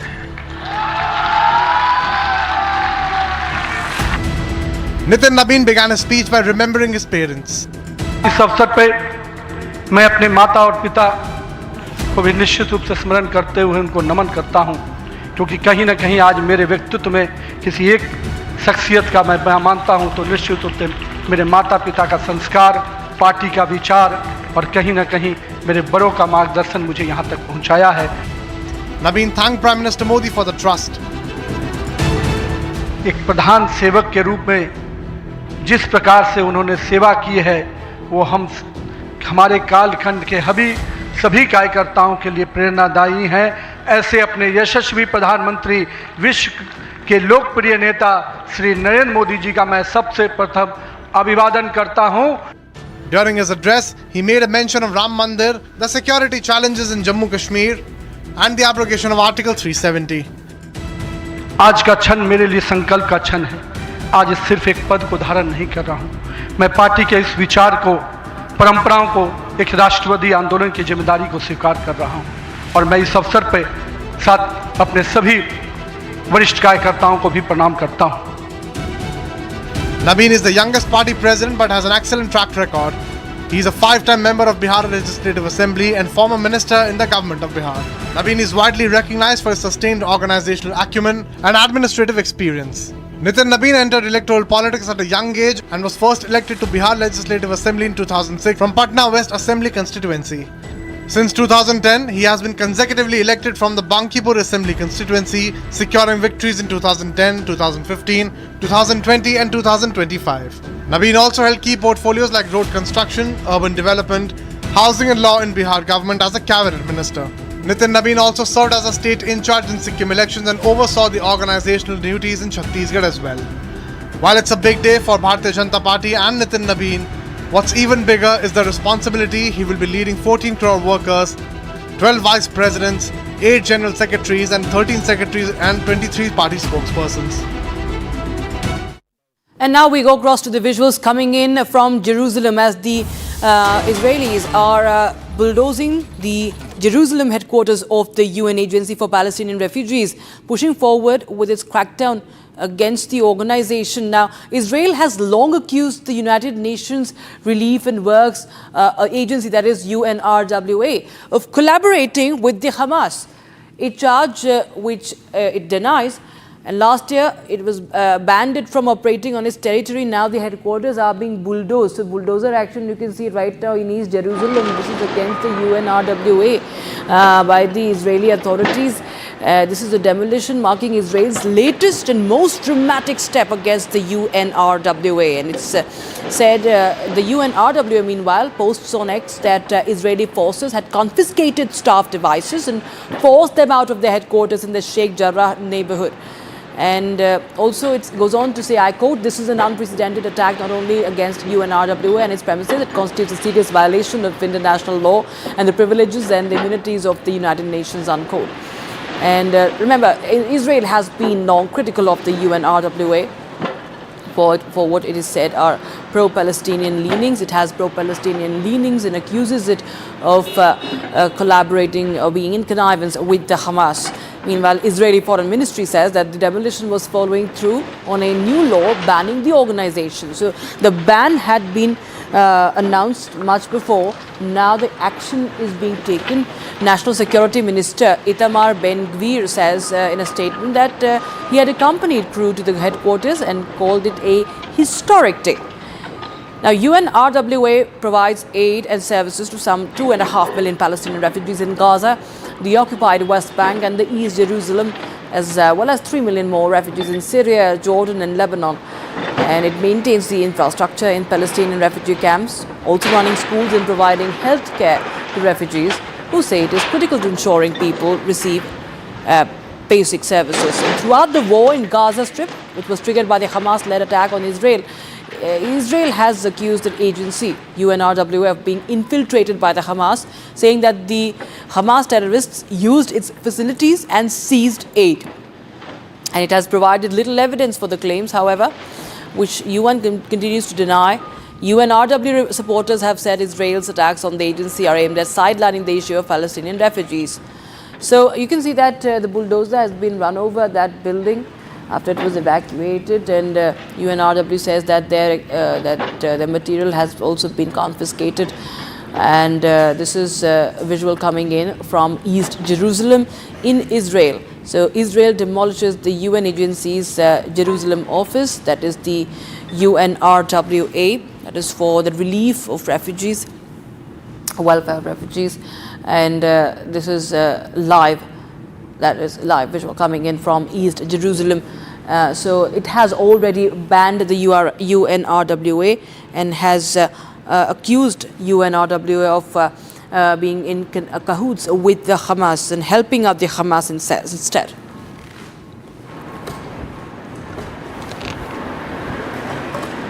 All right, now we are shifting focus to what Donald Trump is doing. In the latest, he has triggered a fresh geopolitical debate with the provocative social media post on Truth Social.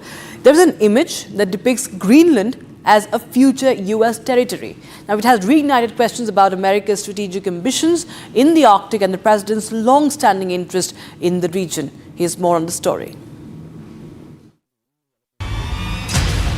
A single image, but one that has stirred the hornet's nest.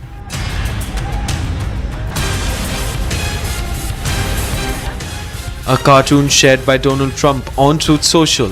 The post shows the US president planting the American flag on Greenland alongside a sign declaring it a future US territory. This is not unfamiliar territory for President Trump. During his earlier term, he openly floated the idea of the US purchasing Greenland, which was rejected by Denmark. Greenland's importance goes far beyond symbolism. The Arctic island sits at a strategic crossroads, rich in rare earth minerals and increasingly vital as melting ice opens new shipping routes. Greenland is very important for the national security, including of Denmark. And the problem is not a thing that Denmark can do about it if Russia or China wants to occupy Greenland. But there's everything we can do. You found that out last week with Venezuela. There's everything we can do about things such as that. Not going to happen. Critics say the post has stirred the hornet's nest, blurring the line between political messaging and foreign policy signaling. Danish leaders have repeatedly stated that Greenland is not for sale. As the United States, China and Russia eye the Arctic's future, even symbolic gestures carry weight. Another reason why he wants to set foot on Greenland is because he stated that he doesn't want Russia or China to be his neighbors. For now, the post remains a provocative signal rather than policy. But coming from the President of the US, it is unlikely to be dismissed as mere political theatre. Time for a short break, but we get you the latest coming in from Tamil Nadu. The Stalin government hit by allegations of a mega corruption scam. We'll get you more on that.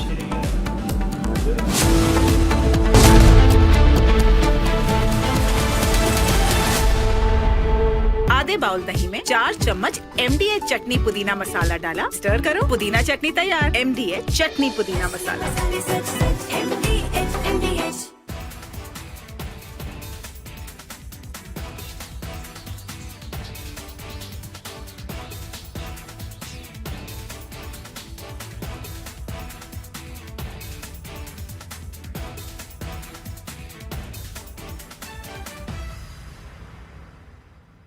थोड़े में ज्यादा स्वाद, यही तो है इसकी खास बात। वाओ मामा, क्या स्वाद है? अरे मेरे राजा, सबका राजा और मसाला।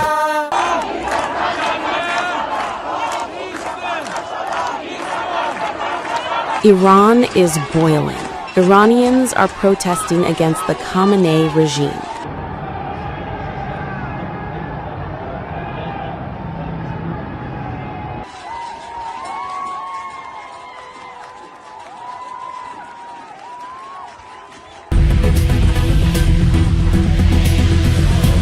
US President Donald Trump has urged Iranians to keep protesting and take over institutions, and has assured them that help is on the way. Well, no, they're starting to, it looks like, and there seem to be some people killed that aren't supposed to be killed. These are violent, if you call them leaders, I don't know if they're leaders or just they rule through violence. But we're looking at it very seriously. The military is looking at it, and we're looking at some very strong options. We'll make a determination. Well, if they do that, we'll consider things targets that they wouldn't believe. If they do that, we will hit them at levels that they've never been hit before. They won't even believe it. I have options that are so strong. So, I mean, if they did that,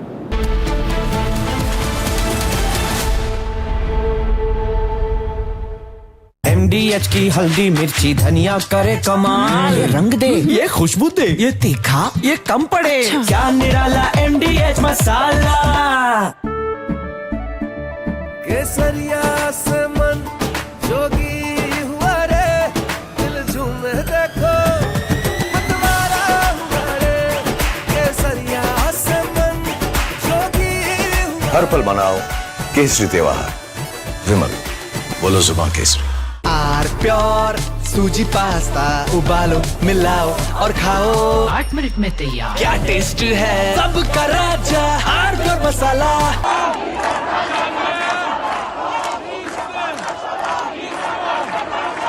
Iran is boiling. Iranians are protesting against the Khamenei regime.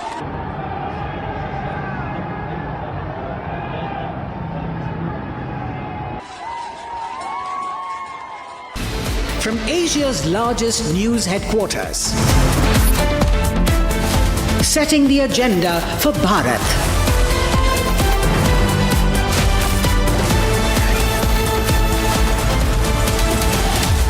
You're watching Republic.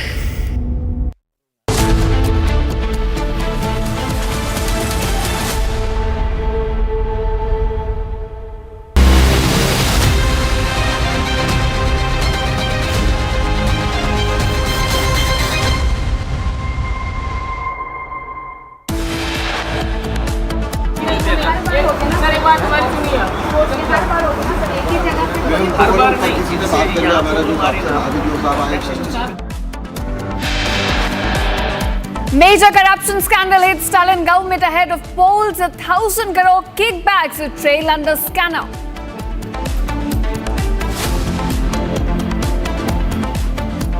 ED evidence suggests the Stalin government received bribes of up to 35 lakhs rupees from candidates selected for government jobs.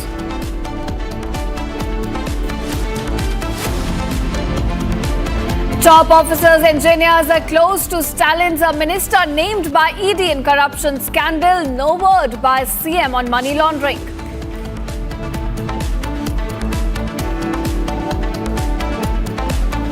Karnataka DGP Ramachandra Rao suspended for allegedly being caught in an intimate act in office. CM Siddaramaiah says inquiry ordered.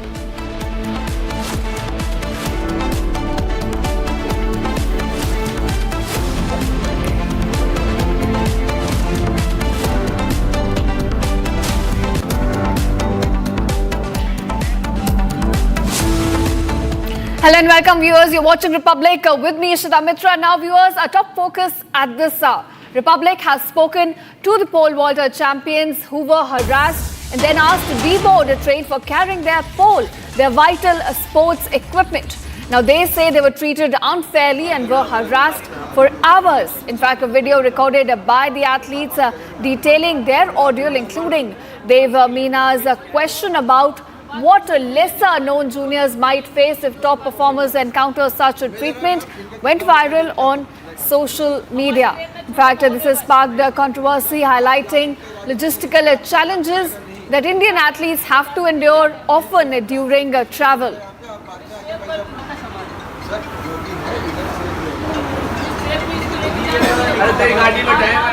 मेरे साथ इस समय पोल world game के international खिलाड़ी हैं देव मीणा और कुलदीप यादव, साथ ही साथ उनके कोच भी हैं।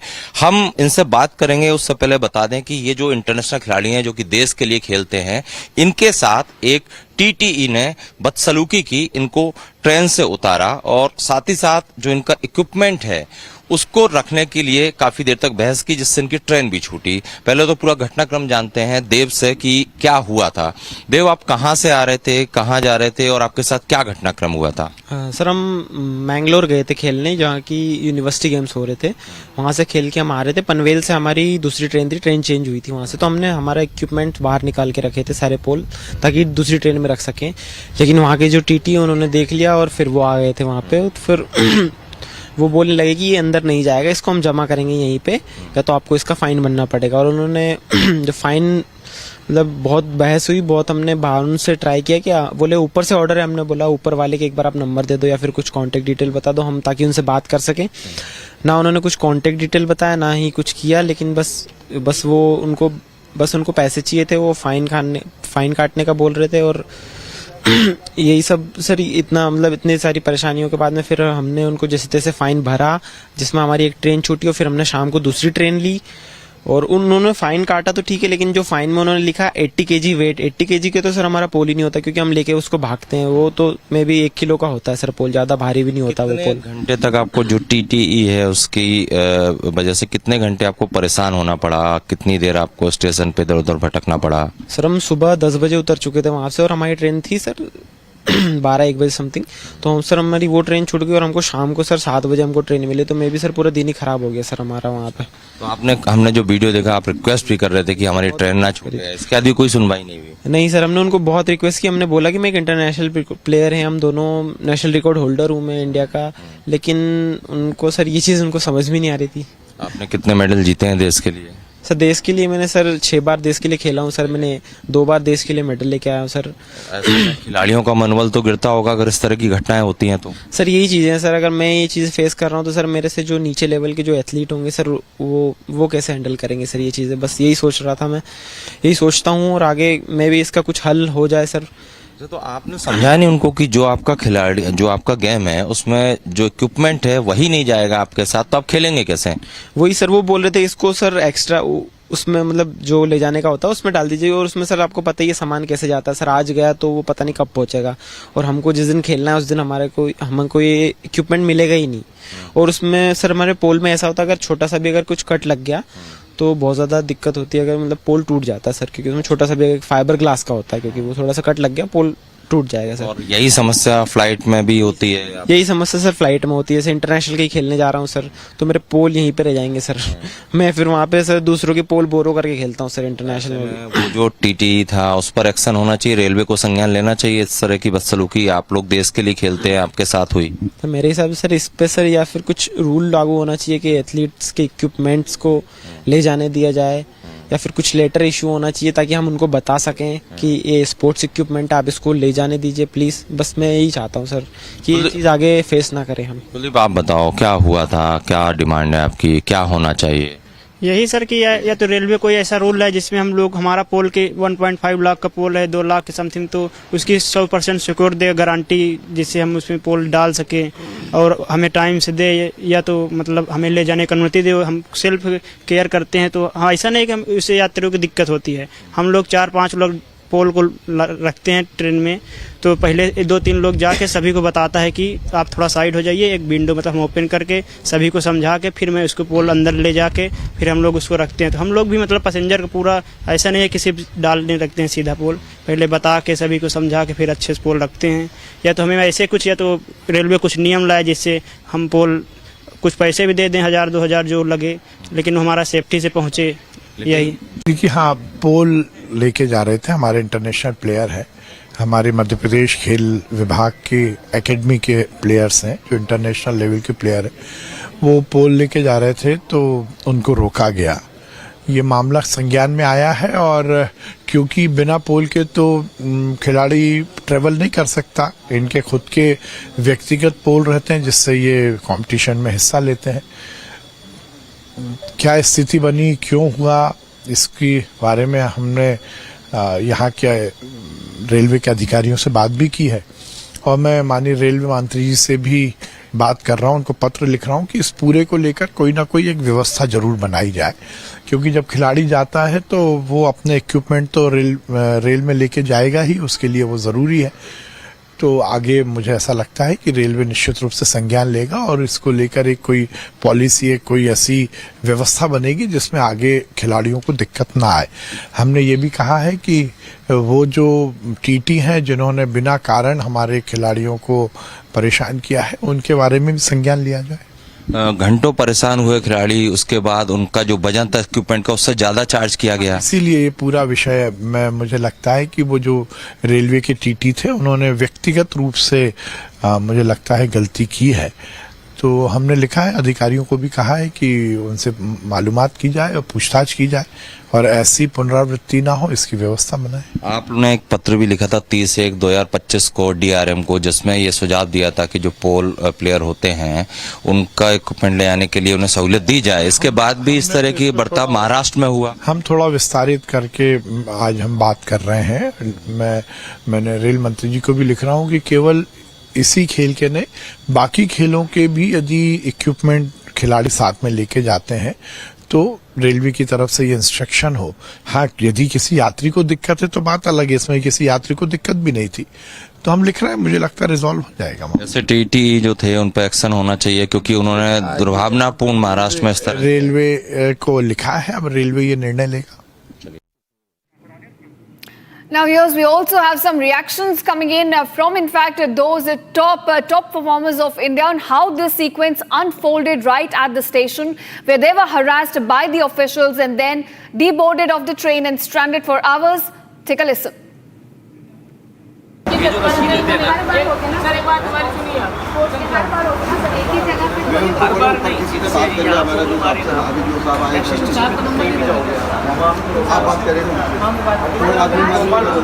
इसके लिए प्रोसेस क्या है वो बात करूंगा, जैसे भी बात कर पाऊंगा, टूटी इंग्लिश जो भी बात करूंगा। मैं जरा ना इनका कितना होता है देख क्या तुम हमारी ट्रेन में छूटे महोदय बस नहीं छूटेंगे सर, आप जा सकते हैं गाड़ी में, लेकिन ये आपका जाएगा नहीं। कृपया हमें उसको बता दीजिए क्या करना है। सेफ कस्टडी में रहेगा, यहाँ पे आप बाद में आगे सर जो भी है इधर अरे तेरी गाड़ी में टाइम है, ओए दादा भाई तेरी गाड़ी में बहुत टाइम है।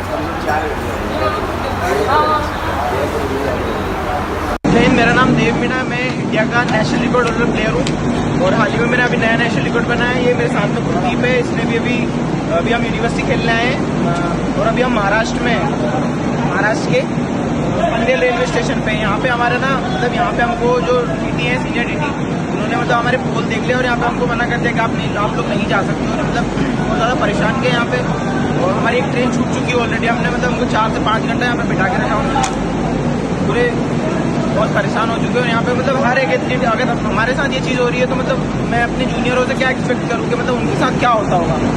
अगर एक एथलीट के मतलब एक इंटरनेशनल एथलीट के साथ ये चीज़ें अभी भी हो रही है इंडिया में, तो आगे में क्या ही बोलूँ।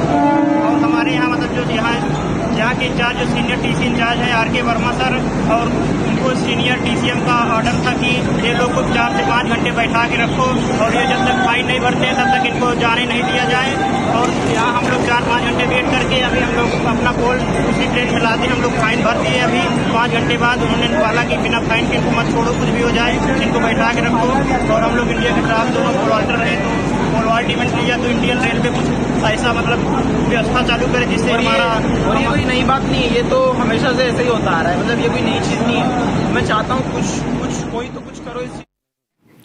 All right, viewers, on Republic, we raise issues that matter to you, stories that talk about your concerns as we want progress for the people of India. We've raised questions of the sorry state of affairs of sports infrastructure at Indira Gandhi Stadium to how a young techie, Raj Mehta, lost his life to systemic apathy. And in fact, we at Republic will continue to raise these issues, but if the system has wronged you, failed you in any way, it is your time to come out, share your story with us, and don't let negligence be rebranded as accident, in fact.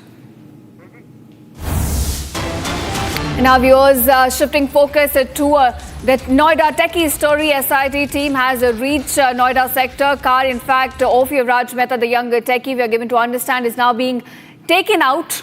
In fact, my colleagues who happen to be present on the ground, Sarthak and Harsh, join me live on this. Do tell me what's exactly now unfolding on the ground. We understand that finally the wheels of justice are moving and SIT is now in action on the ground.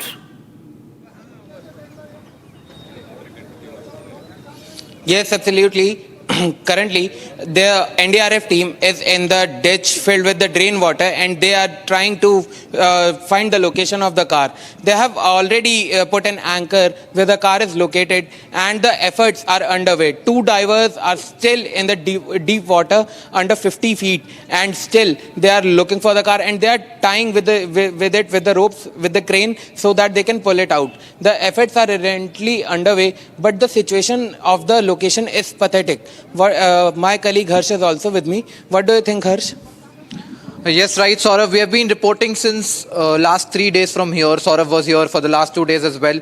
I have been here since today morning, and what we can see is Now when we come to the spot, we can see there are all kind of equipments with the authorities present here. The NDRF now seems to be completely prepared. The police department now seems to be completely prepared.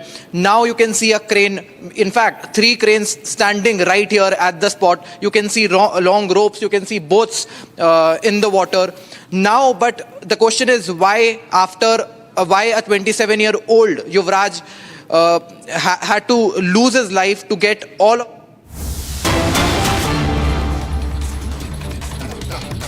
उसी व्यवस्था के तहत मैं भी आया हूं। 2 दिन से दिल्ली के अंदर कार्यक्रम थे, हम लोग कल भी आए थे। कल क्योंकि उनका परिवार वहां हरिद्वार गया हुआ था, तो आज हम फिर आए हैं। सवेरे विधायक जी आए थे। अब हम सब लोग मिलकर, आप लोगों के साथ, पत्रकार बंधुओं के साथ मिलकर इस कार्रवाई को, इस जांच को और उसके बाद चिन्हित करना और उसके बाद दंडित होने की इस कार्रवाई को आप सबके साथ देखा होगा कि जो डिजास्टर मैनेजमेंट का 170 पन्ने का एक पूरा फर्रा है जो ऑनलाइन उपलब्ध है, सब लोग पढ़ते हैं, देखते हैं, और उसकी हेड जो है वो डीएम है। डीएम की क्या कोई रिस्पॉन्सिबिलिटी नहीं बनती उनकी? अगर वहां पर इस तरीके से लापरवाही होगी और एक्शन अभी तक नहीं होगा तो अन्य जगहों पर क्या संदेश जाएगा? यही चिंता का विषय है कि नोएडा जैसी जगह हमारी ये चिंता हुई कि शायद किसी रिमोट एरिया में होती जहां साधन पहुंचने में देर होती। चिंता का विषय यही है और दुख का कारण भी है। सरकार ने एक इंजीनियर को सस्पेंड कर दिया है और आगे भी जिसकी भी किसी की जिम्मेदारी फिक्स होगी उस पर सख्त कार्रवाई होगी। लेकिन महेश जी एक चीज बताइए, क्या इंजीनियर को सस्पेंड करना ही काफी है या उस बिल्डर के खिलाफ भी कार्रवाई होगी? सहमत हूँ, सिर्फ इंजीनियर सस्पेंड होने या विन बिल्डर को कार्रवाई के बाद भी उसी की मौत की जो परिणाम हुए हैं उसकी जान वापस नहीं आ सकती। तो इसलिए सिर्फ वही हमारा ध्येय नहीं है। हमारा ध्येय व्यवस्थाओं को ठीक करना और जो हुआ है उसको रोकना। All right. In fact, there Noida MP admitting to Republic that there was a delay in help reaching Yuvraj Mehta, and had the help reached on time, a precious life would have been saved. That's in fact the big conclusion coming at this point. And viewers understand it is only after 3 days of outrage that the authorities are now waking up. All the equipment are now reaching on the spot. In fact, my colleagues Harsh and Sarthak continue to stay with me on this. Harsh, do tell us, it seems that only after major backlash was there, outrage was there over the lack of right equipment not being with the NDRF and SDRF team, that authorities now seem to be waking up. Yeah, right, Ishita. That is what we've been telling throughout. We at Republic are asking this question, that why, despite the presence of 80 personnel from 3 different authorities and 2.5 hours of constant efforts, a life could not be saved at a city which is not far from the national capital of India. That is the question we have been asking. Why the chief fire officer has not been suspended yet? Why the SDRF head is not been suspended yet? These are the questions we have been putting on the authorities constantly. In fact, we had a word with MP Mahesh Sharma as well a few minutes back, and he has addressed that there is an issue. The matter is concerning, especially because of the fact that it has happened in Noida, right next to the national capital city of Delhi. And my friend Saurav, he has been reporting from here. He might have witnessed the systematic failure himself while he was reporting here for the past 2 days. Yes, Harsh, there is a significant systematic failure here, as I request my VJ to show the visuals of this open drain, which is right in front of the ditch. And the drain water is going into the ditch, which is filled with the drainage water. And apart from this, if there you can see there are streetlights high above that which cannot cut through the dense fog. Apart from that, there are no barriers installed before 2 days. After the incident, the authorities have came and put up the barriers here, and no reflector lights were on the road, and apart from that, no white patches, no white marks were on the road so that a person could navigate to his home. This is the kind of failure we are talking about here. In the Noida sector 150, several complaints were raised by the residents regarding the street light, regarding the reflectors, but all of that gone unheard. Authority did not take any action, and after this life is lost, now the residents want accountability. They demand action, strict action against them. But Currently, only the Noida CEO has been suspended. But the major question is, what was the police officials were doing? What was the NDRF officials were doing? What was the fire officials were doing? When they reached the spot on time and they could not save a life in 2.5 hours, do they not have any equipments? Why they were lacking equipments? Why there were no pumps available with them? Why they have to ask from the bypassers for the pumps? What do you think about it, Harsh?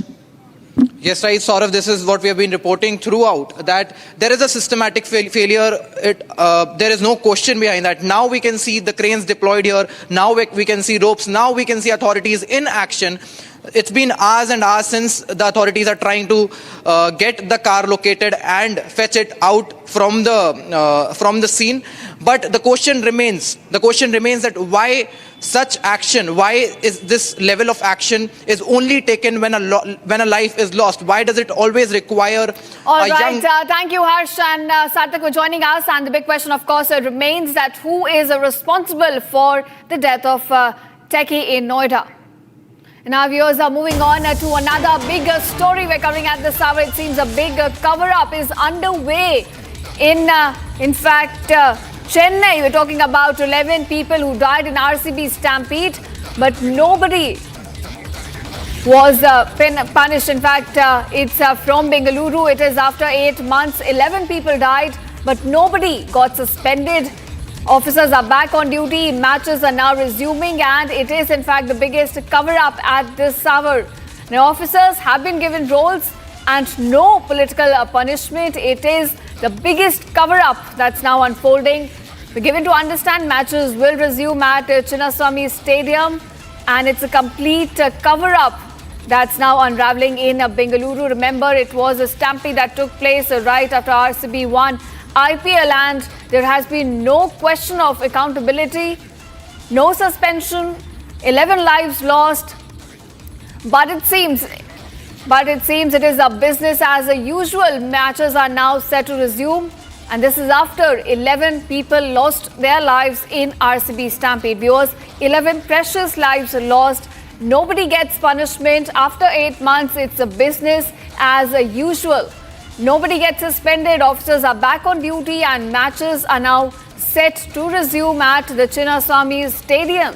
In fact, no political punishment has been given, and it seems it is the biggest cover-up that is now unfolding in Bengaluru, as we're given to understand that matches right where the stampede took place at Chinnaswamy Stadium are now set to resume. It's a complete cover-up that's unraveling in Bengaluru, viewers.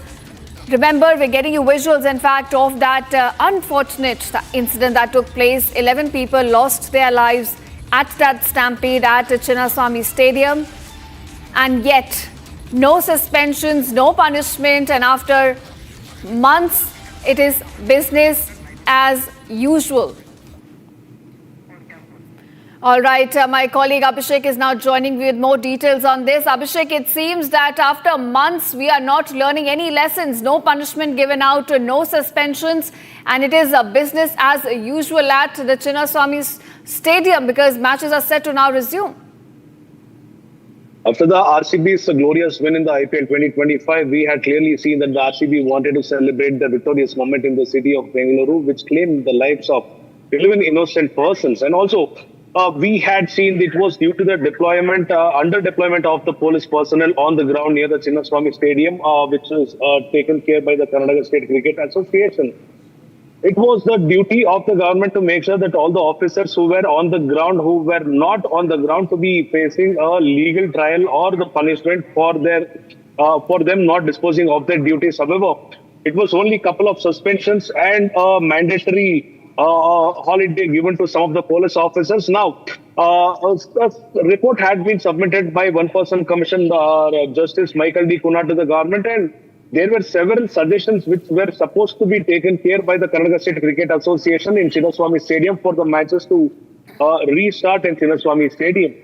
We have also been told by the Home Minister Dr. G. Parmeshwara that the Karnataka State Cricket Association and in Chinnaswamy Stadium have accepted to make sure that they will bring all the changes in the temporary manner as well as in the permanent manner, and they have seek for a permission to start the RCB or the IPL matches in the stadium of Bengaluru. So the government has given a green signal to organize IPL matches in the state of Karnataka and in the city of Bengaluru. So the question is that 11 innocent lives which were lost have not come back. Only a monetary compensation has been given to their families. The families are still grieving the loss of their loved ones. And the Bengaluru is already set to see another season of IPL. Who is to be held responsible? The point of question which has to be answered by the government now. And also we will have to see what CM will have to answer on the same issue.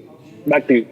Right, Abhishek. So as families continue to grieve of those 11 people, suspended officers are back on duty and matches are now set to resume. The big question, who's responsible for those deaths?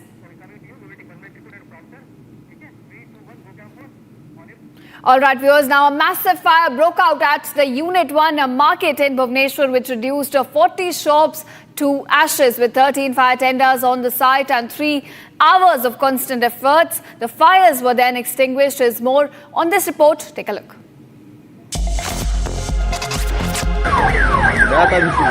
A massive fire broke out at Unit 1 market in Bhubaneswar at around 1:45 a.m. on Monday.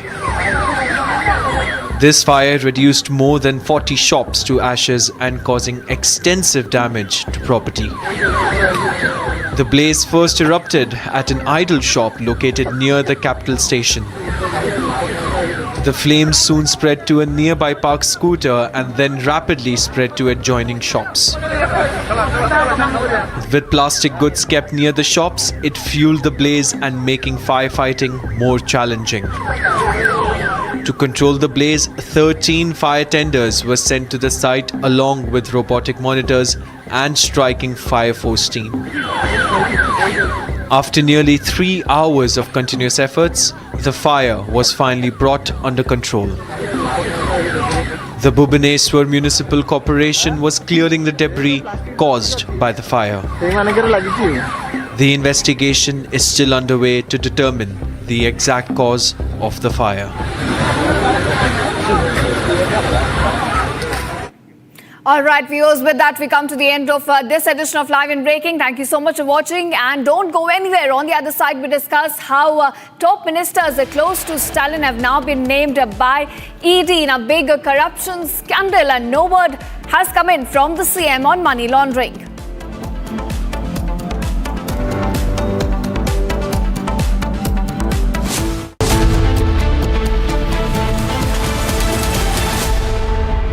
दादी के हाथों का जादू और खुशबू से महकता घर, माँ की मुस्कुराहट और खाने की सुगंध। MDH गरम मसाला, क्योंकि हर रिश्ता है स्वाद से जुड़ा।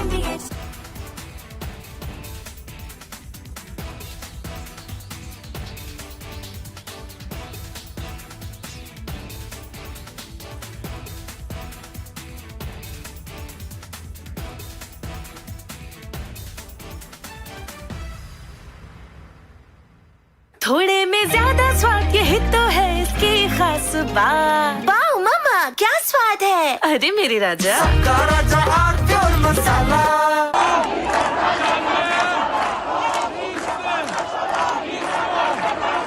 Iran is boiling. Iranians are protesting against the Khamenei regime.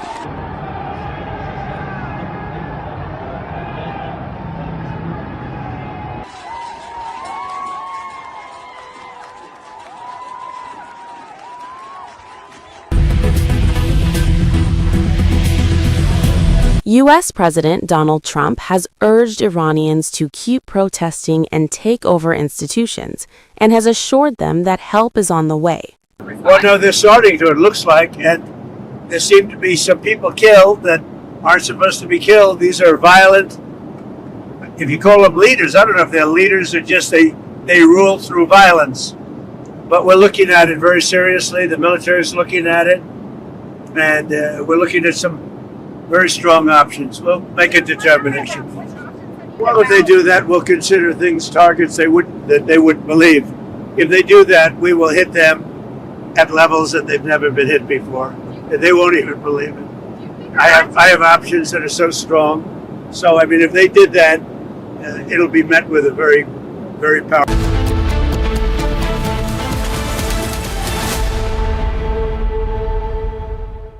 MDH की हल्दी मिर्ची धनिया करे कमाल, ये रंग दे, ये खुशबू दे, ये तीखा, ये कम पड़े, क्या निराला MDH मसाला। केसरिया से मन जोगी हुआ रे, दिल झूमे देखो मतवारा हुआ रे, केसरिया से मन जोगी हुआ। हर पल मनाओ केसरी त्योहार। विमल, बोलो जुबां Kesari.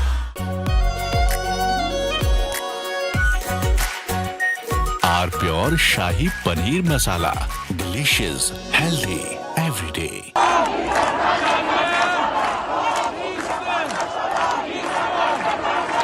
Iran is boiling. Iranians are protesting against the Khamenei regime.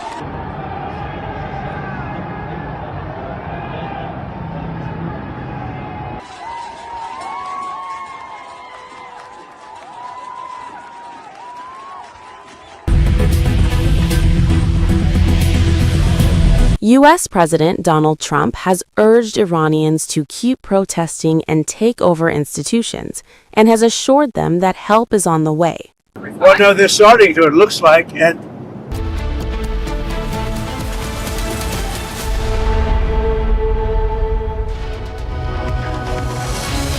Very warm welcome. You're watching Live and Breaking. I am Rakshita Mishra with you. Let's get a quick check of the headlines this hour. India's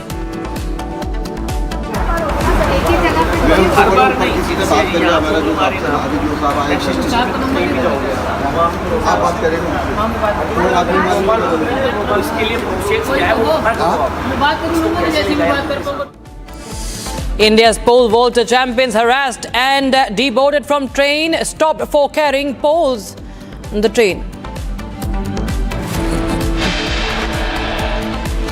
Major corruption scandal hits Stalin government ahead of polls. 1,000 crore kickbacks trail under scanner. ED evidence suggests Stalin government received bribes of up to 35 lakhs from candidates selected for government jobs. Top officers, engineers close to Stalin's minister named by ED in corruption scandal. No word by Chief Minister on money laundering. Karnataka DGP Ramachandra Rao suspended for allegedly being caught in an intimate act in office. Chief Minister Siddaramaiah says inquiry ordered.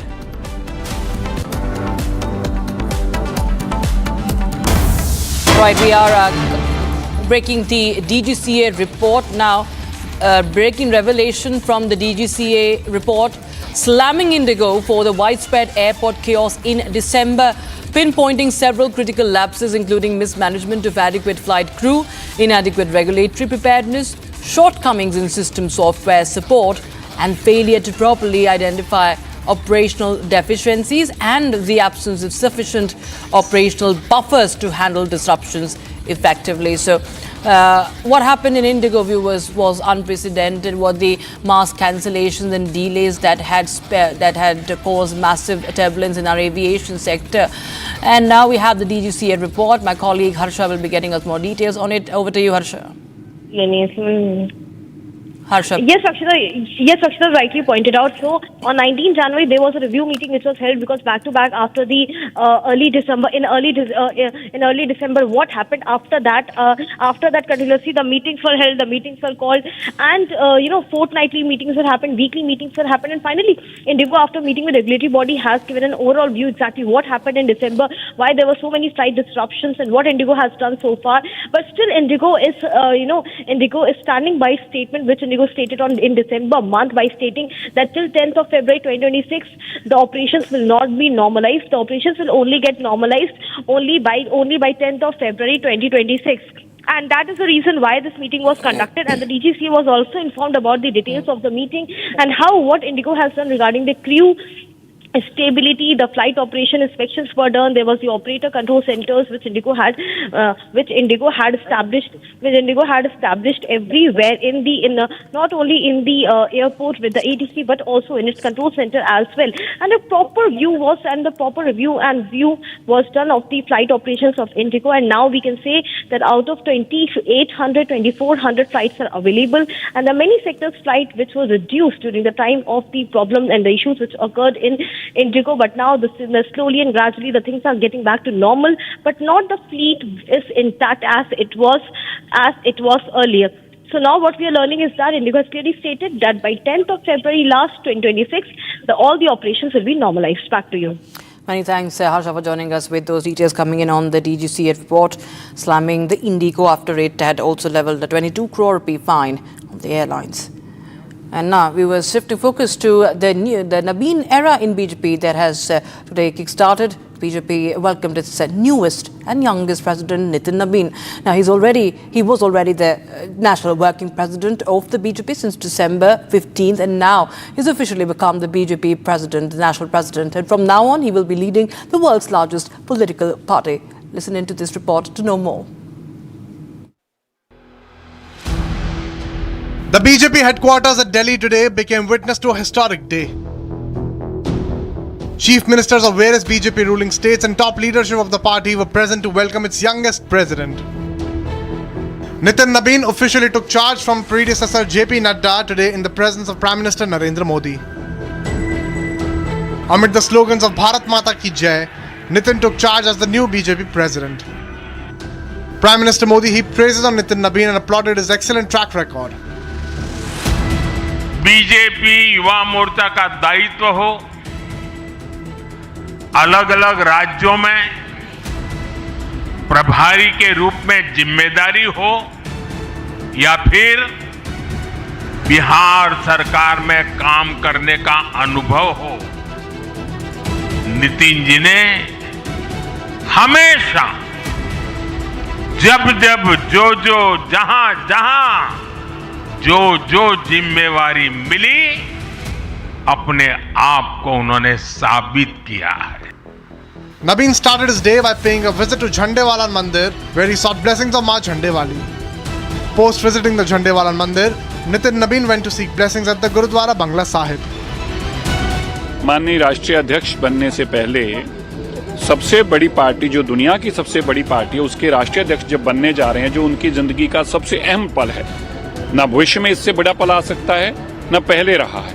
ऐसे में आकर उन्होंने गुरु गोविंद सिंह जी की पावन धरती पटना साहिब से जो आते हैं, उसी भावना के साथ वो दिल्ली गुरु हरकृष्ण पातशाह जी के गुरुद्वारा बंगला साहिब पहुंचते हैं. हम सबके लिए बड़े गौरव की बात है. मुझे विश्वास है जिस आदमी के अंदर इतनी आत्मीयता होती है, जिसके अंदर इतने निम्रता होती है, और जिस आदमी के अंदर ऐसा गुरु का भाव हो कि मुझे सबसे बड़ा पद संभालने से पहले गुरुद्वारे जाके गुरु चरणों में नतमस्तक होना है, परमात्मा उनकी फिर अंग संग सहाय होकर परमात्मा खुद उन पे अपनी कृपा करते हैं, आशीर्वाद देते हैं. Prime Minister Modi, while addressing the party workers, made one thing clear for everyone. और जब बात पार्टी के विषय को आती है, तब माननीय नितिन नबीन जी, मैं एक कार्यकर्ता हूं, वे मेरे बॉस हैं.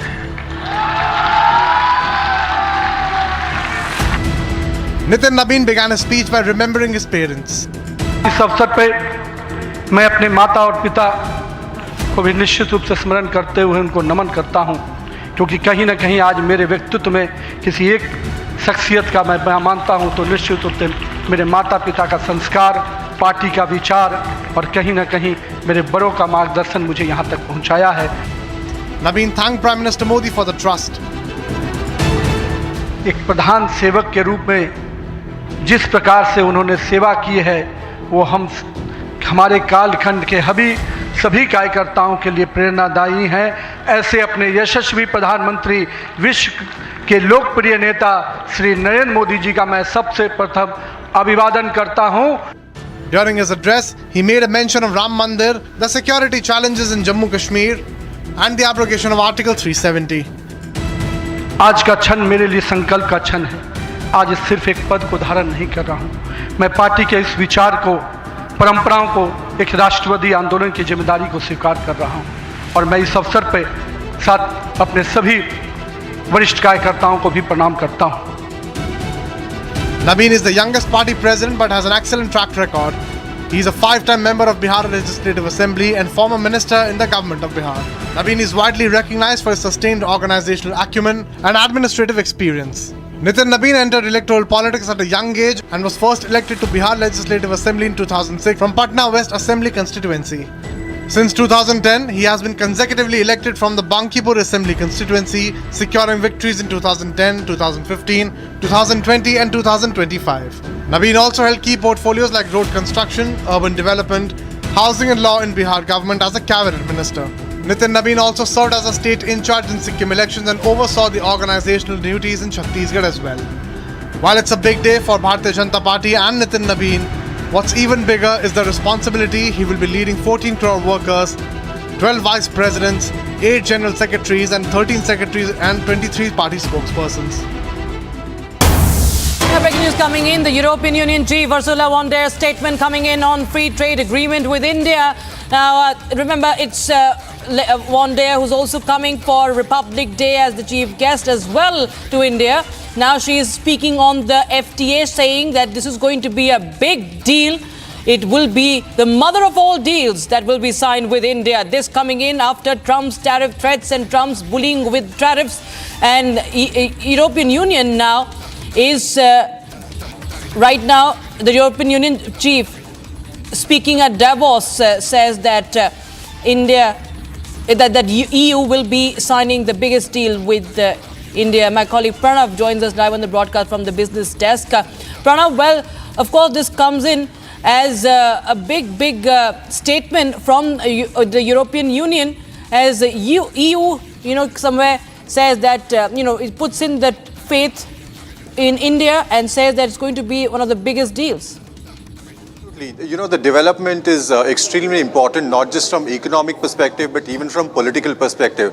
If you look at Ursula's complete statement, what she's talking about is in face of global uncertainties, which is indirectly a reference to the ongoing trade war between US as well as the EU. She's saying that the European Union is open to trading with different regions, the fastest growing regions in the world, where she mentions that next week when she comes to India, she's going to sign a deal. The deal is closer, almost the final negotiations are on, and it is expected that the deal will be signed with, which will give access to about 2 billion people is what she mentions. So yes, it's a big signal, not just from the point of view of a trade deal between India and EU, but also to Donald Trump, who's so to say locked in a bitter battle with NATO nations, where he's already threatened them with a 10% tariff because of their opposition to the Greenland, US's proposal to take over Greenland.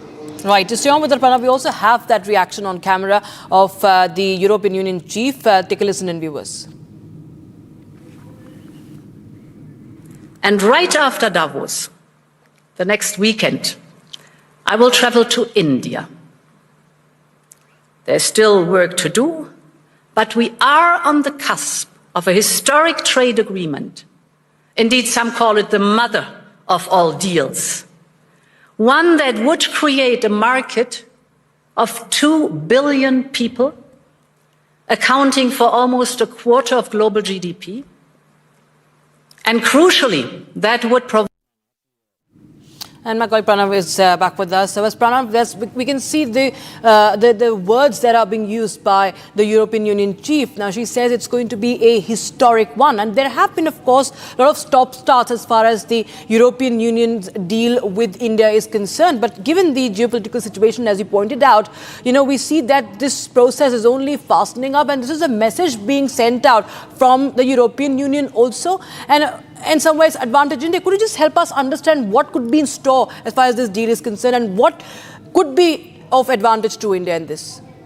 Well, just to give you a perspective on the deal, that is, basically India is European Union's 11th largest partner, and EU is in fact India's second largest trading partner.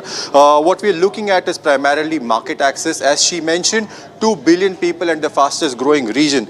Just to put it in numbers, some of the areas that are expected to, that are expected to figure out in the deal are electrical and electronic equipment, organic chemicals, mineral fuels and oils, machinery and nuclear reactors, iron and steel, and pharmaceuticals. These are some of the sectors that are expected to, get a boost because of the India-EU trade deal. We are expecting the development any time post the Republic Day, where she is the chief guest, where Ursula is the chief guest on 26th of January. Right, stay on with it, Pranav. In fact, we have the full statement now coming in of Ursula von der. Let's take a listen in, viewers. The next weekend, I will travel to India. There's still work to do, but we are on the cusp of a historic trade agreement. Indeed, some call it the mother of all deals. One that would create a market of 2 billion people, accounting for almost a quarter of global GDP. And crucially, that would provide a first mover advantage for Europe with one of the world's fastest growing and most dynamic continents. Europe wants to do business with the growth centers of today and the economic powerhouses of this century, from Latin America to the Indo-Pacific and far beyond. Europe will always choose the world, and the world is ready to choose Europe. All right, we have market expert Ashish Vakankar joining us on the phone line. Mr. Vakankar, well, we just heard the EU chief. She calls it the mother of all deals. Now, it captures both scale and symbolism, isn't it, sir? How significant is the timing of this, especially given the fact that she has been invited for the Republic Day parade? But the main show, it seems, will be this deal. Yes, thank you very much. I think it is important to understand that, while we have faced challenges with the bilateral trade agreement with the United States, India has been active and very aggressive in ensuring that the other trading blocs, particularly Europe, which is significantly large, that free trade agreement is done with. We've seen India go ahead and do similar trade agreements with UAE. We've seen it with Australia. We are actively pursuing with various other countries. So, one can look at things and say, we have bilateral trade agreement is stuck and India is not moving ahead. But the very fact that we are the largest growing economy in the world, with around 8.2% GDP growth that we saw, it is important for us to ensure that things keep moving. And just because one country or... Yeah. Yes, sir. I think we've lost the connection with Mr. Vakankar. I think we also have market expert Ashish Bagga joining, Ajay Bagga, I beg your pardon. We have market expert Ajay Bagga joining us on the phone line. Mr. Bagga, well, this is the mother of all deals, as EU calls it. It's an impending free trade agreement expected to be signed when Ursula von der Leyen is in the country. And sir, how does this come in with the tariffs that have been slapped by Donald Trump against different countries and still threatens more? There is a US-India trade deal that's still in the works. How does this come into picture, sir? And how does it work to India's advantage? Yeah, it does, because EU is the largest trading bloc in the world, made up of 27 countries. It's a unified market. So it will open up a lot of opportunities for Indian exports. It will reduce the cost of doing business, and also it will help the industries which are suffering from the US tariffs to reallocate exports into the EU. So it's a very significant move, and the markets are watching this with bated breath. And is there any mitigation as far as when we see, when you talk about tariffs on Indian exports to the US, so can it have some direct or indirect impact to that? Yeah, there will be rerouting of Indian exports into the EU. We have seen that last year as well. In calendar 2025, our exports to the EU went up quite sharply. So it is a very good market, made up of consumers with a lot of purchasing power. It is a market which goes by the rule of law with good regulations, good protections. and the exporters will be able to grow this market. So overall, it's a very positive move, and it will help the Indian exporters and the broader Indian economy. And sir, what does it also say in terms of symbolisms, apart from the impact and the scale, but in terms of the symbolism given the current geopolitical scenario, sir, the fact that faith is put in India Inc., sir, with European Union, the message that is being sent out here is really, really big. The fact that that India, that New Delhi did not bow down, and that has been admitted by Trump's Commerce Secretary also, that India never bowed down to, let US dictate its terms. Now we see that it also pays off, and, there are takers when it comes to a common, negotiation table. Yeah, absolutely. I think India has handled this very well. And if you see, even the countries which have signed up with Trump, I'll give you a small example. Last week, there was a tie-up with Taiwan, where Taiwan will invest $250 billion in the US in the next 3 years. And at the time of signing, the Commerce Secretary of US was threatening that in case you don't invest, we will move the tariffs to 100%. That's not how you talk to an equal partner. So India has been very refined, very sophisticated. They have done all the negotiations backstage, and they have maintained cordiality in public discourse. I think India has handled this very well. Overall, India has been proved right, because even the deals that were done are being revisited on every whim and every fancy of the US administration. So India has not really lost out because of the way things are moving now. Europe is being threatened with 10% tariffs extra by 1st February, 25% extra by June. Yesterday, France was threatened with 200% tariffs on French wine and champagne. So it's not a guarantee that once you have signed, it's a signed and done deal. It gets revisited at every forum. So India has done well by sticking to its own national interest. Mr. Bagga, in fact, the markets today fell sharply. In fact, 1,000 points drop in Sensex, and they've been bleeding for the entire past whole week. And the reasons, among others, is definitely the ongoing trade and tariff war. Do you think the India-EU trade deal in some way could offset the ongoing tensions that have been created on D Street because of the India-US tariffs? Yeah, I think it's more a global issue today, a global risk-off. If you look at the U.S. Dow Jones, it's pointing to a 700-800 point cut at open today. Yesterday was a U.S. market holiday. U.S. futures are also showing cuts of 1.5%. Across Asia and Europe, markets were down today. So India has, markets have lost some amount of sentimental fillip due to the lack of a U.S. trade deal. Today was more a global risk-off because we don't know how these Greenland threats play out and how big an issue it might become. You look at Japan today, their bond market saw a sell-off. You had a minor sell-off in most Asian markets. European markets are down. French winemakers are down today, on the back of 200% tariff rate. So India, we saw a 1% cut. We have been underperforming for the last 14, 15 months. The catalyst will be a US trade deal or a revival in earnings or something good coming in the budget. These are the three catalysts we are looking at as a market. Could the India-EU trade be one of the triggers? Yes, it will be, but it's a minor trigger. It's not as big as an earnings recovery or something coming from the budget. So yes, it's definitely it's going to be a positive, but we need many more parts to start clicking in. So it will be a positive.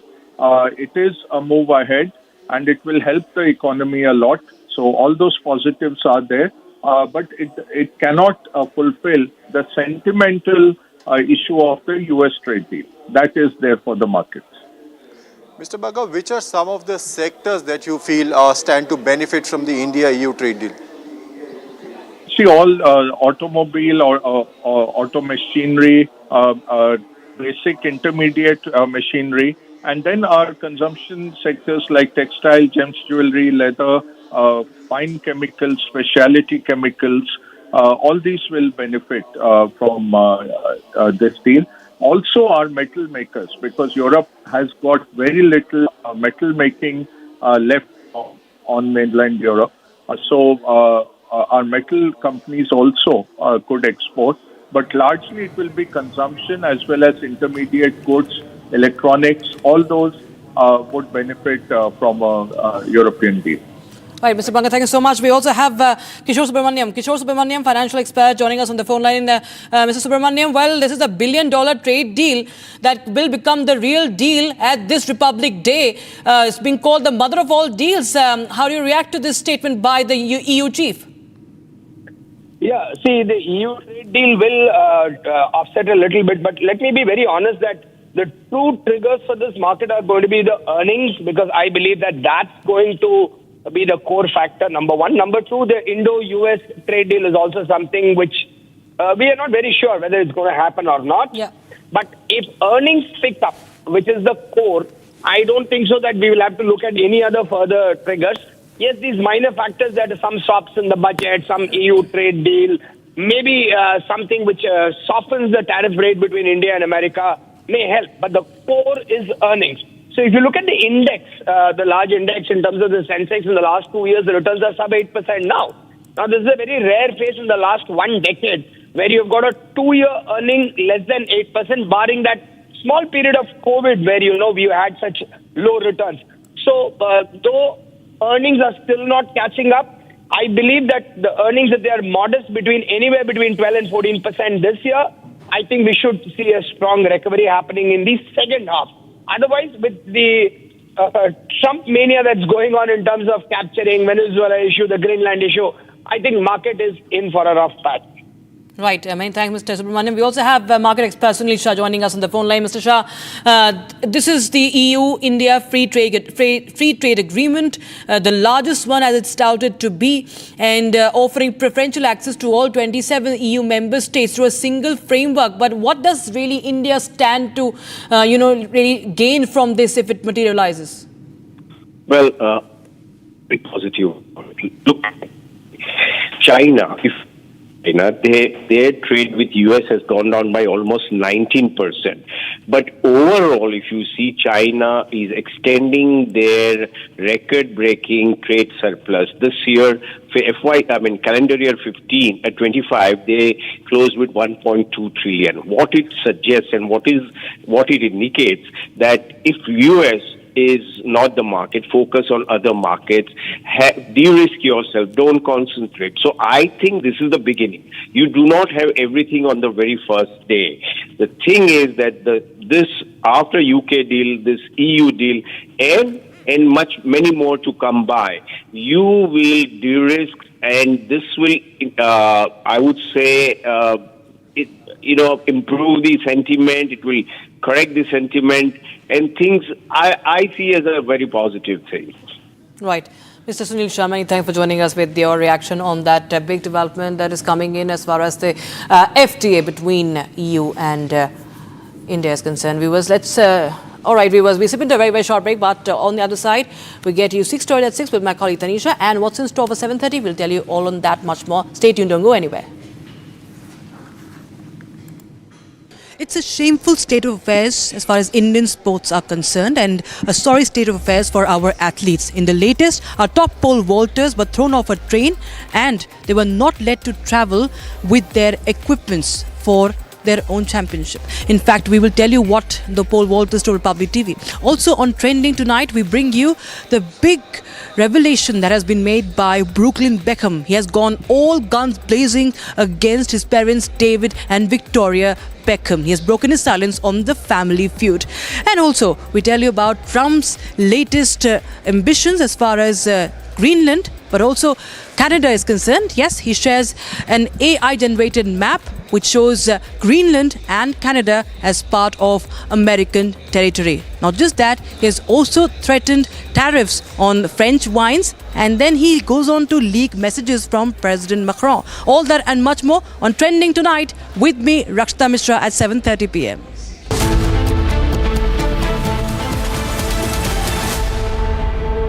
है secret recipe MDH का जीरा SIP जल जीरा मसाला। SIP SIP जीरा SIP MDH का जल जीरा SIP MDH का जल जीरा सिप। इसको घर पे लगाओगे तो शादी का तो पता नहीं, पर घर पक्का नहीं टूटेगा। रुंगटा नहीं तो घर स्ट्रॉन्ग नहीं। रुंगटा स्टील TMT बार एकदम सॉलिड। पहाड़ों में एक हाइकिंग स्टिक भी बन सकती है। आर प्योर सूजी पास्ता उबालो मिलाओ और खाओ 8 मिनट में तैयार। क्या टेस्ट है सबका राजा R pure masala.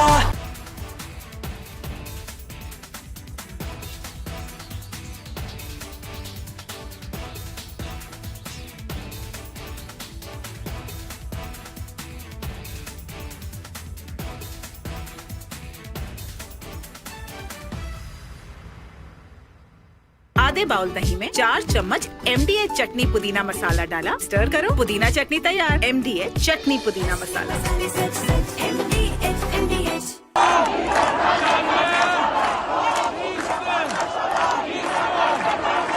Iran is boiling. Iranians are protesting against the Khamenei regime.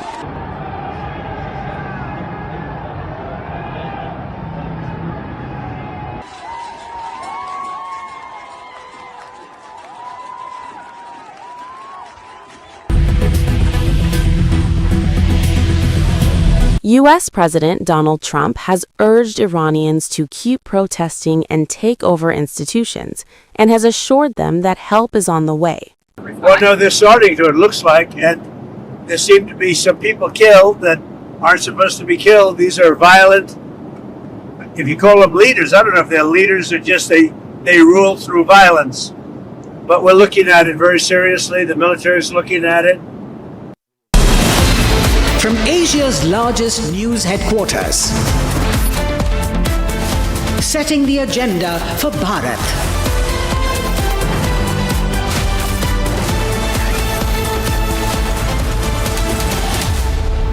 थोड़े में ज्यादा स्वाद ये तो है इसकी खास बात। वाओ मामा क्या स्वाद है। अरे मेरे राजा सबका राजा आर्थिक मसाला। केसरिया से मन जोगी हुआ रे, दिल झूमे देखो मतवारा हुआ रे। केसरिया से मन जोगी हुआ। हर पल मनाओ केसरी त्योहार। विमल बोलो जुबान केसरी। ये है सीक्रेट रेसिपी MDH का जीरा सिप जल जीरा मसाला। सिप सिप जीरा सिप MDH का जल जीरा सिप MDH का जल जीरा SIP.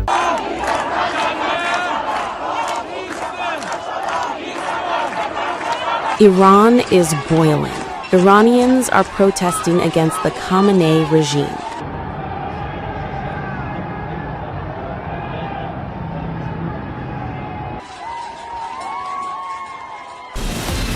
From Asia's largest news headquarters, setting the agenda for Bharat.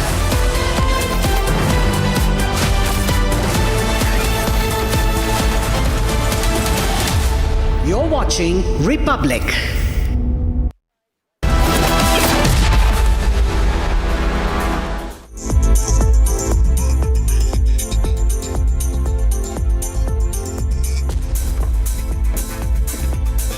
Hello and welcome, ladies and gentlemen. You're watching 6 Stories at 6 with me, Tanisha Avasthi. Let's get started with the stories that have set the agenda for today. First up, India's leading champions thrown off a train and deboarded. They are the ones who have represented nation overseas and have now been subjected to harassment. Meanwhile, there is a scathing expose on widespread negligence across India. No part of India has been untouched by negligence, and we have started the biggest public campaign on the same. Progress for people is what Republic is fighting for. The Prime Minister, meanwhile, has given a strong warning against infiltration, and we get you details on that. Meanwhile, the Karnataka sleaze controversy is only getting bigger, and to note here that this is not the first time when Karnataka DGP has had first brush with controversy. Tamil Nadu Governor and MK Stalin are at loggerheads yet again, with the first assembly session of Tamil Nadu of the year witnessing a huge drama. And finally, we get you the story on how Trump is facing massive pushback over his bid to take over Greenland. These 6 stories, starting first up with the top story that we have lined up for you on this edition. 2 of India's decorated track and field athletes, Dev Meena and Kuldeep Yadav, both national champions and international medalists who have represented India overseas, were subjected to harassment. This while travelling by train. What should have been a routine transit turned into a humiliating ordeal. At Panvel station in Mumbai, the station master allegedly asked the international medal-winning athletes to deboard, objecting to the pole that they were carrying, essential sporting equipment, remember, for professional athletes. The athletes were then forced to pay a fine, following which they were allowed to proceed. More in this report. They are not just ordinary passengers. They are India's pride. 2 of India's decorated track and field athletes, leading pole vaulters Dev Meena and Kuldeep Yadav. Yet for Dev Meena and Kuldeep Yadav, a simple train journey turned into public humiliation.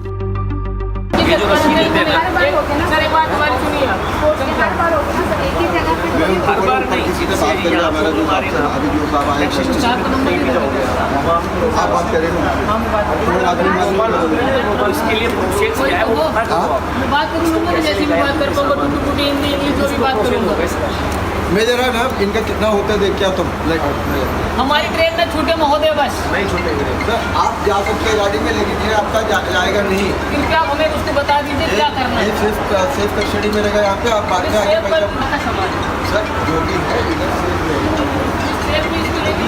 अरे तेरी गाड़ी में time है ओए दादा भाई तेरी गाड़ी में बहुत टाइम है मेरा नाम देव मीना है। मैं इंडिया का नेशनल रिकॉर्ड होल्डर प्लेयर हूँ और हाल ही में मैंने अभी नया नेशनल रिकॉर्ड बनाया है। ये मेरे साथ में कुलदीप है, इसने भी अभी हम यूनिवर्सिटी खेलने आए हैं और अभी हम महाराष्ट्र में महाराष्ट्र के पंडेल रेलवे स्टेशन पे। यहाँ पे हमारे ना मतलब यहाँ पे हमको जो टीटी है सीनियर टीटी उन्होंने मतलब हमारे पोल देख लिया और यहाँ पे हमको मना करते हैं कि आप लोग नहीं जा सकते हो। मतलब बहुत ज़्यादा परेशान किए यहाँ पे और हमारी एक ट्रेन छूट चुकी है ऑलरेडी। हमने मतलब हमको 4 से 5 घंटे यहाँ पे बिठा के रखा हूँ। पूरे बहुत परेशान हो चुके हैं यहाँ पे। मतलब हर एक एथलीट अगर हमारे साथ ये चीज़ हो रही है तो मतलब मैं अपने जूनियरों से क्या एक्सपेक्ट करूँ कि मतलब उनके साथ क्या होता होगा।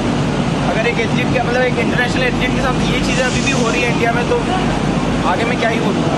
और हमारे यहाँ मतलब जो यहाँ के इंचार्ज जो सीनियर टीसी इंचार्ज है RK वर्मा सर और उनको सीनियर TCM का ऑर्डर था कि ये लोग को 4 से 5 घंटे बैठा के रखो और ये जब तक फाइन नहीं भरते हैं तब तक इनको जाने नहीं दिया जाए। और यहाँ हम लोग 4-5 घंटे वेट करके अभी हम लोग अपना पोल दूसरी ट्रेन में लाते हम लोग फाइन भर दिए। अभी 5 घंटे बाद उन्होंने बोला कि बिना फाइन के इनको मत छोड़ो, कुछ भी हो जाए इनको बैठा के रखो। और हम लोग इंडियन क्राफ्ट दोनों पोल ऑल्टर रहे तो पोल वॉल्टिमेंट किया तो इंडियन रेलवे कुछ ऐसा मतलब व्यवस्था चालू करे जिससे हमारा। और ये कोई नई बात नहीं है, ये तो हमेशा से ऐसे ही होता आ रहा है। मतलब ये कोई नई चीज़ नहीं है। मैं चाहता हूँ कोई तो कुछ करो इस चीज़ के लिए।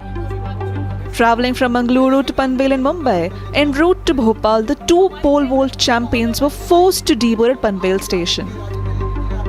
Their fault? Carrying the very equipment that is crucial for their sport, the pole. Despite repeated explanations, railway officials allegedly snapped back, "Call whoever you want, we don't care who you are." मेरा नाम देव मीना है। मैं India का national record holder player हूँ और हाल ही में मैंने अभी नया नेशनल रिकॉर्ड बनाया है। ये मेरे साथ में कुलदीप है, इसने भी अभी हम यूनिवर्सिटी खेलने आए हैं और अभी हम महाराष्ट्र में महाराष्ट्र के पंडेल रेलवे स्टेशन पे। यहाँ पे हमारे ना मतलब यहाँ पे हमको जो टीटी है सीनियर टीटी उन्होंने मतलब हमारे पोल देख लिया और यहाँ पे हमको मना करते हैं कि आप लोग नहीं जा सकते हो। मतलब बहुत ज़्यादा परेशान किए यहाँ पे और हमारी एक ट्रेन छूट चुकी है ऑलरेडी। हमने मतलब हमको 4 से 5 घंटे यहाँ पे बिठा के रखा हूँ। पूरे बहुत परेशान हो चुके हैं यहाँ पे। मतलब हर एक एथलीट अगर हमारे साथ ये चीज़ हो रही है तो मतलब मैं अपने जूनियरों से क्या एक्सपेक्ट करूँ कि मतलब उनके साथ क्या होता होगा। अगर एक एथलीट का मतलब एक इंटरनेशनल एथलीट के साथ ये चीज़ें अभी भी हो रही है इंडिया में तो आगे में क्या ही बोलूँ।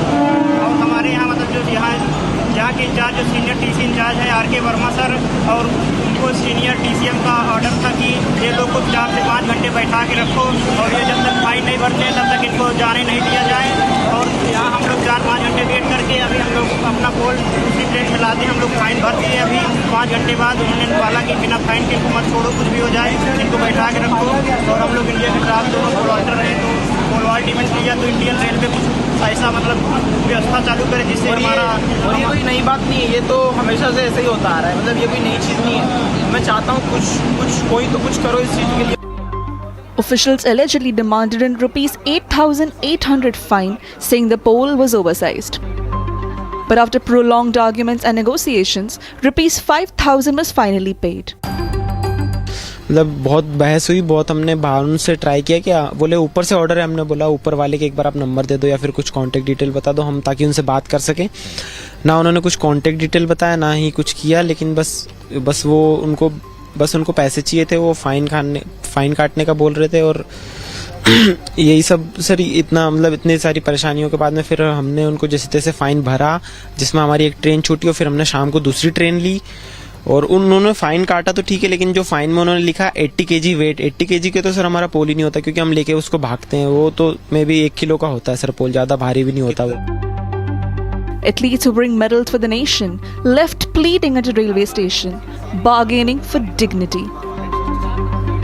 हम थोड़ा विस्तारित करके आज हम बात कर रहे हैं। मैंने रेल मंत्री जी को भी लिख रहा हूँ कि केवल इसी खेल के नहीं, बाकी खेलों के भी यदि इक्विपमेंट खिलाड़ी साथ में लेके जाते हैं तो रेलवे की तरफ से ये इंस्ट्रक्शन हो। हाँ, यदि किसी यात्री को दिक्कत है तो बात अलग है, इसमें किसी यात्री को दिक्कत भी नहीं थी, तो हम लिख रहे हैं, मुझे लगता है रिजॉल्व हो जाएगा। जैसे टीटी जो थे उन पर एक्शन होना चाहिए, क्योंकि उन्होंने दुर्भावनापूर्ण महाराष्ट्र में स्तर रेलवे को लिखा है, अब रेलवे ये निर्णय लेगा। From problematic sporting infrastructure wherein international stadiums are seen in questionable situations to national level athletes being harassed. India wants Olympic glory. India wants global medals. But are we willing to give our athletes basic respect, safety and dignity?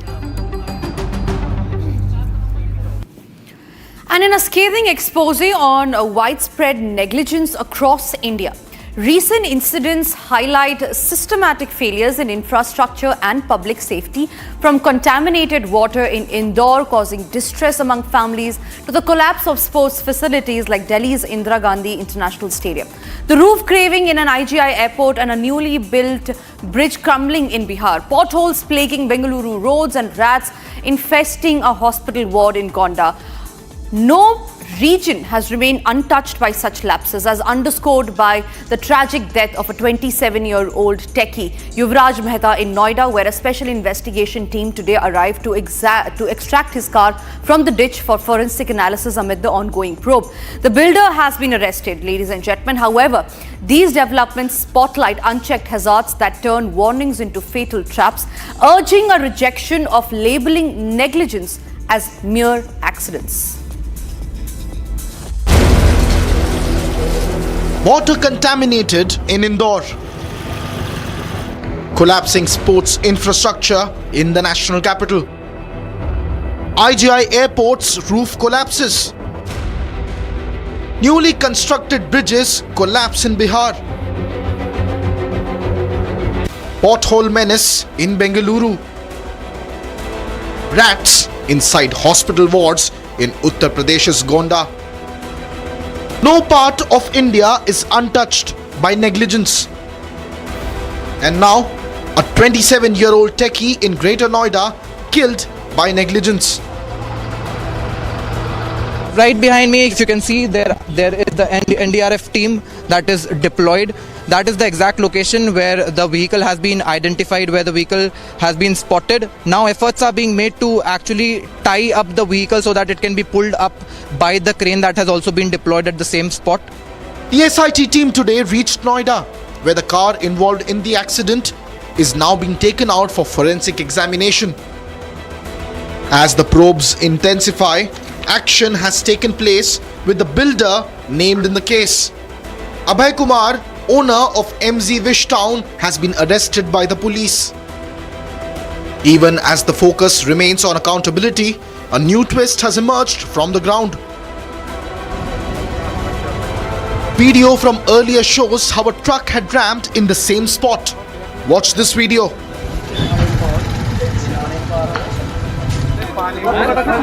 Yuvraj was the second victim.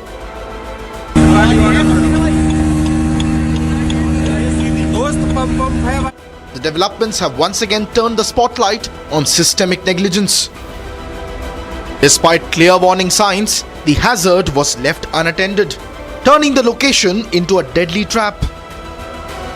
Don't let negligence be rebranded as an accident.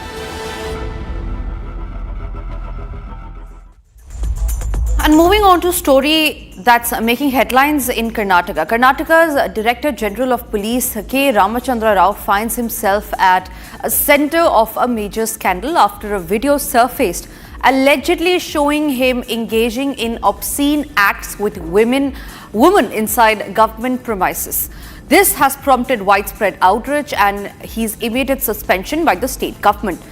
Now, Karnataka DGP had vehemently denied the allegations, claiming that the video was AI generated 8 years ago from his time in Belagavi and part of a conspiracy to tarnish his reputation, while Chief Minister Siddaramaiah has ordered a thorough inquiry and promised disciplinary action regardless of the officer's seniority, emphasizing that no one is above the law. This is not former Karnataka DGP's first brush with controversy. Here's why.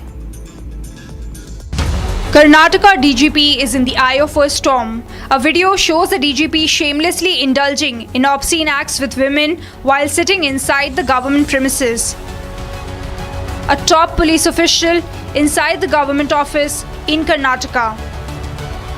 Now the DGP is trying to save his face. He claims that the video is AI generated and is 8 years old from the time he was posted in Belagavi.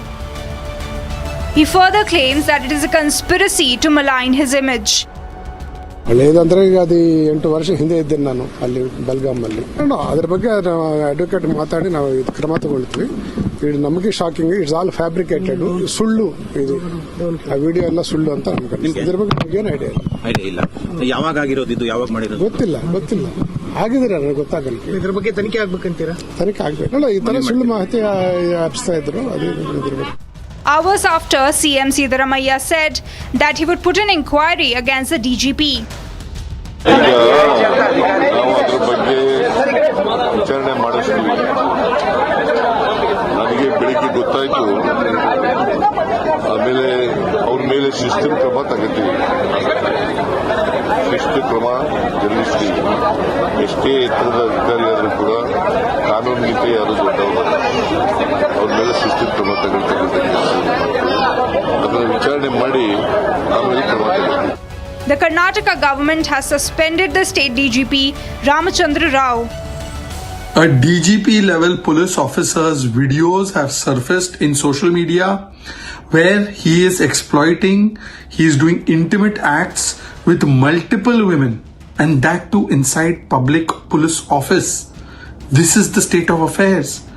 Now there will be all kinds of excuses that will be made that this is AI, morphed, generated video. The fact of the matter is that in Karnataka under Congress's watch, the women's safety and security has gone to all-time low. If these things are happening inside a public office, imagine what is happening on the streets. But the DGP is not new to controversies. He is the stepfather of Kannada film actor Ranya Rao, who is in Bengaluru Central Jail in a gold smuggling case.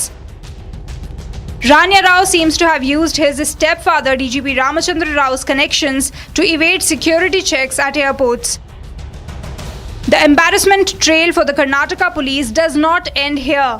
The DGP was once heading a case where the police raided a premises, seized massive amounts of money, while also allegedly colluding with a businessman. But given the controversies, what if the DGP is a frequent offender?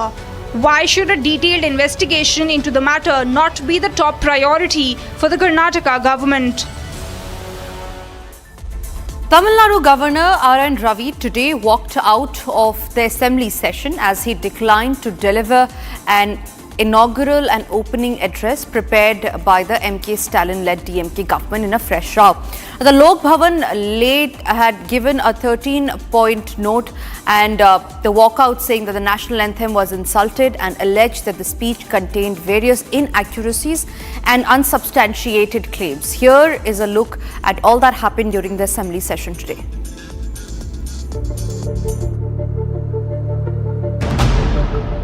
Tamil Nadu Governor R.N. Ravi once again declined to read his speech and walked out of the Legislative Assembly without delivering the customary address.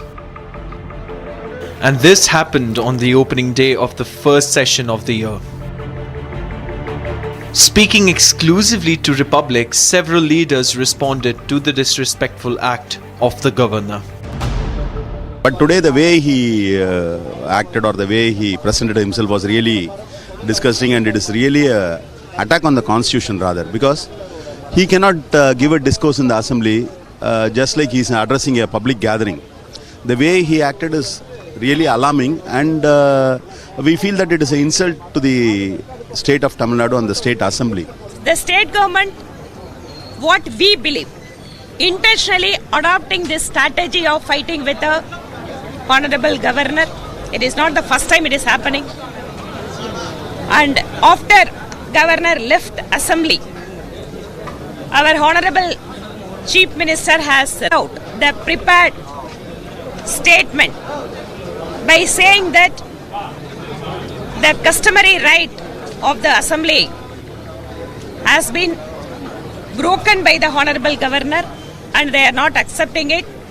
And above all, he has ridiculed the position of the governor by saying the saying of Article Dadi. He cited very flimsy reasons that national anthem should be sung in the beginning of the proceedings, but it's not so. It's a very well known fact that both at the union government offices and state government offices, that national anthem will be sung only at the end of the proceedings.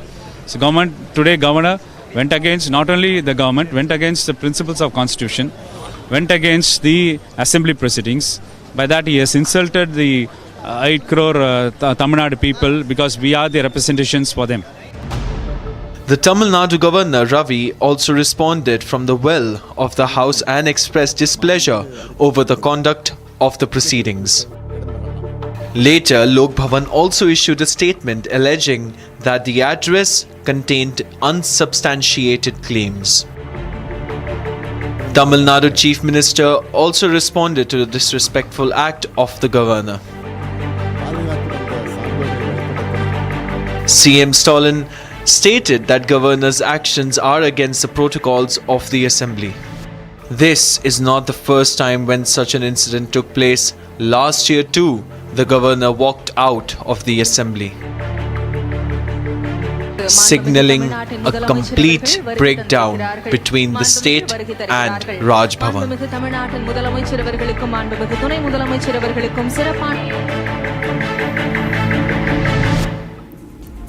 And in a momentous event for the Bharatiya Janata Party today, Nitin Nabin was officially declared as the party's new president, succeeding Jagat Prakash Nadda in what signals a significant generational shift. Addressing the gathering, Prime Minister Modi outlined the Saffron Party's future agenda, vehemently criticizing infiltrators as a threat to national security and demographic balance, vowing to expose parties shielding them for vote bank politics and emphasizing the need to send them back to prevent robbing the poor and the youth for opportunities. He also highlighted the rejection of urban Naxal and Maoist ideologies by the nation, underscoring their challenges to India's progress.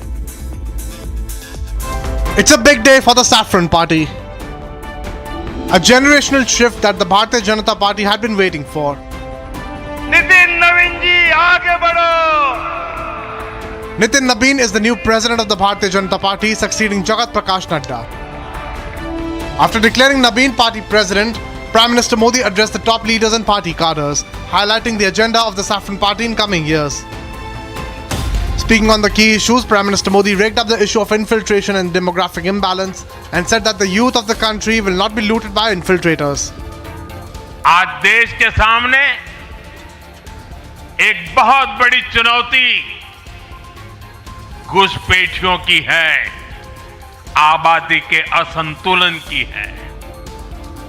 दुनिया के धनवान देश, समर्थ देश, वे भी अपने देश में जो घुसपैठिए हैं उनकी जांच पड़ताल कर रहे हैं और दुनिया उनको पूछती नहीं है कि तुम घुसपैठियों को क्यों निकाल रहे हो, तुम तो लोकतंत्र का झंडा लेकर के घूम रहे थे। कोई अपने देश में घुसपैठियों को स्वीकार नहीं करता।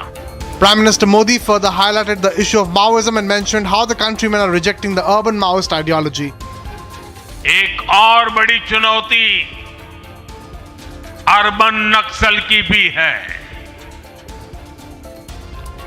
अर्बन नक्सल का दायरा इंटरनेशनल हो रहा है और यहां अर्बन नक्सल की बड़ी चतुराई होती है।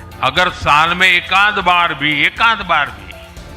अगर मोदी की किसी अच्छी चीज को उन्होंने ट्वीट कर दिया या टीवी पे बोल दिया या अखबार में लिख दिया तो उस पत्रकारी तो ऐसी फजेत कर देते, उसके पीछे ऐसे पड़ जाते हैं, उसको अछूत बना देते हैं, भविष्य में वो कभी बोल ना सके ऐसा कर देते हैं। ये अर्बन नक्सल की स्टाइल है। The BJP has witnessed a major generational change in picking its party president. But big challenges lie ahead for Nitin Nabin, including making inroads in poll-bound Kerala, Tamil Nadu and West Bengal, and retaining power in Assam. The big question is, will Nabin prove to be a better successor? And on to the final story that's making international headlines. United States President Donald Trump has triggered a fresh geopolitical debate with a proactive social media post on Truth Social. The image, which depicts Greenland as a future United States territory, has reignited questions about America's strategic ambition in the Arctic and the president's long-standing interest in the region. Here's more to the story. A single image, but one that has stirred the hornet's nest.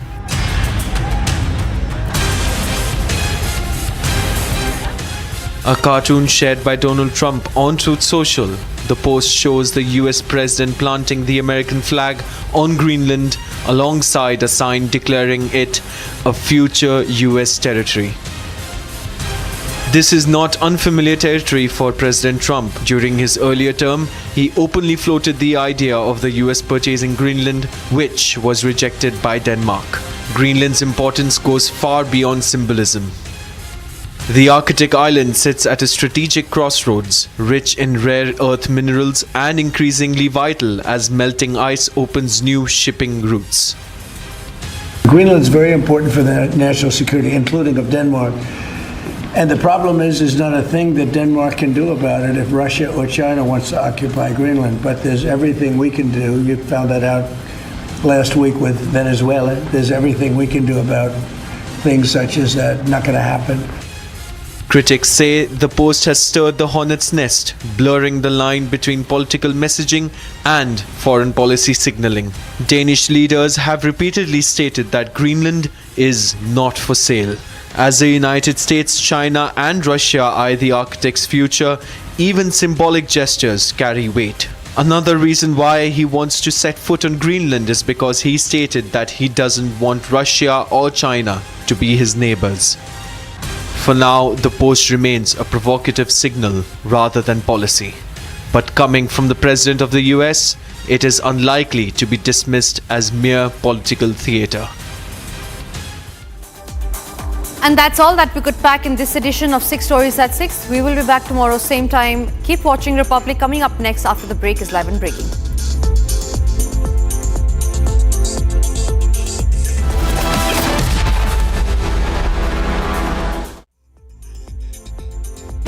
Pure सूजी pasta उबालो मिलाओ और खाओ 8 minute में तैयार क्या taste है सबका राजा hardcore masala QS&THE, the world's foremost university rankings organizations, have ranked Amity amongst the top 3% universities globally, making it among the very few Indian universities to be included in both rankings.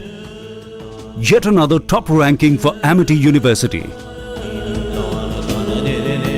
MDH की हल्दी मिर्ची धनिया करे कमाल ये रंग दे ये खुशबू दे ये तीखा ये कम पड़े क्या निराला MDH मसाला केसरिया से मन जोगी हुआ रे दिल झूमे देखो मतवारा हुआ रे केसरिया से मन जोगी हुआ हर पल मनाओ केसरी त्योहार विमल बोलो जुबान केसरी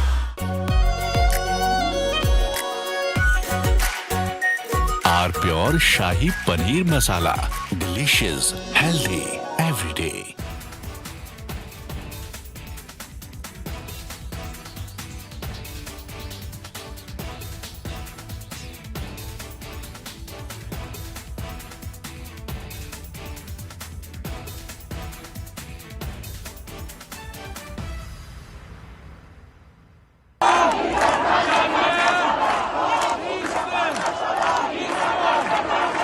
Iran is boiling.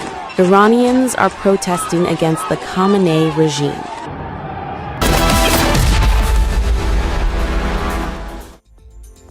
दादी के हाथों का जादू और खुशबू से महकता घर, माँ की मुस्कुराहट और खाने की सुगंध। MDH गरम मसाला, क्योंकि हर रिश्ता है स्वाद से जुड़ा। इसको घर पे लगाओगे तो शादी का तो पता नहीं, पर घर पक्का नहीं टूटेगा। रुंगटा नहीं तो घर स्ट्रॉन्ग नहीं। रुंगटा स्टील TMT बार एकदम सॉलिड। पहाड़ों में एक हाइकिंग स्टिक भी बन सकती है। आर प्योर सूजी पास्ता उबालो, मिलाओ और खाओ, 8 मिनट में तैयार। क्या टेस्ट है, सबका राजा आर प्योर मसाला। केसरिया से मन जोगी हुआ रे, दिल झूमे देखो मतवारा हुआ रे। केसरिया से मन जोगी हुआ। हर पल मनाओ केसरी त्योहार।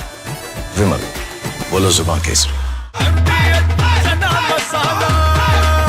अब छोलिया हो या लोबिया, सफेद चने या काले चने, सब कुछ मजेदार बने। MDH।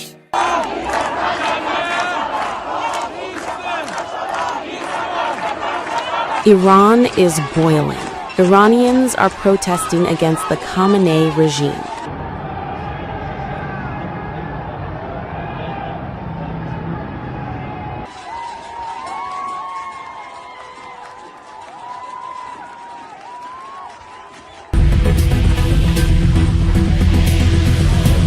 U.S. President Donald Trump has urged Iranians to keep protesting and take over institutions, and has assured them that help is on the way. Well, no, they're starting to, it looks like, and there seem to be some people killed that aren't supposed to be killed. These are violent, if you call them leaders, I don't know if they're leaders or just they rule through violence. But we're looking at it very seriously. The military is looking at it.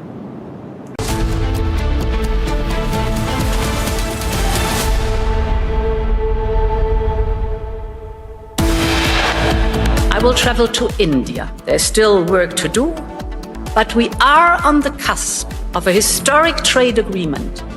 Indeed, some call it the mother of all deals.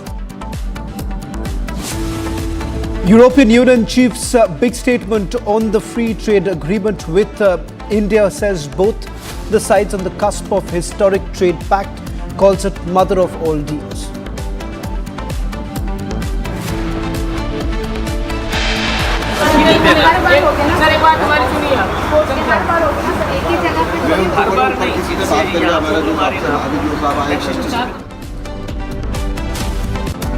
India's pole vaulter champions harassed and demoted from train, stopped from carrying a pole on the train.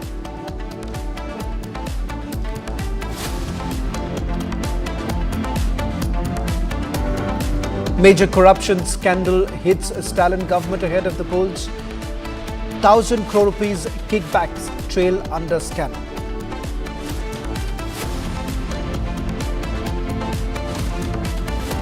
ED evidence suggests Stalin government received bribes of up to 35 lakh rupees from candidates selected for government jobs.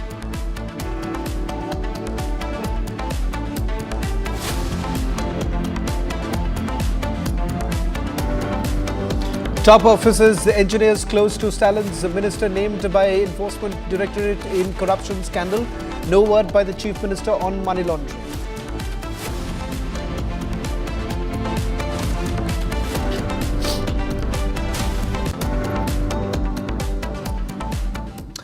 A young life has been lost due to the apathy that we have essentially seen coming in from the authorities. Talking about the 27-year-old techie who was returning home from work, landed in a pit, and in fact for hours put together was basically seeking help but received no help coming in from the authorities. In fact, Republic TV's investigation shows that there is a complete U-turn coming in the Noida techie death case, where the eyewitness now says that the police and administration made considerable efforts.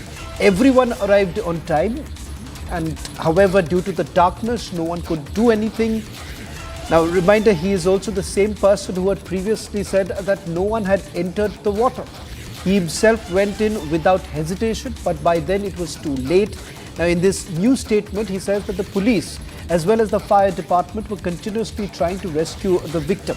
Let me just quickly put this into perspective before I play out both the versions. The version that he had given to our reporter on Sunday, and now what he has to say. He is the same person who had initially claimed that immediate help was not provided, and in fact the young techie was left on his own.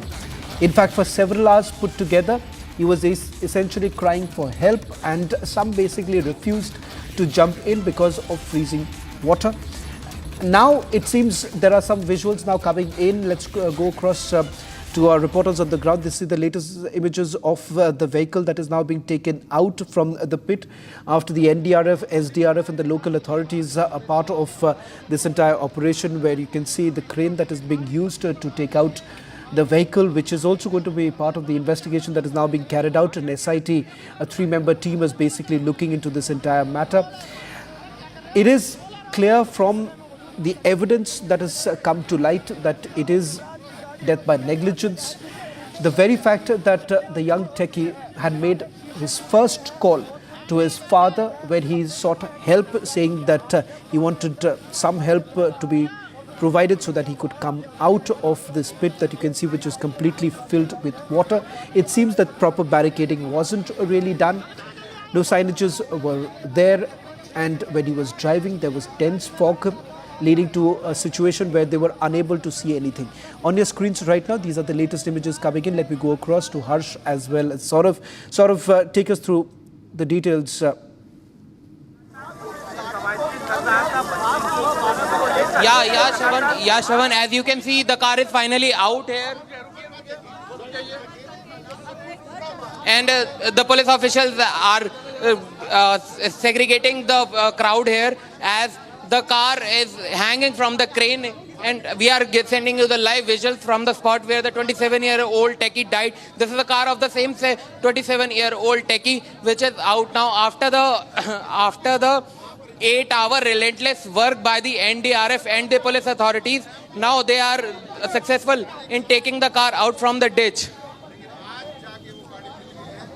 And as far as the Mohinder is concerned, he has changed his tone, he has changed his statement after the police has grilled him yesterday, and he claimed that the police was working, authorities were working very fine, and now he doesn't have to do anything on that spot. Police and the NDRF had all the visuals, had all the equipments. There were no lack of equipment.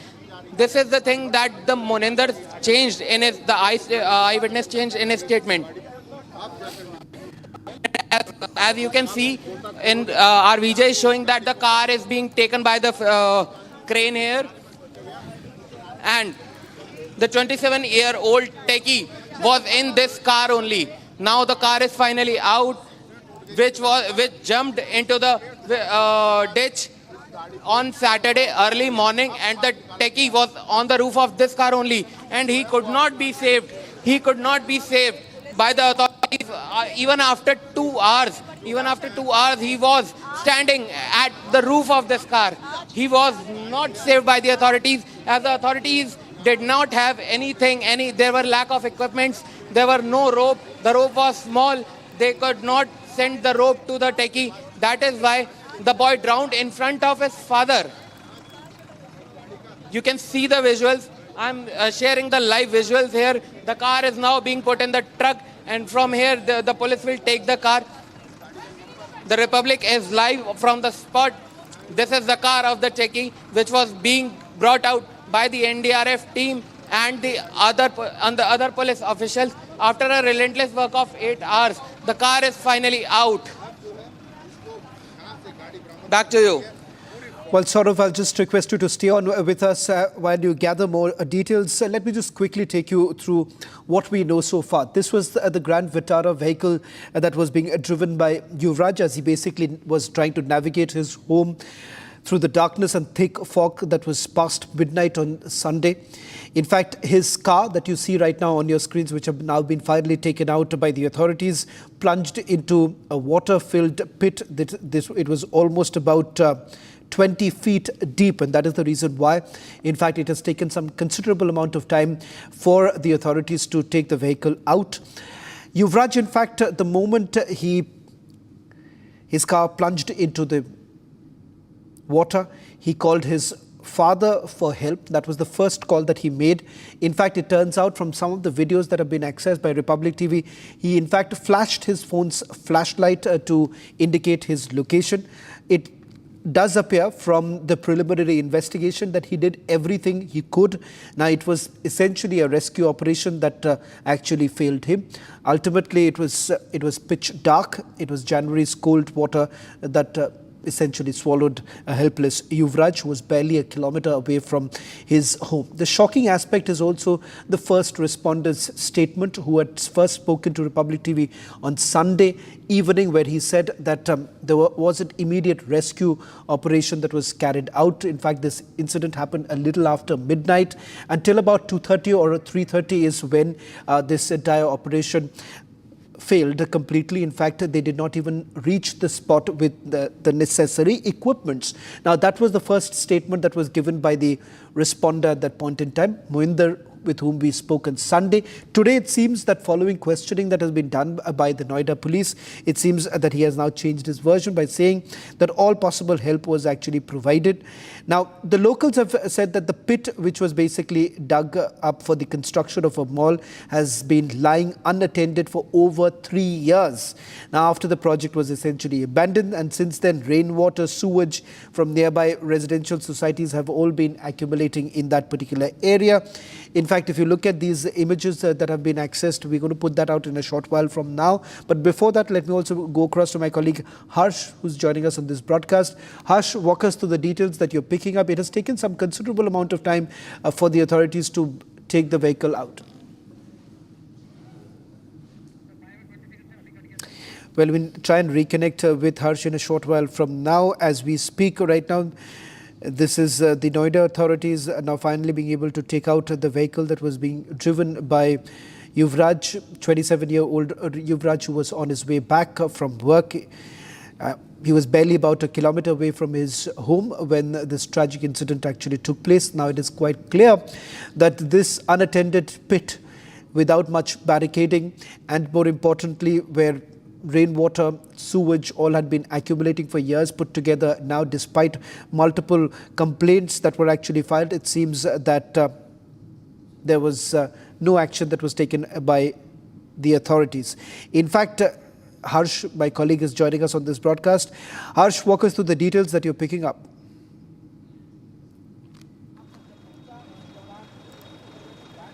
Right in front of the truck where that car has been where that car has been pulled. This was the same car that was driven by Yuvraj on the very day. This seems to be a Maruti Suzuki Grand Vitara. The front of the car seems to be completely damaged.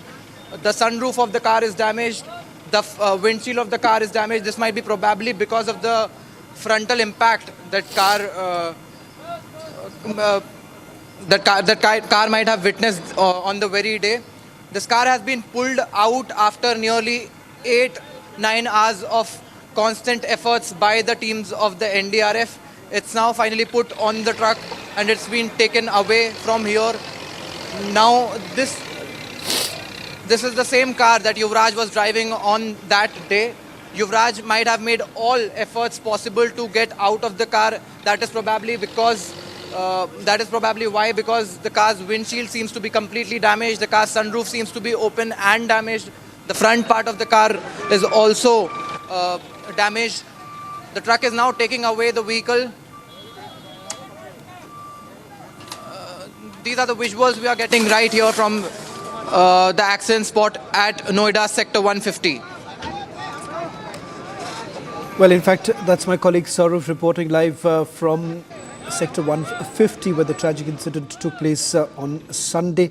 In fact, now the authorities days later have now taken out the Grand Vitara car which was being used by Yuvraj. In fact, the incident took place a little after midnight when he was barely a kilometer away from his residence. And from the investigation that has been carried out, it appears that because of dense fog, he was unable to navigate in the area, and his car plunged into the pit, which was filled with water. At least 20 feet deep is the pit, is what we are picking up right now. And it is quite clear from the fact that this entire operation has taken some good amount of time. Harsh is also joining us on this broadcast. Can we get Harsh on this broadcast and not Saurav is also going to join us from another vantage point. Harsh, walk us through the details that you're picking up, because it seems there is a major twist that has taken place. The eyewitness here, the first responder who spoke to Republic TV on Sunday, had one version to say. Now it seems that following the questioning that has taken place, he has done a volte-face.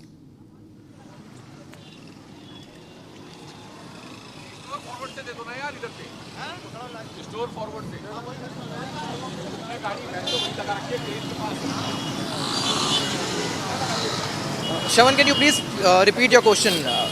Can you just walk us through the details right now, and more importantly also just help us understand why this sudden change in the version that has come out from the first responder? He spoke to us on Sunday telling us that rescue operations did not start immediately. Now he's saying that all possible help was extended.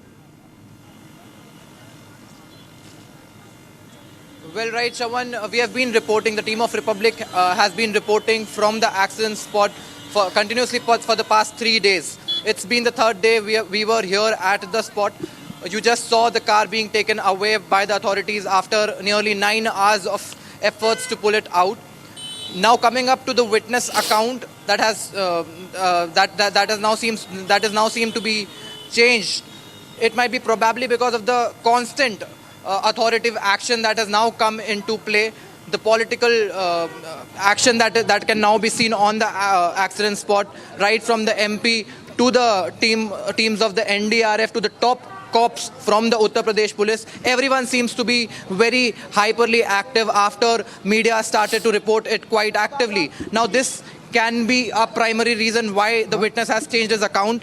He might have been pressurized by the top authorities, including the cops from the Uttar Pradesh police, including the teams of the NDRF and the fire officials, who completely failed on the very day to save the young 27-year-old techie when his car went inside the drain.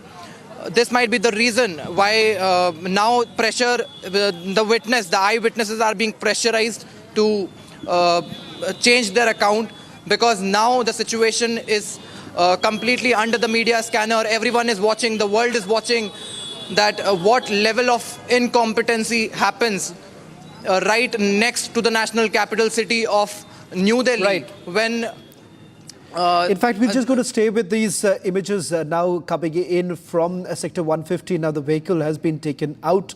It's now a part of the entire investigation that is to be carried out by the SIT, which has been formed by the Uttar Pradesh government. So far, in terms of the action that has been taken place, one is a junior engineer has been terminated and the CEO has been sacked. Let's put the focus right now on the eyewitness account that has come in, and there is a U-turn here.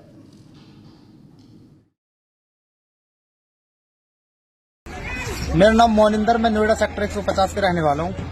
हमारे यहाँ पे जी 16 तारीख को एक घटना हुई थी। अभी एक ज्यादा धुंध के कारण एक लड़का 27 साल वर्षीय रोड से सीधा तालाब में दागे गाड़ी लेकर, तो रोड में दागने के बाद जो किसी भी तरीके से पुलिस को पता चली, 15 मिनट के अंदर अंदर वहाँ पे पुलिस पहुंच गई। कुछ लोग मौजूद थे, उन्होंने पुलिस को कॉल की। 15 मिनट के अंदर पुलिस पहुंचने के बाद उसने, इतने ही मैं पहुंचता हूँ कुछ समय बाद, थोड़ी सी देर बाद ही, तो पुलिस अपनी कार्रवाई में लगी हुई थी। पुलिस उसे पूरा कोशिश कर रहे थे बचाने के लिए। फिर कुछ देर बाद ही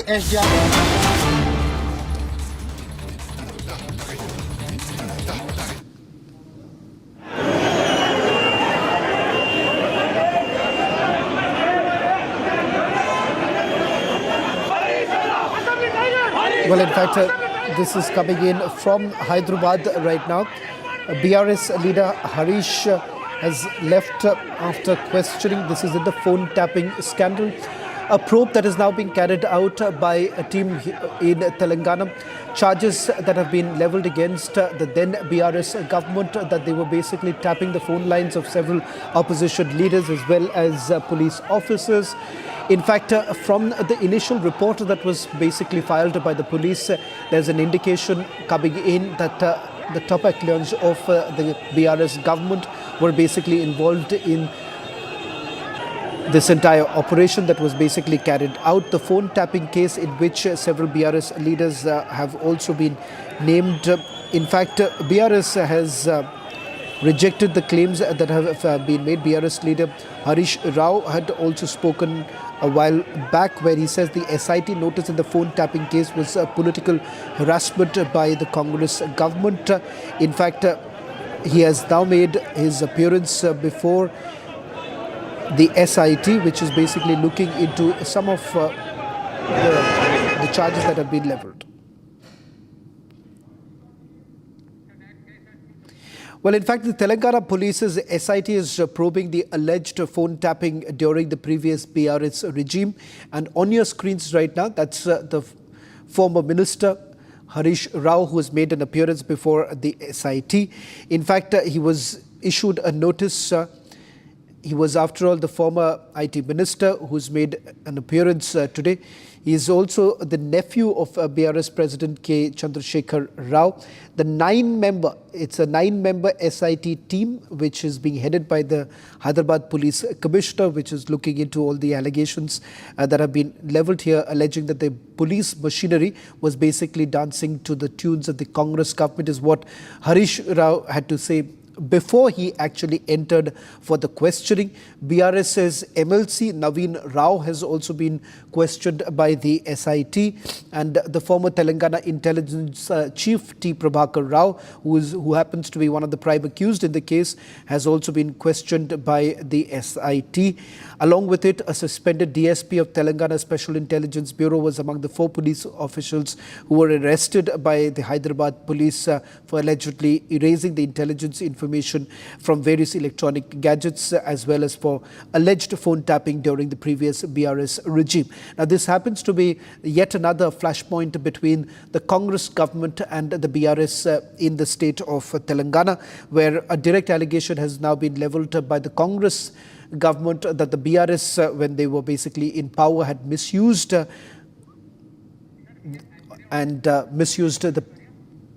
power that they had. In fact, my colleague Aishwarya is joining us on this broadcast from Hyderabad. Aishwarya, the first appearance now being made by Harish Rao. Quickly take us through the details of the case that has been registered and what is it that the SIT has found so far.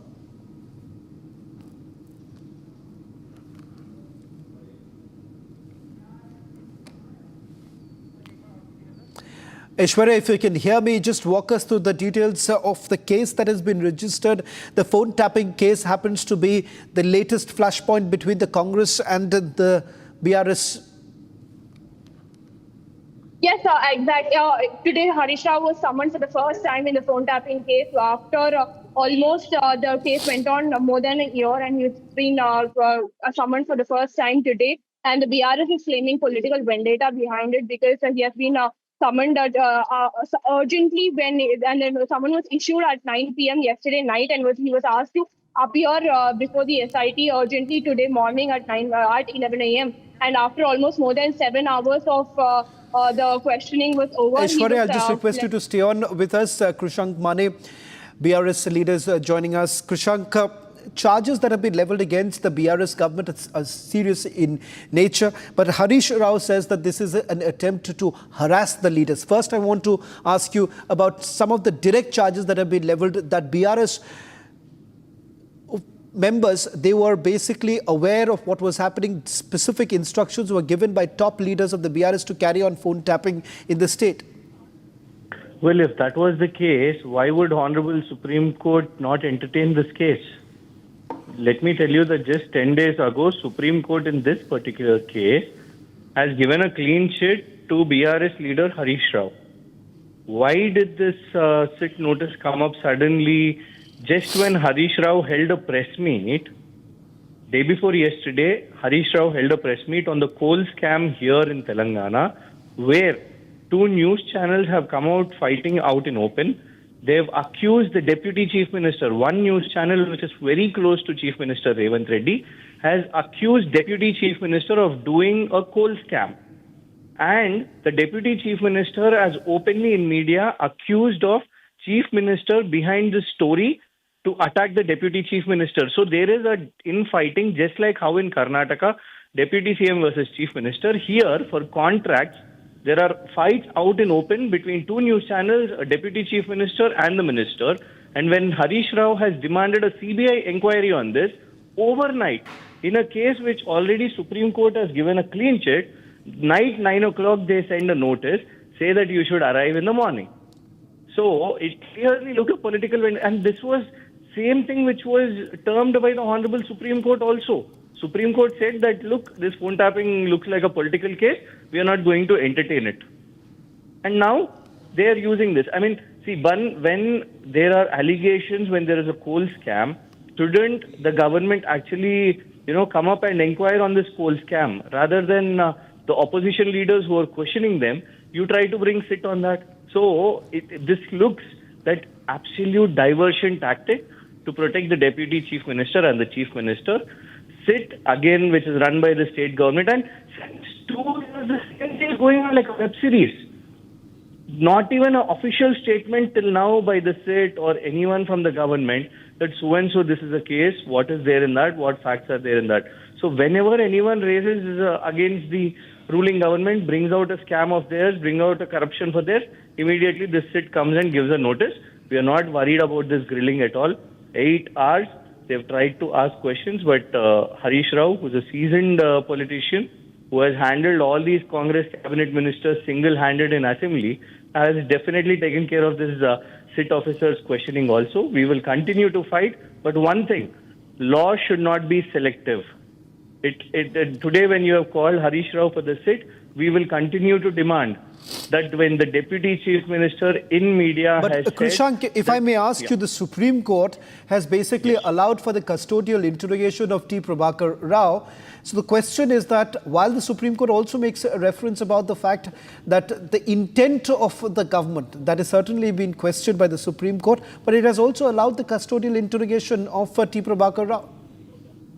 Well, those officials, I mean, the custody or the prosecution or the investigation is going on. And that is why, as a law-abiding citizen, today our MLA Harish Rao has cooperated.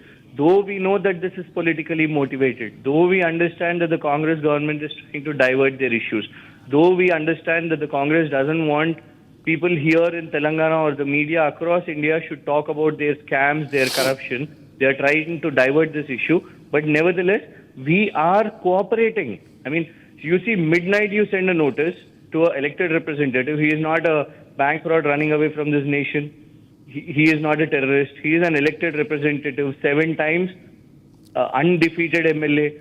So overnight, suddenly, why do you have to give a notice and say that morning you have to appear? Why was it so necessary? Why did it happen so much in haste? And that too after a day when he has raised the coal scam, when he has exposed how Singareni coal mining scam, where Revanth Reddy is directly handing over contracts to his brother-in-law Srujan Reddy, when this has been questioned, well, why shouldn't the Congress government answer? 24 hours, none of the Congress minister has answered. Deputy Chief Minister himself has said that a news channel has attacked me on the behest of Chief Minister. Shouldn't this be investigated? Why should law only target Krishank, Harish Rao? Well, thank you very much for getting us the BRS perspective here, because this appears to be the latest flashpoint between the Congress government and the BRS in the state of Telangana. This image is now coming in from Hyderabad after former Minister Harish Rao made his appearance before the SIT. थोड़े में ज्यादा स्वाद ये ही तो है इसकी खास बात। वाओ मामा, क्या स्वाद है? अरे मेरे राजा, सबका राजा R pure masala. QS and THE, the world's foremost university rankings organizations, have ranked Amity amongst the top 3% universities globally, making it among the very few Indian universities to be included in both rankings. Yet another top ranking for Amity University.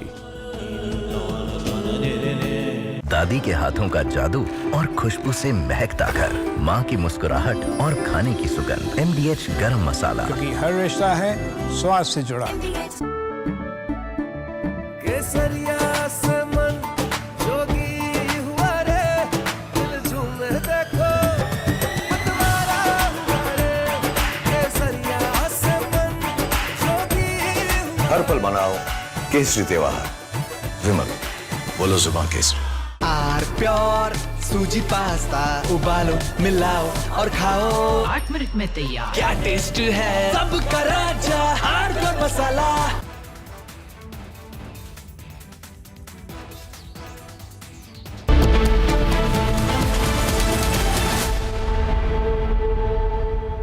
ये है secret recipe MDH का जीरा SIP जल जीरा मसाला। SIP SIP जीरा SIP जीरा SIP MDH का जल जीरा सिप जीरा सिप MDH का जल जीरा सिप। इसको घर पे लगाओगे तो शादी का तो पता नहीं, पर घर पक्का नहीं टूटेगा। रूंगटा नहीं तो घर स्ट्रॉन्ग नहीं। रूंगटा स्टील TMT बार एकदम सॉलिड। पहाड़ों में एक हाइकिंग स्टिक भी बन सकती है।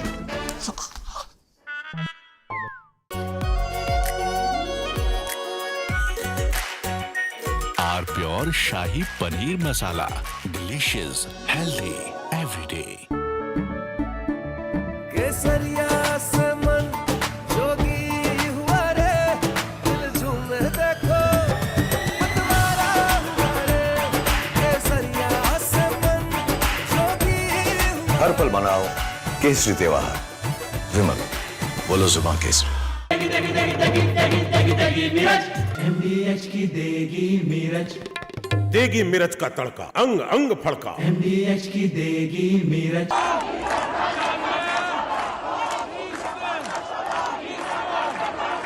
Iran is boiling. Iranians are protesting against the Khamenei regime.